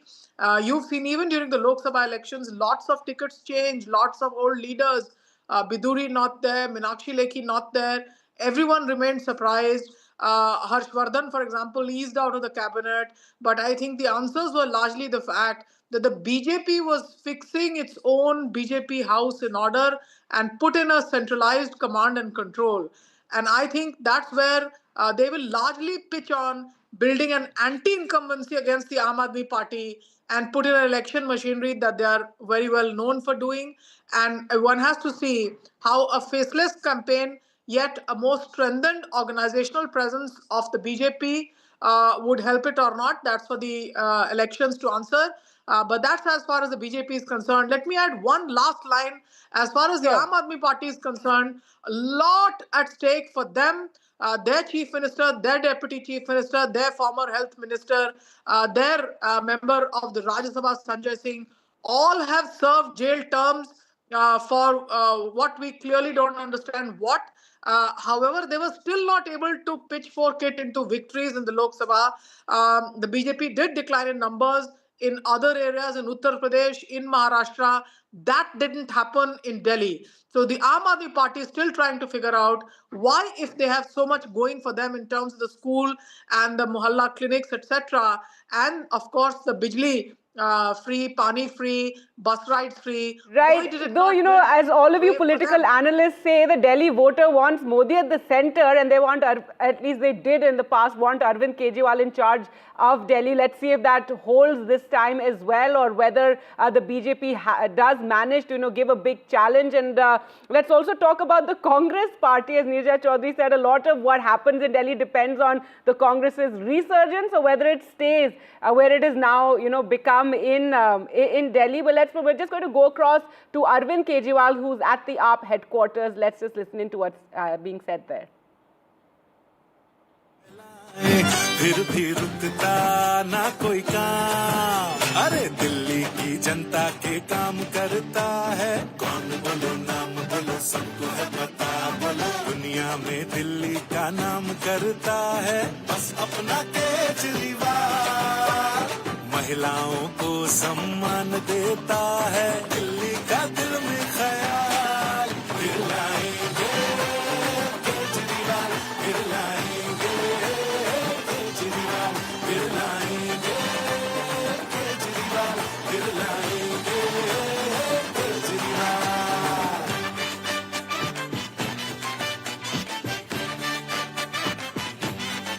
सड़कें flyover बढ़िया बनाए, उसमें भी वो पैसे बचाए। जादूगर है, जादू करता है, काम की बात ही वो करता है। दिल्ली को सुविधाएं देने वाला, कौन बोलो नाम बोलो, सबको है पता, बोला दिल्ली को दिल में रखने वाला। बस अपना केजरीवाल बहनों को 2100 भी भेजेगा वो।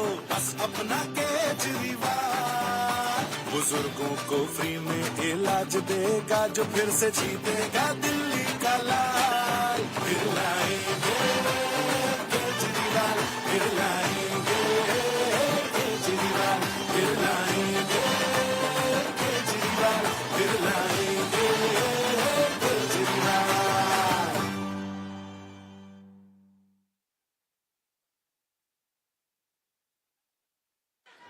All right, so that was the campaign song of the Aam Aadmi Party. If you just heard it there, Fir Laenge Kejriwal. Neerja Chaudhary, your comments on this. We were talking about, you know, how the BJP has this faceless campaign, but it's still... all right, I apologize. I'll have to go back to the AAP headquarters where Saurabh Bhardwaj is speaking. Let's just listen in. थोड़ा बहुत हाथों से dance कर रहे थे। हमारी मुख्यमंत्री जी भी कोशिश कर रही थी कि थोड़ा अपने आप को रोक के थोड़ा थोड़ा डांस कर लिया जाए, और सामने भी बहुत लोग जो है इस पे थिरक रहे थे। और ये ऐसा डांस है जिसपे जो हमारे हिंदुस्तानी जो डांसर होते हैं, जो शादी बारात में नाचने वाले होते हैं, कीर्तन में नाचने वाली हमारी महिलाएं होती हैं, सब जो है इस पे डांस कर सकती हैं। आम आदमियों के डांस के लिए जो है ये गाना बना है, और कहा जा सकता है कि आम आदमी पार्टी जो है अपनी म्यूजिक कंपनी भी अब खोल सकती है। तो इसी को आगे बढ़ाते हुए हमारे कुछ वॉलंटियर्स हैं जिन्होंने इसके ऊपर एक डांस सीक्वेंस तैयार किया है। तो जो लोग मेरे जैसे लोग हैं जिनको डांस नहीं आता, वो इनकी सीक्वेंस को देख के कुछ चीजें जो है इनसे सीख सकते हैं, ताकि आप आगे कर सकें। एक बार इनकी सीक्वेंस जो है आपके सामने रखेंगे।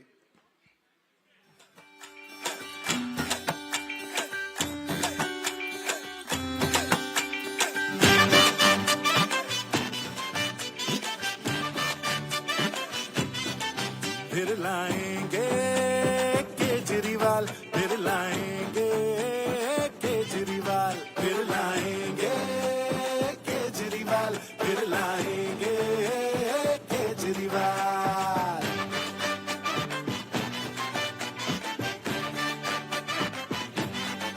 उनके रोके ये नहीं रुकता, चलता रहता अपनी चाल।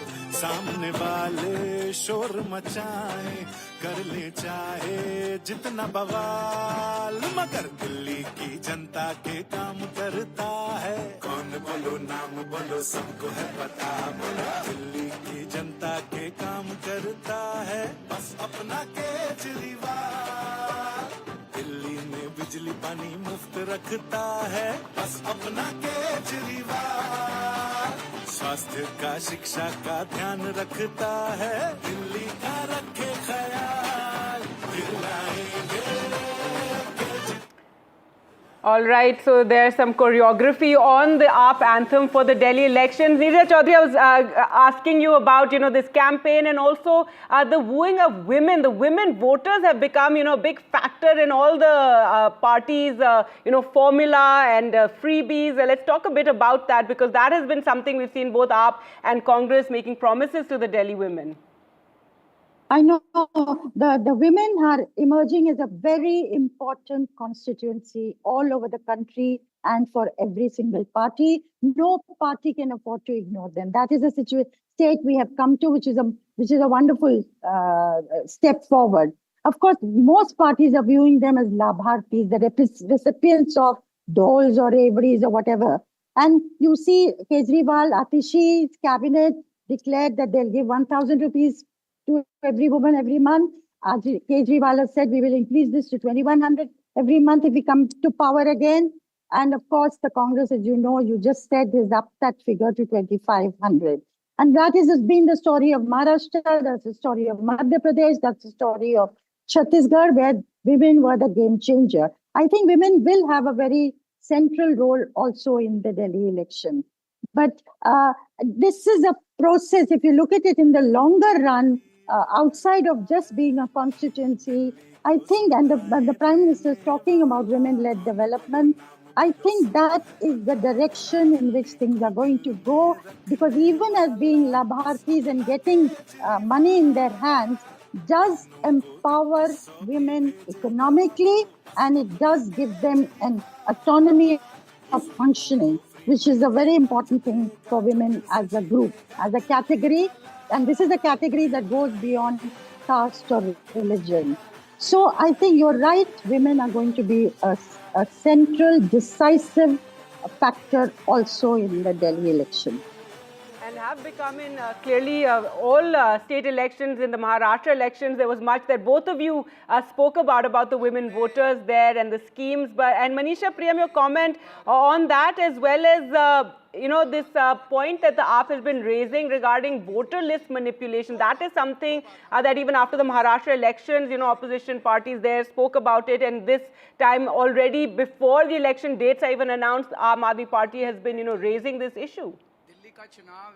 I know they've been raising this issue. I know they also held a press conference for one particular constituency, and they said these are the names deleted, but these are the people who actually exist. So the voter list had been tracked down to actual addresses of people living, etc. And I think it's for the Election Commission to come back. India, that is a robust process even of list deletion.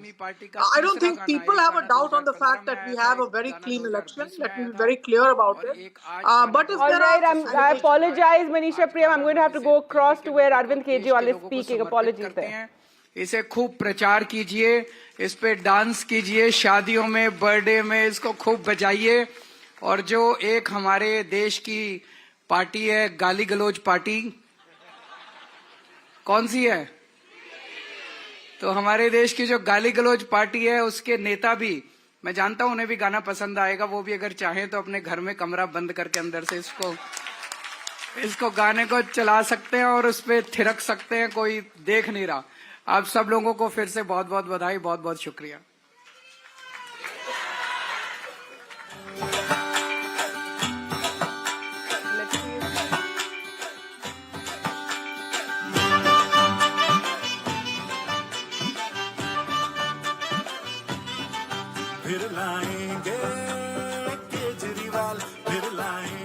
All right, so you just heard Arvind Kejriwal there after the launch of the Delhi anthem, the anthem for the Aam Aadmi Party for the Delhi election. Let's go back to Shreya, who is there at the headquarters. So Shreya, that anthem just released, and Arvind Kejriwal saying that we don't want to, please enjoy this song, play it everywhere, and we don't want to be a gali galoch party.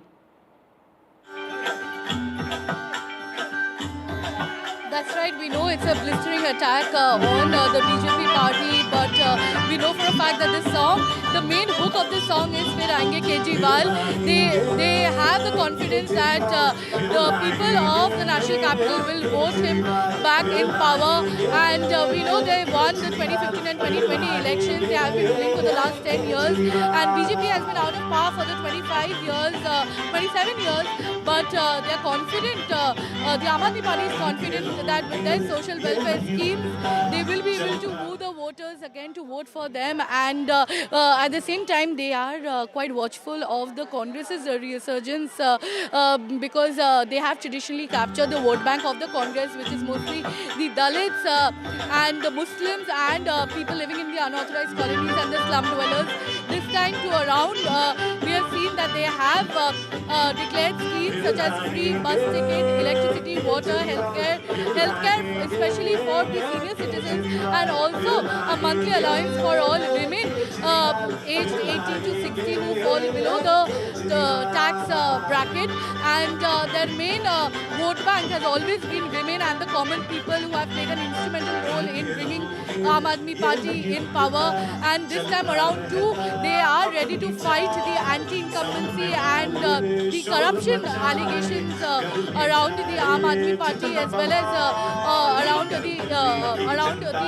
Arvind Kejriwal, and the main fact is that there is no real CM face for BJP, and the Aam Aadmi Party will be working towards that, will be banking on that, and today afternoon we will see the election dates will be announced. It is expected to take place in the first week of February.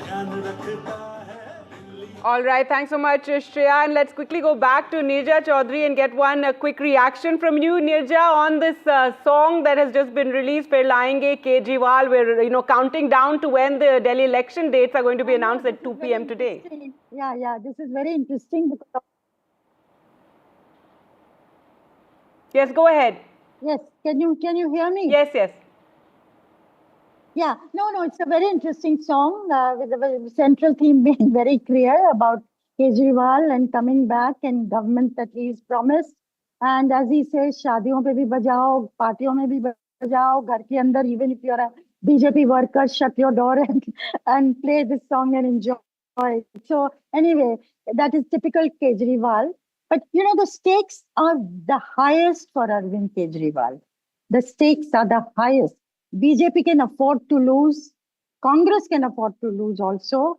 But if the Aam Aadmi Party loses Delhi this time, it could lead to the erosion of the party, a splintering of the party, the very existence of the party. I know these are men and women who are very determined and bounce back and work hard, and even when they have setbacks and adverse situations that they are in. But still, it's going to be very, very tough for them if they lose this one. And as I said earlier, much will depend on the Congress. And the Congress started off not so well by giving the impression that it was batting on the same side as the BJP. This would create a reaction and fuel fears amongst the minorities who would want the BJP to be defeated. And had they given a taken a softer stance towards the Aam Aadmi Party and a harder stance towards the BJP being their enemy number one, then there could have been a division in the minority and Dalit votes, which would have hurt the Aam Aadmi Party.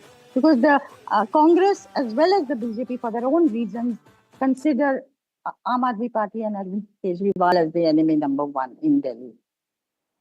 All right. Well, thank you so much, Nirja Chaudhary, always for joining us on the program. And let's just, speaking of the Congress, let's listen in to what Congress leader in Delhi, Alka Lamba, had to say.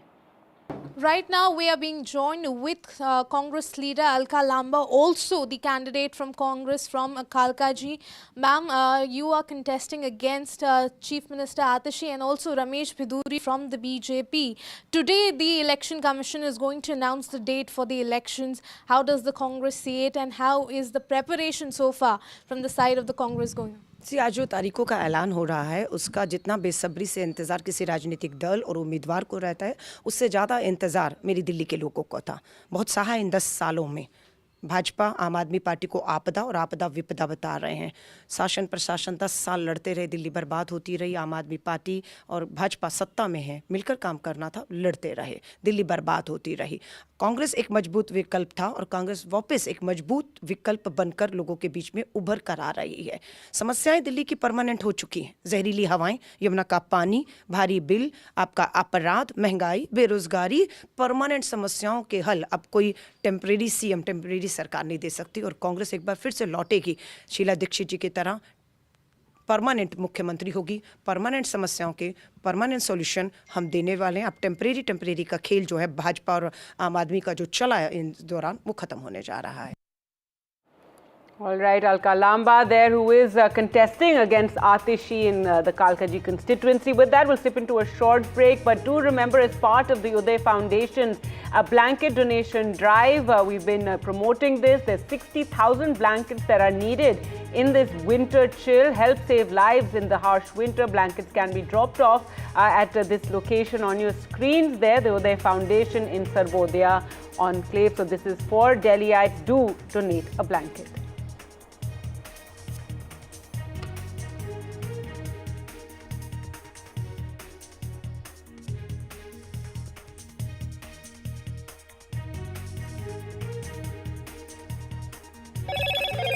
Hello, Moto.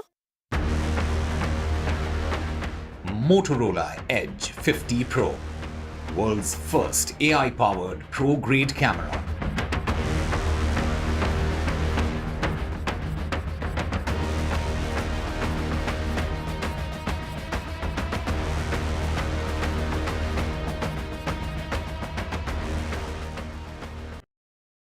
I've been reporting on all issues, big and small, from Andhra Pradesh, Telangana, rest of South India, bringing you all the action, all that you need to know, all that you want to know. The energy of Maximum City is infectious. I bring in that energy in our news coverage from financial capital Mumbai. Covering from the southernmost part of India over the last 23 years, I bring in-depth and 360-degree coverage from the Dravidian heartland. The land of Mishti is also known for its bitter politics. I have seen much water flow under the Howrah Bridge, covering Bengal in all its vivid colors.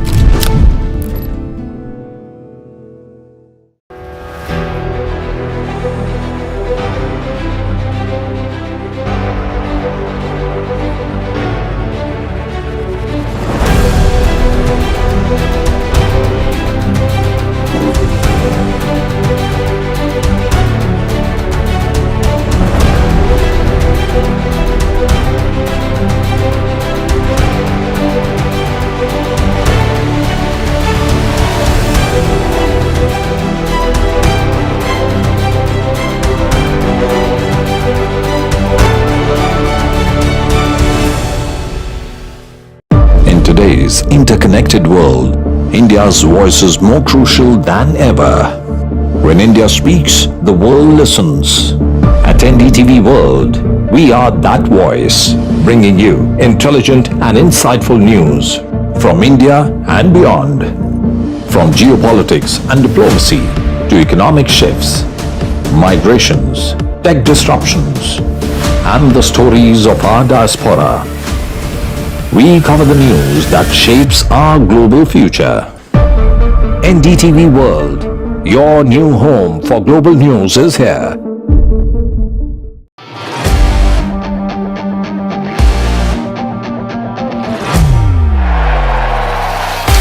All set for Trump 2.0. Countdown to January 20th. Terror shadow, visa wars. All the twists and turns. Tracking Trump takeover. Every day at 10:30 p.m. only on NDTV 24x7.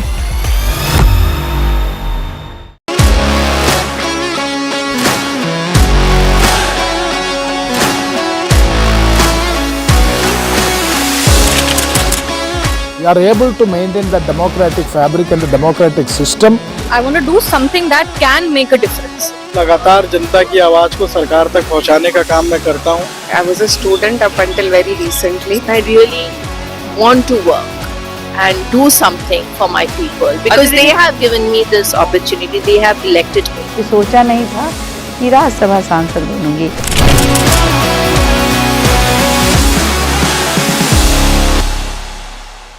I've been reporting on all issues, big and small, from Andhra Pradesh, Telangana, rest of South India, bringing you all the action, all that you need to know, all that you want to know. The energy of Maximum City is infectious. I bring in that energy in our news coverage from financial capital Mumbai. Covering from the southernmost part of India over the last 23 years, I bring in-depth and 360-degree coverage from the Dravidian heartland. The land of Mishti is also known for its bitter politics. I have seen much water flow under the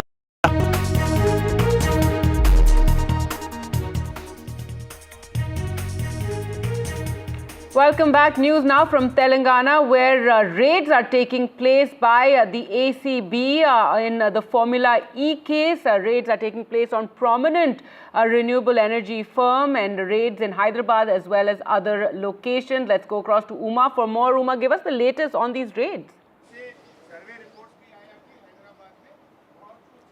So the Anti-Corruption Bureau, soon after the verdict that came from the High Court that would dismiss the quash plea that was filed by Mr. KT Rao in the High Court, asking for the FIR that was booked by the Anti-Corruption Bureau in the Formula E race case. After the High Court had dismissed that plea, the ACB has started raids on multiple locations. In fact, not just in Hyderabad where Greenco is located, but also ACE Gen Next, which is in fact a subsidiary of Greenco, and it has its offices not just here but also in Andhra Pradesh. So multiple locations where raids are happening, and we are being told that it is all in connection with the Formula E race case. What I must point out is that ACE Next Gen was one of the three agencies that had entered into a tripartite agreement for the Formula E race case, and subsequently ACE Gen Next had withdrawn from this tripartite agreement, after which in fact HMDA had paid out almost 55 crore rupees, which is being alleged in the FIR, to the Formula E organizers. So now the connection that is being made is that Greenco had bought electoral bonds, and that the BRS was in fact a beneficiary of those electoral bonds, and whether there's a connection between the Formula E race organizers and Greenco that had paid electoral bonds to the BRS, that is something that will become the part of investigation.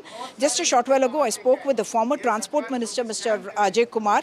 He was Transport Minister even when the Formula E racing had happened, and he clarified that Greenco had in fact given electoral bonds to multiple parties, including the Congress and the BJP, and Mr. Harish Rao, who is in fact senior former minister and senior leader of the BRS, who is in fact specifying that we have never done anything for the Greenco company, and therefore where is the question of quid pro quo at all. And they are also saying that they are going to face this legally. They are going to go to the Supreme Court as well on this case. So you are now saying that will you be approaching the Supreme Court in this particular case? See, अभी तक हमारा court का judgement copy हमारे हाथ में नहीं है. हम हाई कोर्ट में मालूम करें तो 2 बजे तक वो जजमेंट कॉपी हमें मिलने चाहिए. एक बार जजमेंट कॉपी आने के बाद हम लीगल टीम से चर्चा करके या सुप्रीम कोर्ट जाना है या क्या करना है, हम इसके ऊपर डिसीजन लेंगे. Even as the High Court gave this dismissing the quash plea, there have been raids that have happened on Greenco offices and the subsidiary office of ACE Next Gen, which was of course part of the tripartite agreement with the Telangana government when you were in power. So they are making a connection of quid pro quo. So where is the question of quid pro quo? See, there is not even a single rupee is paid to Greenco company. If some amount is paid from government treasury to the company, if company is giving back some money to you, then the question of quid pro quo will come. से यहाँ पर 1 रुपया भी वो company को सरकार से नहीं दिए, वो कंपनी से 1 चाराना भी हमारा पार्टी को या हमारा को नहीं मिला. फिर इसमें क्विड प्रो का क्वेश्चन क्या होता है? क्विड प्रो में कुछ पैसे गवर्नमेंट से गए, फिर कुछ पैसे वापस आए, तो उसका क्वेश्चन एरेज होता है. यहाँ पर वो सवाल ही फायदा नहीं है. से 9 तारीख हमारा को फिर एसीबी के सामने आने के लिए केटीआर साहब को नोटिस आए, वो जरूर हाजिर होंगे. हमारे को कोई डर नहीं है. ये रेवंत रेड्डी ने एक डाइवर्शन पॉलिटिक्स के लिए ट्राई कर रहा. यहाँ परसों किसानों को ये लोग 15,000 देते बोल के वादा करे, 15,000 के जगह 6,000 रुपए देंगे बोल के उनका कैबिनेट डिसीजन हुआ. अब किसान बहुत गुस्सा में हैं. गांवों में बहुत धरना और रास्ता रोको, बहुत सारे गड़बड़ हो रहा। इससे डाइवर्शन के लिए ये केटीआर साहब के ऊपर केस लगा के एक इलीगल अरेस्ट के लिए वो लोग ट्राई कर रहे। हमारा को पूरा न्यायस्थान पे भरोसा है, हम लीगल जो भी लीगल कोर्स ऑफ एक्शन लेना है वो कोर्स ऑफ एक्शन हम लेंगे। But it's also a setback that the High Court has now vacated the stay on his arrest. See, setback इसमें क्या है? हाई कोर्ट आप कुछ गलती करे बोल के नहीं बोले, हाई कोर्ट आपको कोई शिक्षा तो करार नहीं करे, हाई कोर्ट यहाँ पर कुछ भी नहीं बोला, सिर्फ लीगल कोर्स ऑफ एक्शन आगे जाने के लिए हाई कोर्ट ने फैसिलिटेट करा। उसके लिए तो हम तैयारी है। परसों केटीआर साहब को बुलाए तो एसीबी ऑफिस को जो टाइम पे जो डेट पे बुलाए वहां पर गए ना, 45 मिनट रोड पे ठहर के भी मैं तो तैयार हूं अंदर जाने के लिए बोले तो they have not allowed along with the advocate. See हमारा को क्या था, ये सरकार ने इसके पहले हमारे एक्सएमएलए नरेंद्र रेड्डी केस में 2-3 केसों में वो लोग कुछ भी लिख लेके वो सिग्नेचर ले रहे। हम चाहते हैं कि लीगल सपोर्ट भी रहने दो, हमारा साथ एक एडवोकेट को अंदर लेके जाने के लिए हम परमिशन पूछे, 45 मिनट रख के परमिशन नहीं है बोल के बाहर रोड पे ही हमारा लेटर ले लेके रिसीव्ड कॉपी भी दे के हमारे को वापस भी जाए। आपने कहा कि जनवरी 9 को आप अपीयर होंगे, उस दिन बिना लॉयर के केटीआर जी जाएंगे? सी अभी जजमेंट देखेंगे, लीगल हमारे लीगल एडवोकेट्स को भी हम पूछेंगे, whatever they suggest we will follow.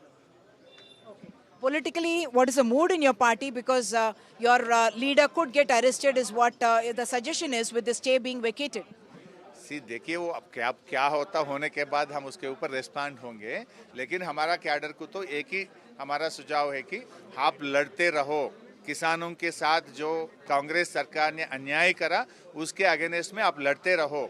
जो ये अटेंशन डाइवर्शन में हम जाना नहीं, ये सरकार गरीबों को, किसानों को, महिलाओं को, पेंशनर्स को जो भी वादा करे वो वादा फुलफिल करने के लिए आप लोगों के साथ, पब्लिक के साथ आप लड़ते रहो, ये सरकार को क्वेश्चन करते रहो।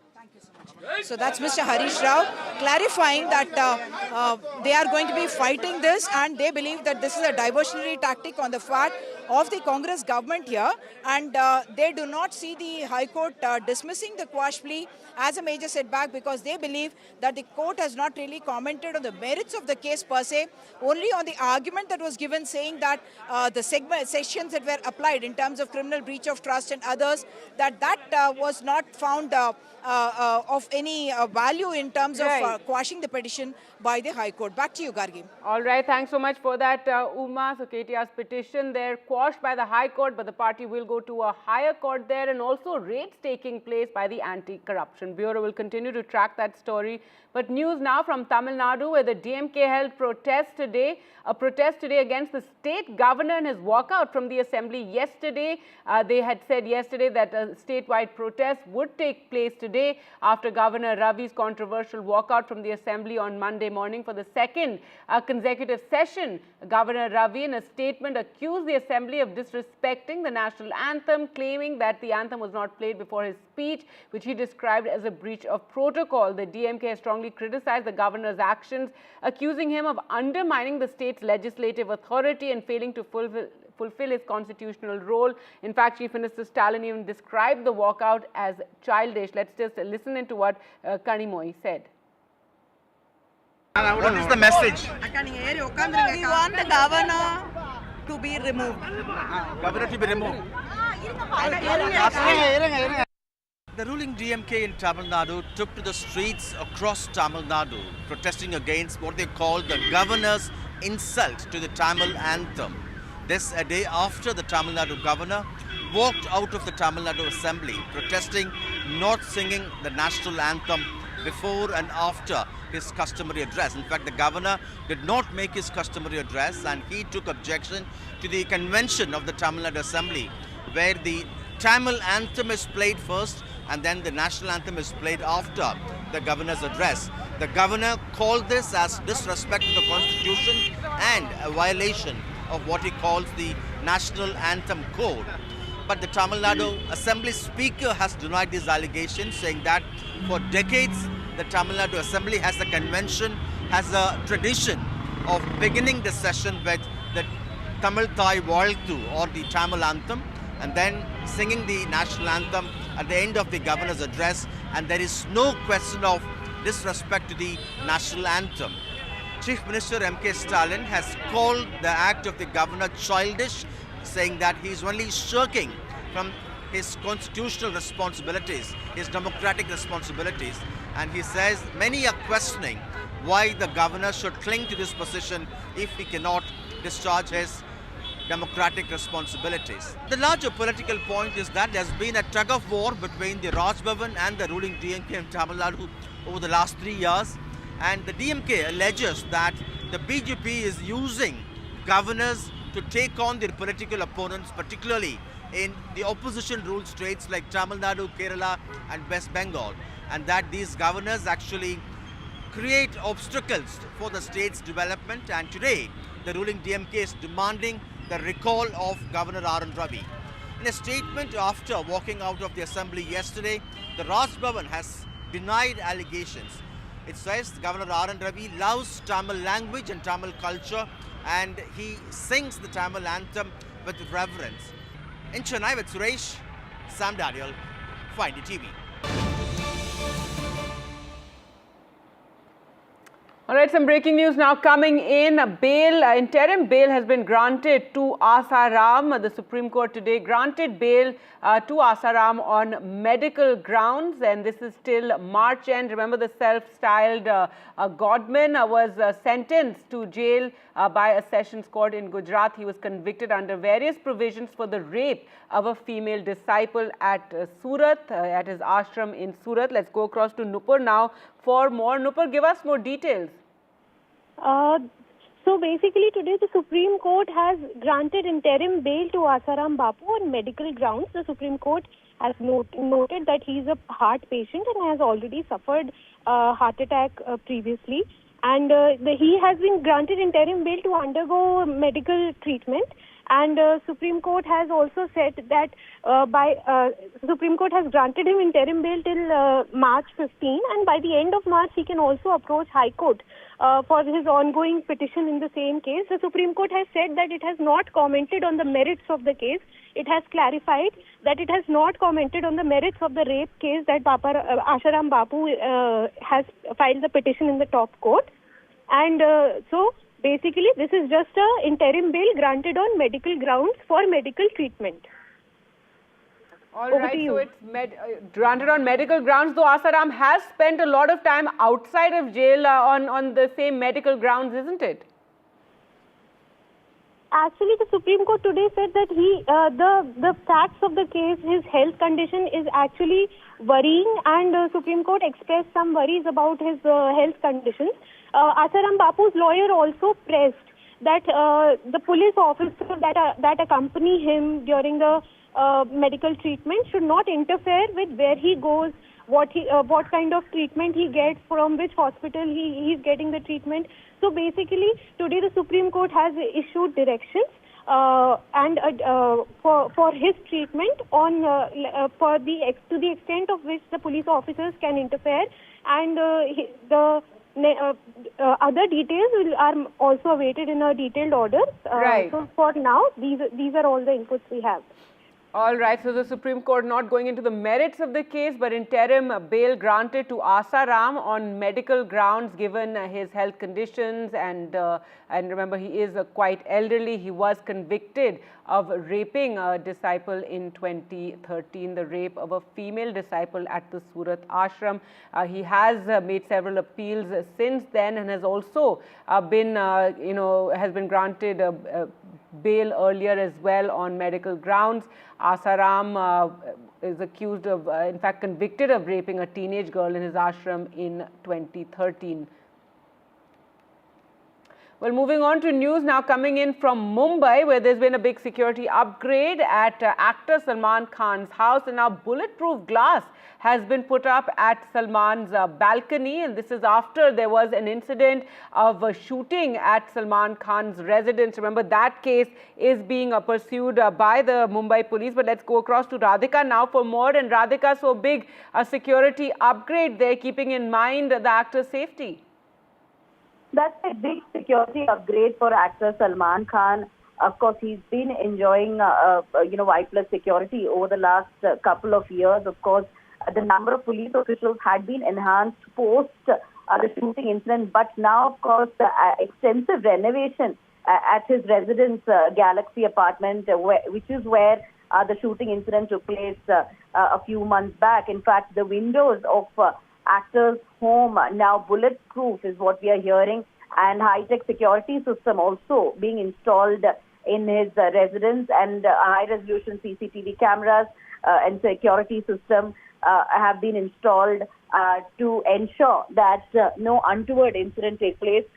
Bulletproof glass has been installed, especially in the balcony, which is where that particular bullet had hit a few months back when assailants had come on bike and shot outside his residence. So that particular portion of the balcony has also been secured, is what the police officials are telling us. Of course, this also comes a day after charge sheet had been filed in connection to Baba Siddiqui murder case. Remember, in that particular charge sheet, closeness of Baba Siddiqui to Salman Khan had been given as a reason for the Lawrence Bishnoi gang to target Baba Siddiqui. So therefore, yes, security upgrade as far as actor Salman Khan is concerned, extensive renovation taking place, and the windows have been secured with bulletproof glass, and the balcony also, as you can see in those visuals, secured with bulletproof glass.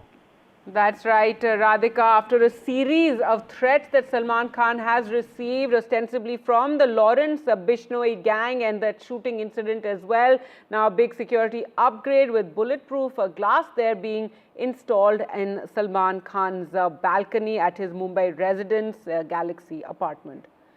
With that, we'll slip into a short break. News updates continue on the other side. Stay with us.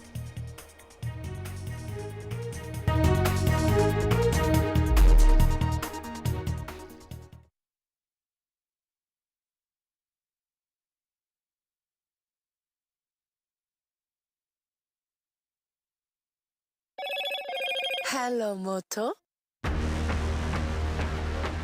Motorola Edge 50 Pro, world's first AI-powered pro-grade camera.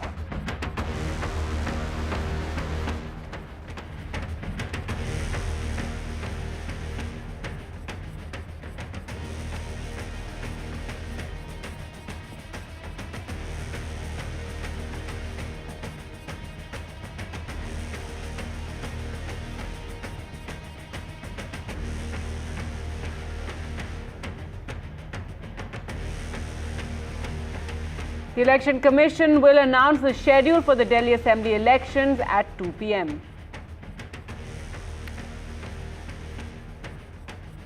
The Telangana High Court dismisses a plea by KTR seeking quashing of the FIR against him in the Formula E race case. The DMK leads a protest against the Tamil Nadu governor demanding his recall over alleged insult to Tamil anthem.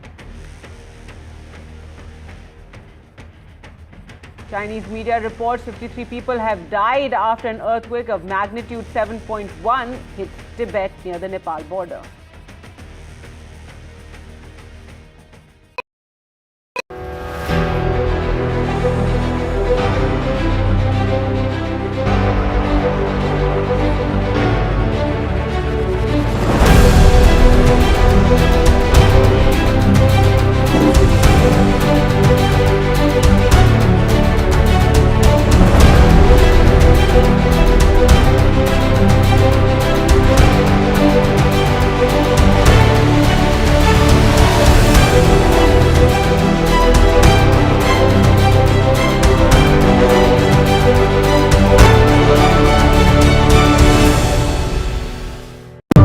today's interconnected world, India's voice is more crucial than ever.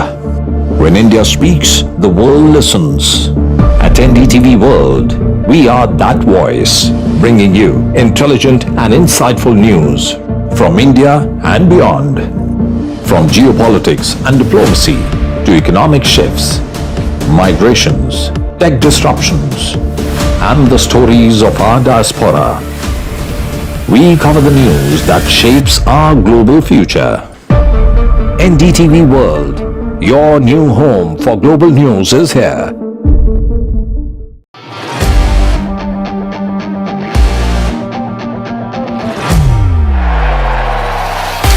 All set for Trump 2.0. Countdown to January 20th. Terror shadow, visa wars. All the twists and turns. Tracking Trump takeover. Every day at 10:30 p.m. only on NDTV 24x7.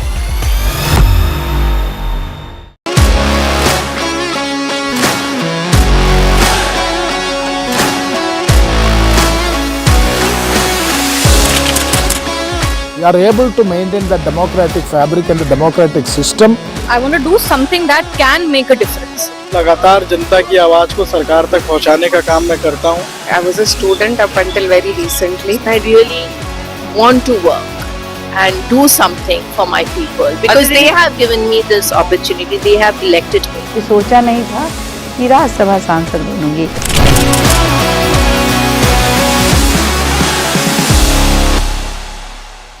I've been reporting on all issues, big and small, from Andhra Pradesh, Telangana, rest of South India, bringing you all the action, all that you need to know, all that you want to know. The energy of Maximum City is infectious. I bring in that energy in our news coverage from financial capital Mumbai. Covering from the southernmost part of India over the last 23 years, I bring in-depth and 360-degree coverage from the Dravidian heartland. The land of Mishti is also known for its bitter politics. I have seen much water flow under the Howrah Bridge, covering Bengal in all its vivid colors.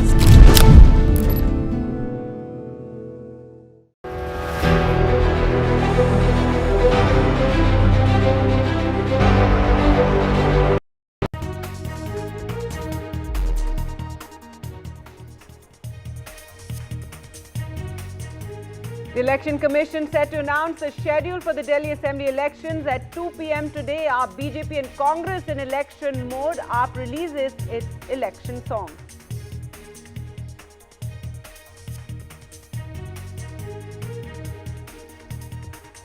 A security upgrade at Salman Khan's residence. Bulletproof glass has been installed in his balcony. This is after Salman Khan faced a series of threats from the Lawrence Bishnoi gang.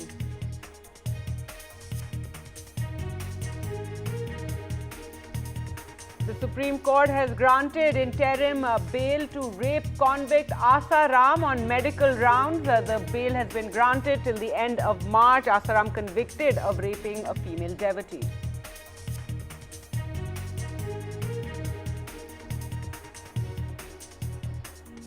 Three miners fear dead after being trapped in a flooded coal mine in Assam. This morning, the Army and NDRF are continuing their joint rescue operation at the mine in Dima, Hasao.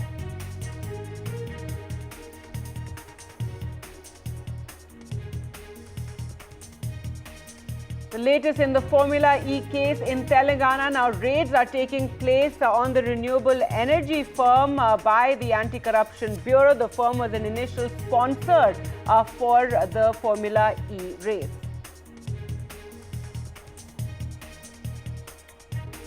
"53 people have died according to the Chinese media after an earthquake of magnitude 7.1 hit Tibet near the Nepal border.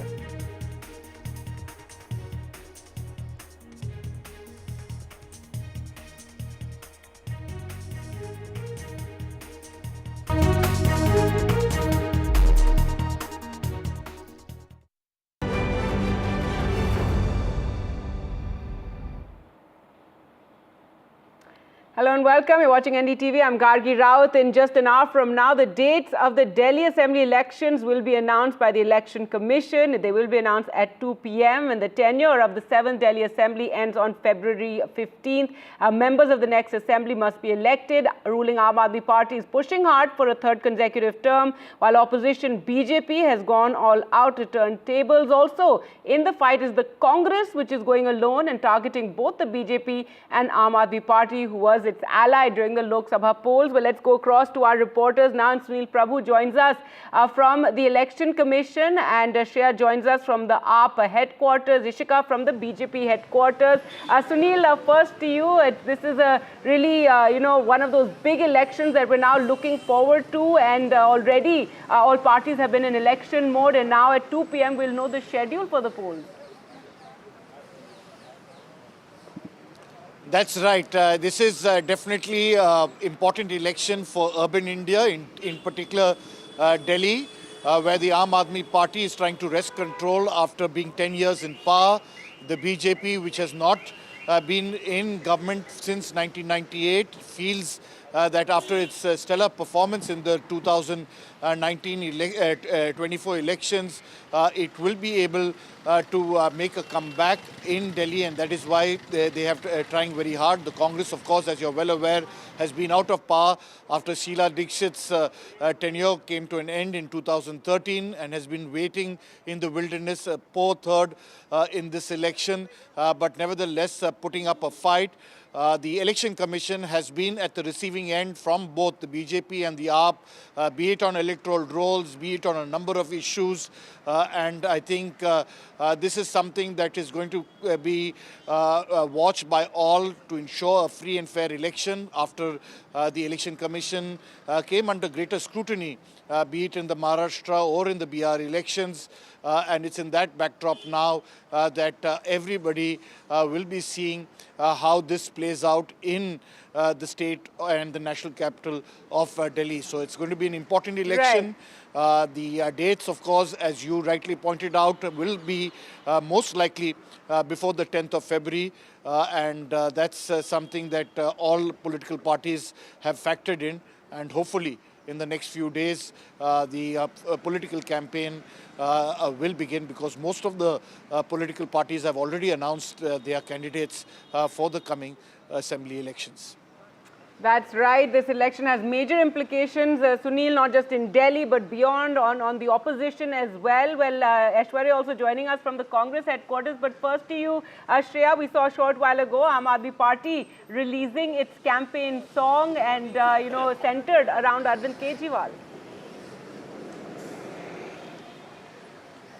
Absolutely, Gargi, as you were saying, that these elections in Delhi will have a larger implication, because we know that this Delhi Assembly election is going to be a litmus test of popularity of both Arvind Kejriwal and Prime Minister Narendra Modi.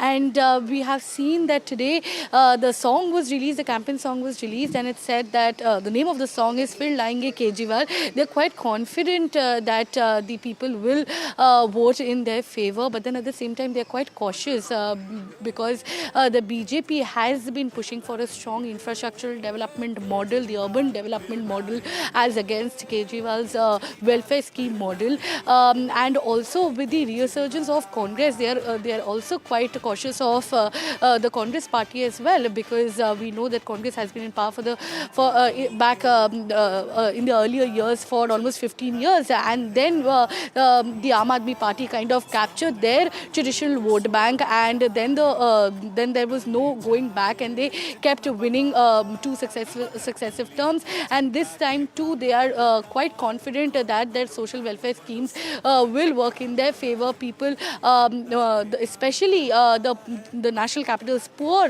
they will be voting for the Aam Aadmi Party, also because there is no major CM face from the Congress or the BJP party, because we know that BJP has fielded Parvez Singh Sahib, who is also son of a former chief minister, and Congress has fielded Sheila Dikshit's son, Sandeep Dikshit, from the New Delhi constituency.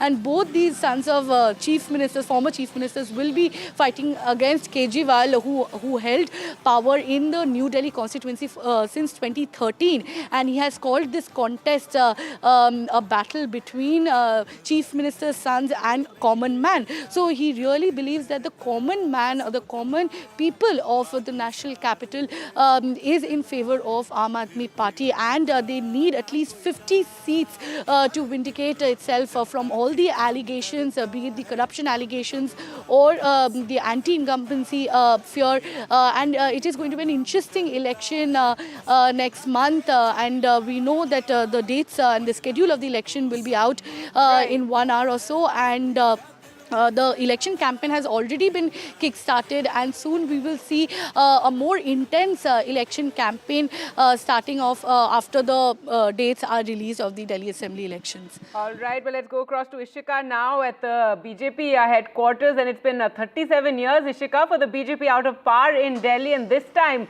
we can see, they're really hoping to make that big comeback and hoping that incumbency factor plays out majorly in their favor. Well, this time certainly, Gargi, BJP is quite confident that they will be making a comeback, with the government in Delhi. But certainly joining me right now is the BJP leader, Harish Khurana. So today, the Aam Aadmi Party convener, Arvind Kejriwal, has released a song saying Kejriwal Fir Aayega. And he has said that BJP leaders should also listen to that song and dance to that song. See, first of all, as per the Supreme Court's verdict, he cannot become a chief minister because he cannot attend any of the meetings. So, whatever he's saying that he will aayega Kejriwal, at least he will not come as a chief minister, that is for sure.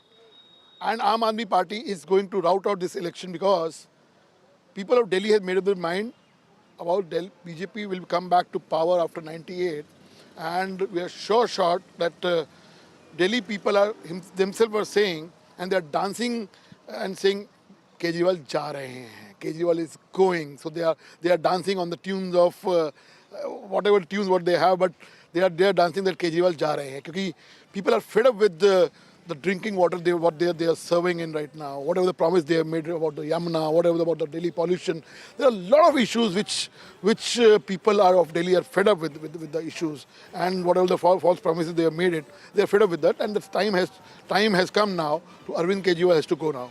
But sir, the Aam Aadmi Party says that they are all prepared and also asking that BJP's real abda is that they do not have a chief ministerial face against Arvind Kejriwal. I think he don't know what about BJP strategy is. BJP always in different states where they don't have in power, they don't announce the chief minister candidate, barring one or two states, but strategically we don't announce the chief minister candidate now. So we have a galaxy of leaders, which they are surely after election when we come to power, will be out of those leaders they'll be a chief minister, and people of Delhi knows what Delhi BJP serves it. We know that we have a vision, like when Mr. Khurana was the chief minister, we have brought a Delhi Metro today. Imagine if Delhi Metro was not in Delhi, what has happened to Delhi. So Delhi knows Arvind Kejriwal is a visionless chief minister. What we are talking about the next generation now, we are giving a program that after 10 years, 15 years, what Delhi will be. Pollution will be wiped off. Clean city, traffic. The problem will not be there. Last mile connectivity will be always there. So we are basically doing a governance, and we have a track record of our central government also, where we have a double engine government in many states which they are serving to the different states multiple times. Not once, not twice, multiple times. Say Gujarat, say Haryana, say Uttar Pradesh. These are states where people of those states are seeing BJP that they perform. So Delhi, they have people like in UP, they're staying in Also, Delhi. you're confident of the win. We're surely about that. So certainly BJP saying that they are very confident of winning election this time, and also calling Arvind Kejriwal a visionless leader for Delhi. Over to you. All right, thanks so much for that, Ishika. And let's go across to Aishwarya, who joins us from the Congress headquarters. And for the Congress, really, Aishwarya, it's hoping for a comeback, some relevance in Delhi, where they've really been quite insignificant for the longest time. Well, certainly, and therefore the reason perhaps the Congress has also jumped into action. Yesterday, we saw that press conference held by D.K. Shivkumar, Deputy Chief Minister of Karnataka, and announced 2,500 rupees for women in Delhi if they come to power. So there has been a freebie fight in the national capital that we are witnessing amongst the Aam Aadmi Party, BJP and Congress. The Congress had been completely eradicated as far as the seats are concerned, be it the 2015 elections or be it the 2020 elections. They had not able to manage to win even a single seat, but certainly considerable vote margin is something that they are looking forward to this time and hoping to also open an account this time in the elections. They had already announced list for the candidates as far as the Congress is concerned, and heavyweights had been also given chance to fight these elections. Sandeep Dixit had started his door-to-door campaigning from today onwards as far as New Delhi constituency is concerned, and many more big leaders are have been approached by the top leadership as far as press conferences and rallies are concerned to be held in the national capital, so that they can even manage to open their account this time in the 2025 polls. But certainly because of the India Alliance, Aam Aadmi Party and Congress being in the same alliance, it is certain decisions that we also got to know. Sources have indicated that Arvind Kejriwal earlier spoke to Rahul Gandhi and the top leadership of the Congress party, including Mallikarjun Kharge, and that led for Ajay Makhan to postpone the press conference for indefinite time, as he was about to do that press conference against Arvind Kejriwal, calling him anti-national, and certainly how that battle will also unfold, being in the same alliance partners but fighting against each other in the Delhi polls, is something which will be very interesting to see. All right, thanks so much for that, Aishwarya. And let's now go across to our analysts who are joining us. Sandeep Shastri, Director Academics, NITTE Education, also Aditi Fadnis, a senior journalist. And Sandeep Shastri, first to you, this Delhi election, very, very significant. It has repercussions not just in Delhi, but in national politics. As far as the opposition goes, repercussions there as well for regional parties. And the BJP really vying and hoping for a comeback. It's been out of power in Delhi for 37 years. Undoubtedly. I think it has national ramifications. It has state implications and local perspectives also. The last the BJP was in power was when Sushma Swaraj became the chief minister and was there till 1998. So now it's nearly 27 years since the BJP. Yes. It is now 27 years since the BJP has been in power in Delhi. So they are very keen to get back to power in Delhi. And I think this election, which will be announced later today, is a competition between two narratives on local government. One narrative led by AAP, which talks of its delivery of services in the last decade, and a second narrative which the BJP has adopted, which is on urban development, urban renewal, which they would like to focus on. It's interesting, the BJP is not focusing on its central government and its achievements at the national level, but is making the fight much more local, because they have realized that's the way you need to challenge an incumbent who is in power for a long period of time. Now, I think the question is, what type of double-engine sarkar do the people of Delhi want? Do they want a double-engine sarkar which is of different hues?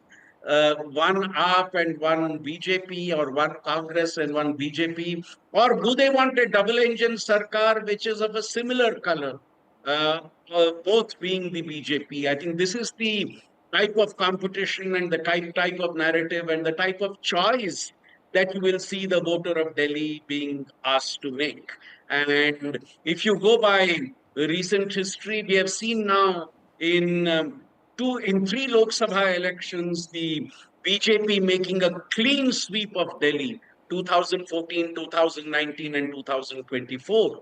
And a year following that, you saw the Aam Aadmi Party being able to come to power in Delhi. So is this time going to be a repeat of the previous two? Or is it going to be a different trend that you notice is, I think, what the whole competition is about. That's right. That's what and we're all... The voter will decide between these two narratives that she is going to witness and has to take a call on.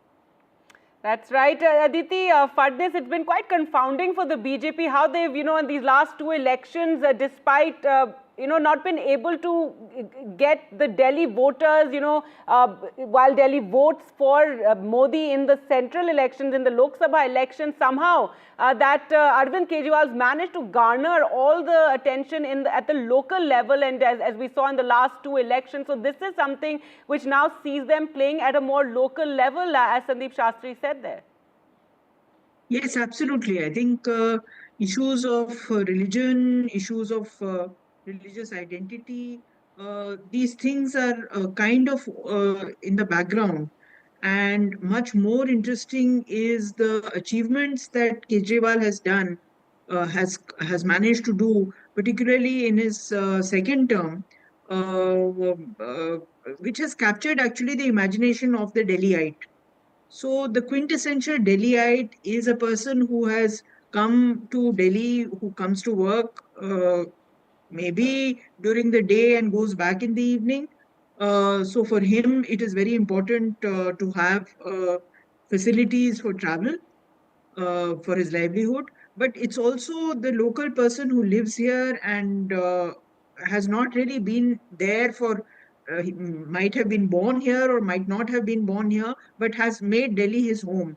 So Delhi is a lot of people coming from outside and adopting this place as their home. So the connection is between people who come to Delhi to look at the streets which are paved with gold, find that they're not paved with gold, but are grateful for anything that helps them eke out a livelihood. This Kejriwal, this vein Kejriwal has captured really excellently.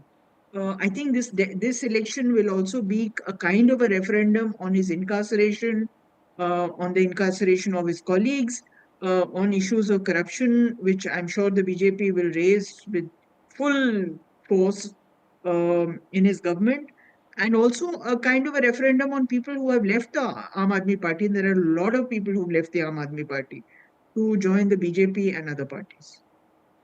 That's right. You have, Kailash Gehlot there as one of the candidates. You have Arvinder Lovely, who used to be so close to Sheila Dikshit ji at one point, also as a BJP candidate this time around. Sandeep Shastri, let's talk about the Congress then. And it's, Congress there fighting for relevance in Delhi, offering freebies. We heard, 2,500 for women if they come to power. But it's interesting because should they do well, they can very well help the BJP in this election. You are right. We often ignore the Congress as a player in Delhi politics. And I think that's because of the type of polarization that you see. I think the Congress is facing a challenge because of the nature of fight between the BJP and the AAP. And in the process that Congress gets squeezed out of that fight. Importantly, also in the political space that you have for those opposed to the BJP, the Aam Aadmi Party would like to capitalize on that space. And we have seen this be it in Punjab or now in Delhi. The Congress is a player, is hoping to be a key player. But given the dynamics that you have within the India coalition, I'm not sure whether in a competition in Delhi, where there seems to be this direct contest between the BJP and the AAP, whether the Congress can make a significant dent. Both given the Congress's position within the India coalition and also the ground reality in Delhi with regard to the nature of the competition. So the Congress would want to reassert its relevance in the politics of Delhi, but I'm not too sure given the ground reality that would really have a key impact in this apparently bipolar competition. I'd like a quick comment from you on what Aditi Fadnis said about that sympathy factor. Do you think this is something that has already come and gone with the Lok Sabha elections? And we saw even there with the Congress and AAP coming together, even then Delhiites voted for the BJP. Do you think this may play out in this assembly election? See, Aditi ji is very right. I would argue that in any election, there are a basket of factors which play a role. Now, the factor of the alleged targeting of AAP leaders is something that will be highlighted by AAP supporters. And one way by which the AAP would like to galvanize its own ranks. And on the other hand, BJP would argue that we have fought against corruption, and that would be the main plank that they would raise.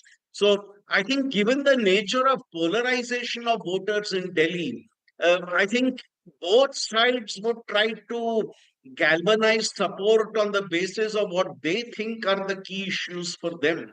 The BJP would very much like to make the alleged corruption as the main factor, whereas the Aam Aadmi Party would like to make its own delivery on the ground as a factor. And for the BJP, the Aam Aadmi Party has been an important political thorn in their pathway to gaining a bigger footprint across the country, and therefore they would want to politically and electorally defeat the party here because it would strengthen their position.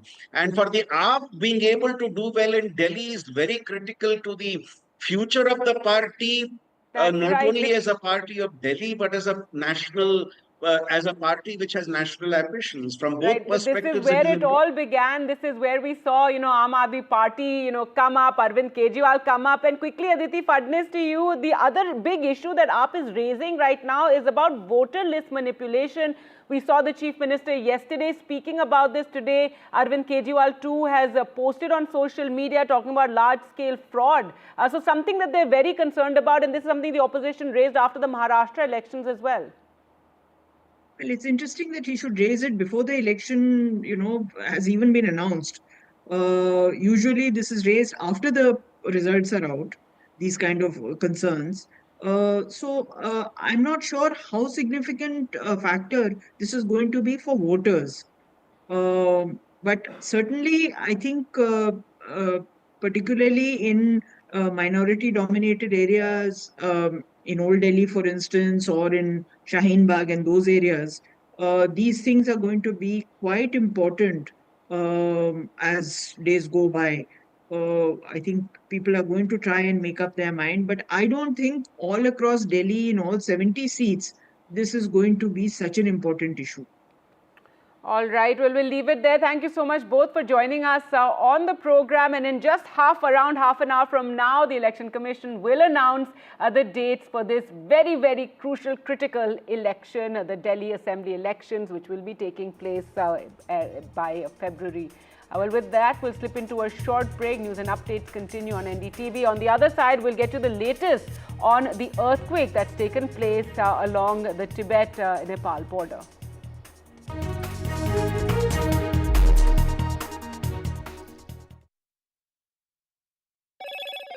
Hello, Moto.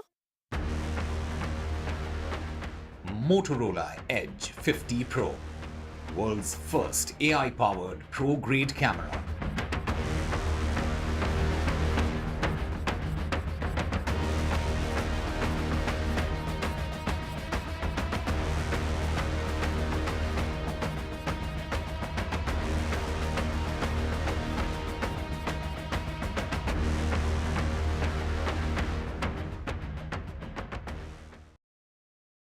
In today's interconnected world, India's voice is more crucial than ever. When India speaks, the world listens. At NDTV World, we are that voice, bringing you intelligent and insightful news from India and beyond.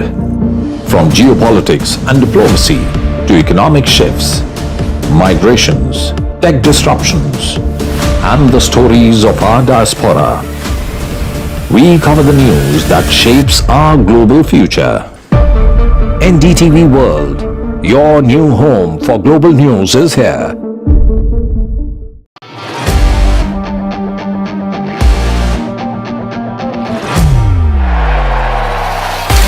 All set for Trump 2.0.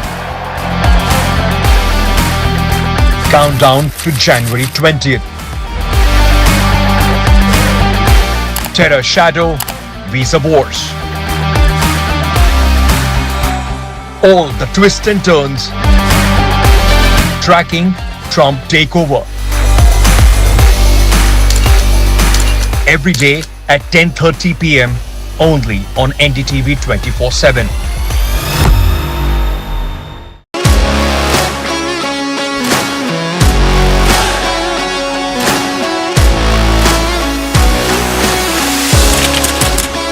We are able to maintain the democratic fabric and the democratic system. I want to do something that can make a difference. लगातार जनता की आवाज को सरकार तक पहुंचाने का काम मैं करता हूं.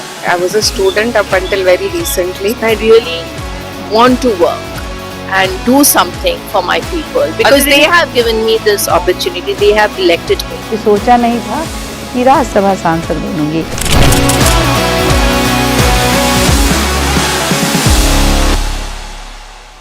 I've been reporting on all issues, big and small, from Andhra Pradesh, Telangana, rest of South India, bringing you all the action, all that you need to know, all that you want to know. The energy of Maximum City is infectious. I bring in that energy in our news coverage from financial capital Mumbai. Covering from the southernmost part of India over the last 23 years, I bring in-depth and 360-degree coverage from the Dravidian heartland. The land of Mishti is also known for its bitter politics. I have seen much water flow under the Howrah Bridge, covering Bengal in all its vivid colors.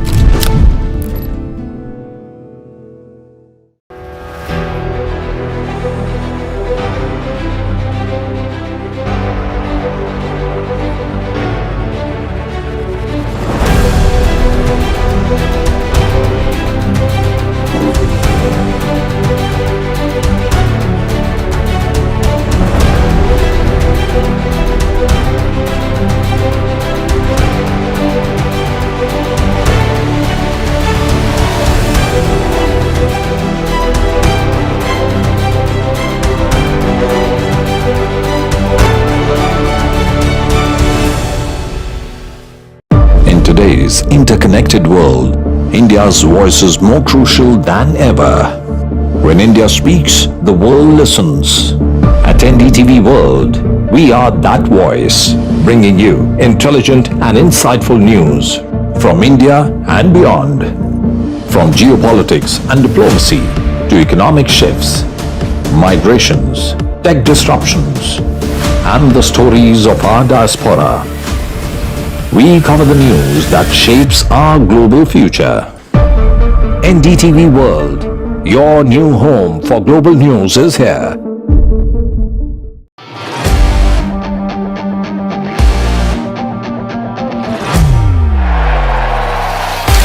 All set for Trump 2.0. Countdown to January 20th. Terror shadow, visa wars. All the twists and turns. Tracking Trump takeover. Every day at 10:30 p.m. only on NDTV 24/7.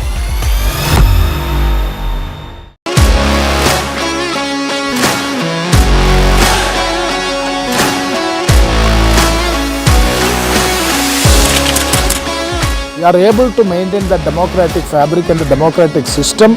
I want to do something that can make a difference. लगातार जनता की आवाज को सरकार तक पहुंचाने का काम मैं करता हूं. I was a student.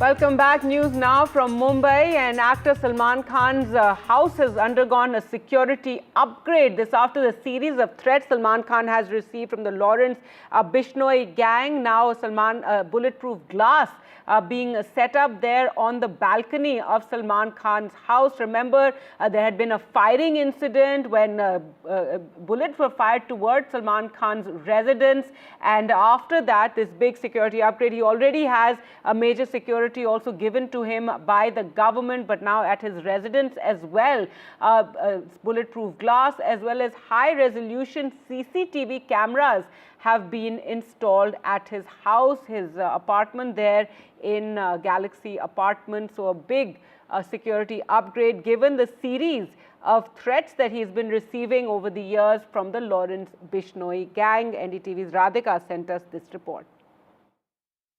I'm outside actor Salman Khan's residence Galaxy in Bandra, and as you can see, There is a security upgrade at his residence at this point. In fact, bulletproof windows have been installed at actor's home. As you can see, people are at work installing bulletproof windows. As we speak, renovation work had been going on over the last couple of days.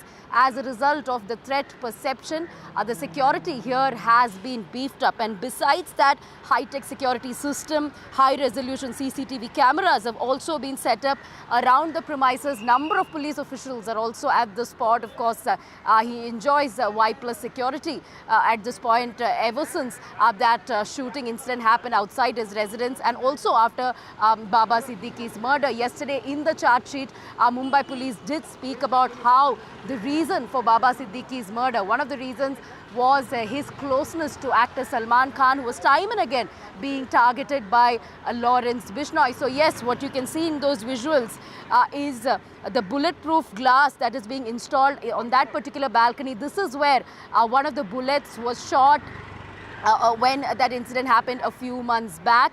And now, of course, that entire balcony being covered. That's what you're seeing at this point. And Lawrence Bishnoi gang had been time and again sending threats and targeting the actor and his family members over the last few months. Several months ago, the shooting incident also happened outside his residence, and of course the high-profile murder of Baba Siddiqui. Although number of security officials, police have been standing guard over the last many months outside Salman Khan's residence, now what we are seeing is once again his security being upgraded and bulletproof glass along with several other security apparatus are being put up at Salman Khan's residence in Bandra.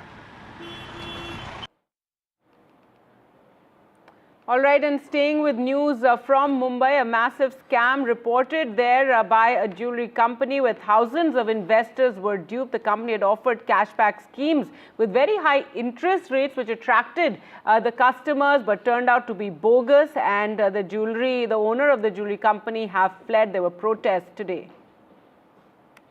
It's been over 24 hours since this tourist shop here close to the Dadar market is not functional, and well, in any other case it wouldn't really have mattered the lot of people who are going about their own business outside that particular shop. But this particular jewelry shop is special because hundreds if not thousands of people have invested a huge amount of money ranging from 1,000 to lakhs to even crores in this particular in this particular company, expecting big returns on a monthly basis. How big, you ask? 11% return on a weekly basis. Now, of course, there are a lot of people who are standing here since yesterday, with a bit of helplessness and wanting their money back, wanting some sort of justice. आया नहीं है, जो भी refund हुआ है वो 7%, 8% और 9% तक लोगों का आया है, और ज़्यादा से ज़्यादा लोगों ने इन्वेस्ट किए, तो यही है कि उनका पैसा रिटर्न होना चाहिए। कंपनी ने जो भी फ्रॉड किया है वो नहीं करना चाहिए था। आप मुझे बताइए कि आपने पैसा दिसंबर के महीने में डाला? जी हाँ, मैंने खुद भी डाला था। जैसे कि मेरे सामने ये फरवरी में स्टार्ट हुआ था, तो टाइम पे तो मुझे थोड़ा डाउट था, बट धीरे धीरे लोगों को कॉन्फिडेंस देख के, लोगों का रिटर्न देख के, मतलब जो मैंने सामने देखा कि सच में लोगों का रिफंड आ रहा है, तो मैंने खुद यहाँ पे एक छोटी मोटी अमाउंट इन्वेस्ट की थी। मैं बोल सकता हूँ अमाउंट मैंने 13,000 रुपये इन्वेस्ट किया था, तो 13,000 का मुझे 9% का एक ही हफ्ता मुझे मिला है, और उसके बाद तो फिर वो चल बचे सीधा यहाँ से 1 2 3 4 हो गए। अभी तो कुछ भी नहीं रिफंड आ रहा है। एक जगह काम कर रहे थे, वो सेठ बताया कि मैंने भी किया है और तुमको पैसा कमाने का है तो डालो इसमें थोड़ा। मैंने डाल दिया उधर 1,10,000। हाँ, तो फिर कब डाला? अभी 2 दिन हुआ। अभी 2 दिन पहले आपने 1 लाख? 2 दिन हुआ, अभी 2 दिन हुआ, अभी डाला। अभी मैसेज भी है मेरे पास। 1 लाख तो बहुत बड़ी अमाउंट होती है। हाँ, तो मैं कैसे एडजस्ट करके किया, फिर भी इधर उधर से करके 2 दिन से कुछ अपने पास था, कुछ उधर से मांग के किया। फिर बाद में अभी वो मैसेज आया, फिर देखा कि उधर तो सब लोग तोड़ फोड़ हुआ है, पुलिस भी आई है, तो फिर हम खुद आया मैं आज इधर देखने के लिए। तो आपने इसमें, आप बोल रहे हो कि 2 दिन पहले इन्वेस्ट किया, तो आपको इसके बारे में पता आपके सेठ से चला? हाँ, सेठ। कब पता चला? अभी वो 2 दिन पहले सेठ बताए कि मतलब कि मैं तुमको पैसा कमाने का है तो बोलो। हाँ।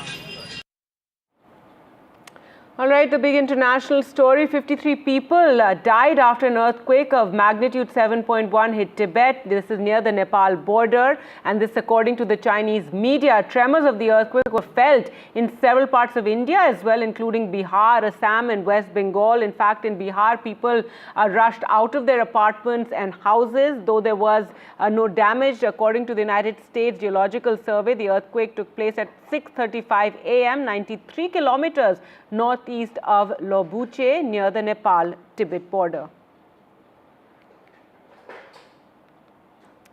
So there you can see the kind of destruction wrought by the earthquake. Well, to talk more about this, we're now joined by Ju Jiashin, CGTN reporter, joining us from Beijing. Thanks so much for joining us. What is the latest you can share with us? Well, as you already said, that the earthquake has already caused at least 53 people dead and already 62 others injured. Now, it hit the Dingri County in Chh'garh, southwest China's Xizang Autonomous Region this morning around 9 a.m. With a depth of 10 kilometers. And in a latest instruction made by Chinese President Xi, he urged all-out efforts to properly resettle the affected people and ensure they are safe and sheltered in cold winter. And also, China's finance and emergency authorities have already distributed 100 million yuan or 13 million US dollars to Xizang, as we've seen other forces are now urgently gathering on the ground to assist the rescue and relief efforts. So the epicenter was located in Tozo Township with approximately almost 6,000 people living within a 20 kilometers radius. And this area also includes about 27 villages. And for our audiences to understand where this Dingri County is, this county lies on the northern slope of Himalayas and bordering Nepal to the south with an average altitude of 4,500 meters. So mostly for our reporters who are now coming to the epicenter, it is also a challenge at that height, and it is located near the northern base camp of Mount Kimalama. So there are two Kimalama base camp in China, both located in this very Dingri County, and one in the West Slope base camp in the Chh'garh Township. So the Dingri County is a must-pass route to the Mount Kimalama, and the closest stopping point for mountain climbers and tourists heading to the world's tallest mountain. So the Mount Kimalama scenic area now has been completely closed. And this area is also about 150 kilometers from the West Chh'garh railway station. And so a train on the Lhasa Chh'garh section on the road has been halted following the earthquake. Also, China's People's Liberation Army Western Theater Command said Tuesday that the Chinese military has also sent a drone to survey this epicenter. And the Theater Command Air Forces immediately activated a disaster relief emergency plan. Yeah. So a huge challenge, in the relief and rescue operations, also given that it is, winter right now. We believe there were a series of earthquakes that were reported, and are there fears of more aftershocks? Yes, actually, there are a follow-up for this earthquake. So I think the scientists are still following this right situation. And also, we understand these forces are gathering on the ground, and the local government is assisting those affected people to the shelters to make sure that those rest of the earthquake would just minimize the casualties. That's right. I was also asking about, the earthquake. I believe there were as many as 6 tremors that were felt. It was a series. There are fears of more aftershocks. If you could tell us about this area, is it heavily populated where the earthquake's impact has been? Well, mostly in Xizang, or it's in its neighboring Sichuan province or Xinjiang Autonomous Region. This is the kind of belt that mostly the earthquake will be very active. But in Qinghai or Xizang, height, mostly people are living in the remote areas. So it could affect at least, thousands of people, as I said, with this kind of epicenter located in Township. About 6,000 people live in within the 20 radius. So this area just include about less than 30 villages. So the people there could be affected because this kind of like really powerful magnitude that we haven't seen for years. This is such a rare, powerful earthquake in the region.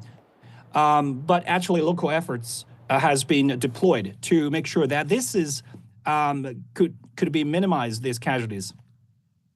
Magnitude 7.1 is tremendous. Indeed, it's been a long time since such a big earthquake. And as you're describing, that there are areas which we don't even know have been affected, which is why now you're saying drones are also going to be used to see the extent of the damage?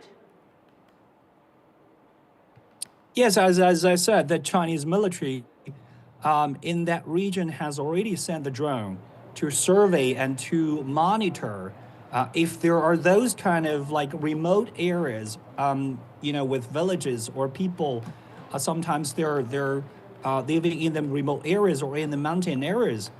So that is kind of like the way. I believe that local government has also employed the AI technology to make sure that the people in the areas could be understand that the earthquake could still have this fallout. So yeah, this kind of disaster relief emergency plan has now been rolled out. So the military also added a team of transport and medical planes, helicopters and ground forces is on standby to assist with those disaster relief if necessary. All right, thank you so much, Ju Jiashin, for getting us all the latest. They're reporting from Beijing on the earthquake magnitude 7.1 that hit the Tibet-Nepal border. Well, moving on to other news now, and earlier today, the Supreme Court granted interim bail for Asaram. He was granted bail on medical grounds till March end. Asaram is in jail after he was convicted of raping a female disciple, and he has been given bail on medical grounds, as he said, as he's been unwell, and this is till March. News now from Assam, where the Indian Army has initiated a humanitarian assistance and disaster relief mission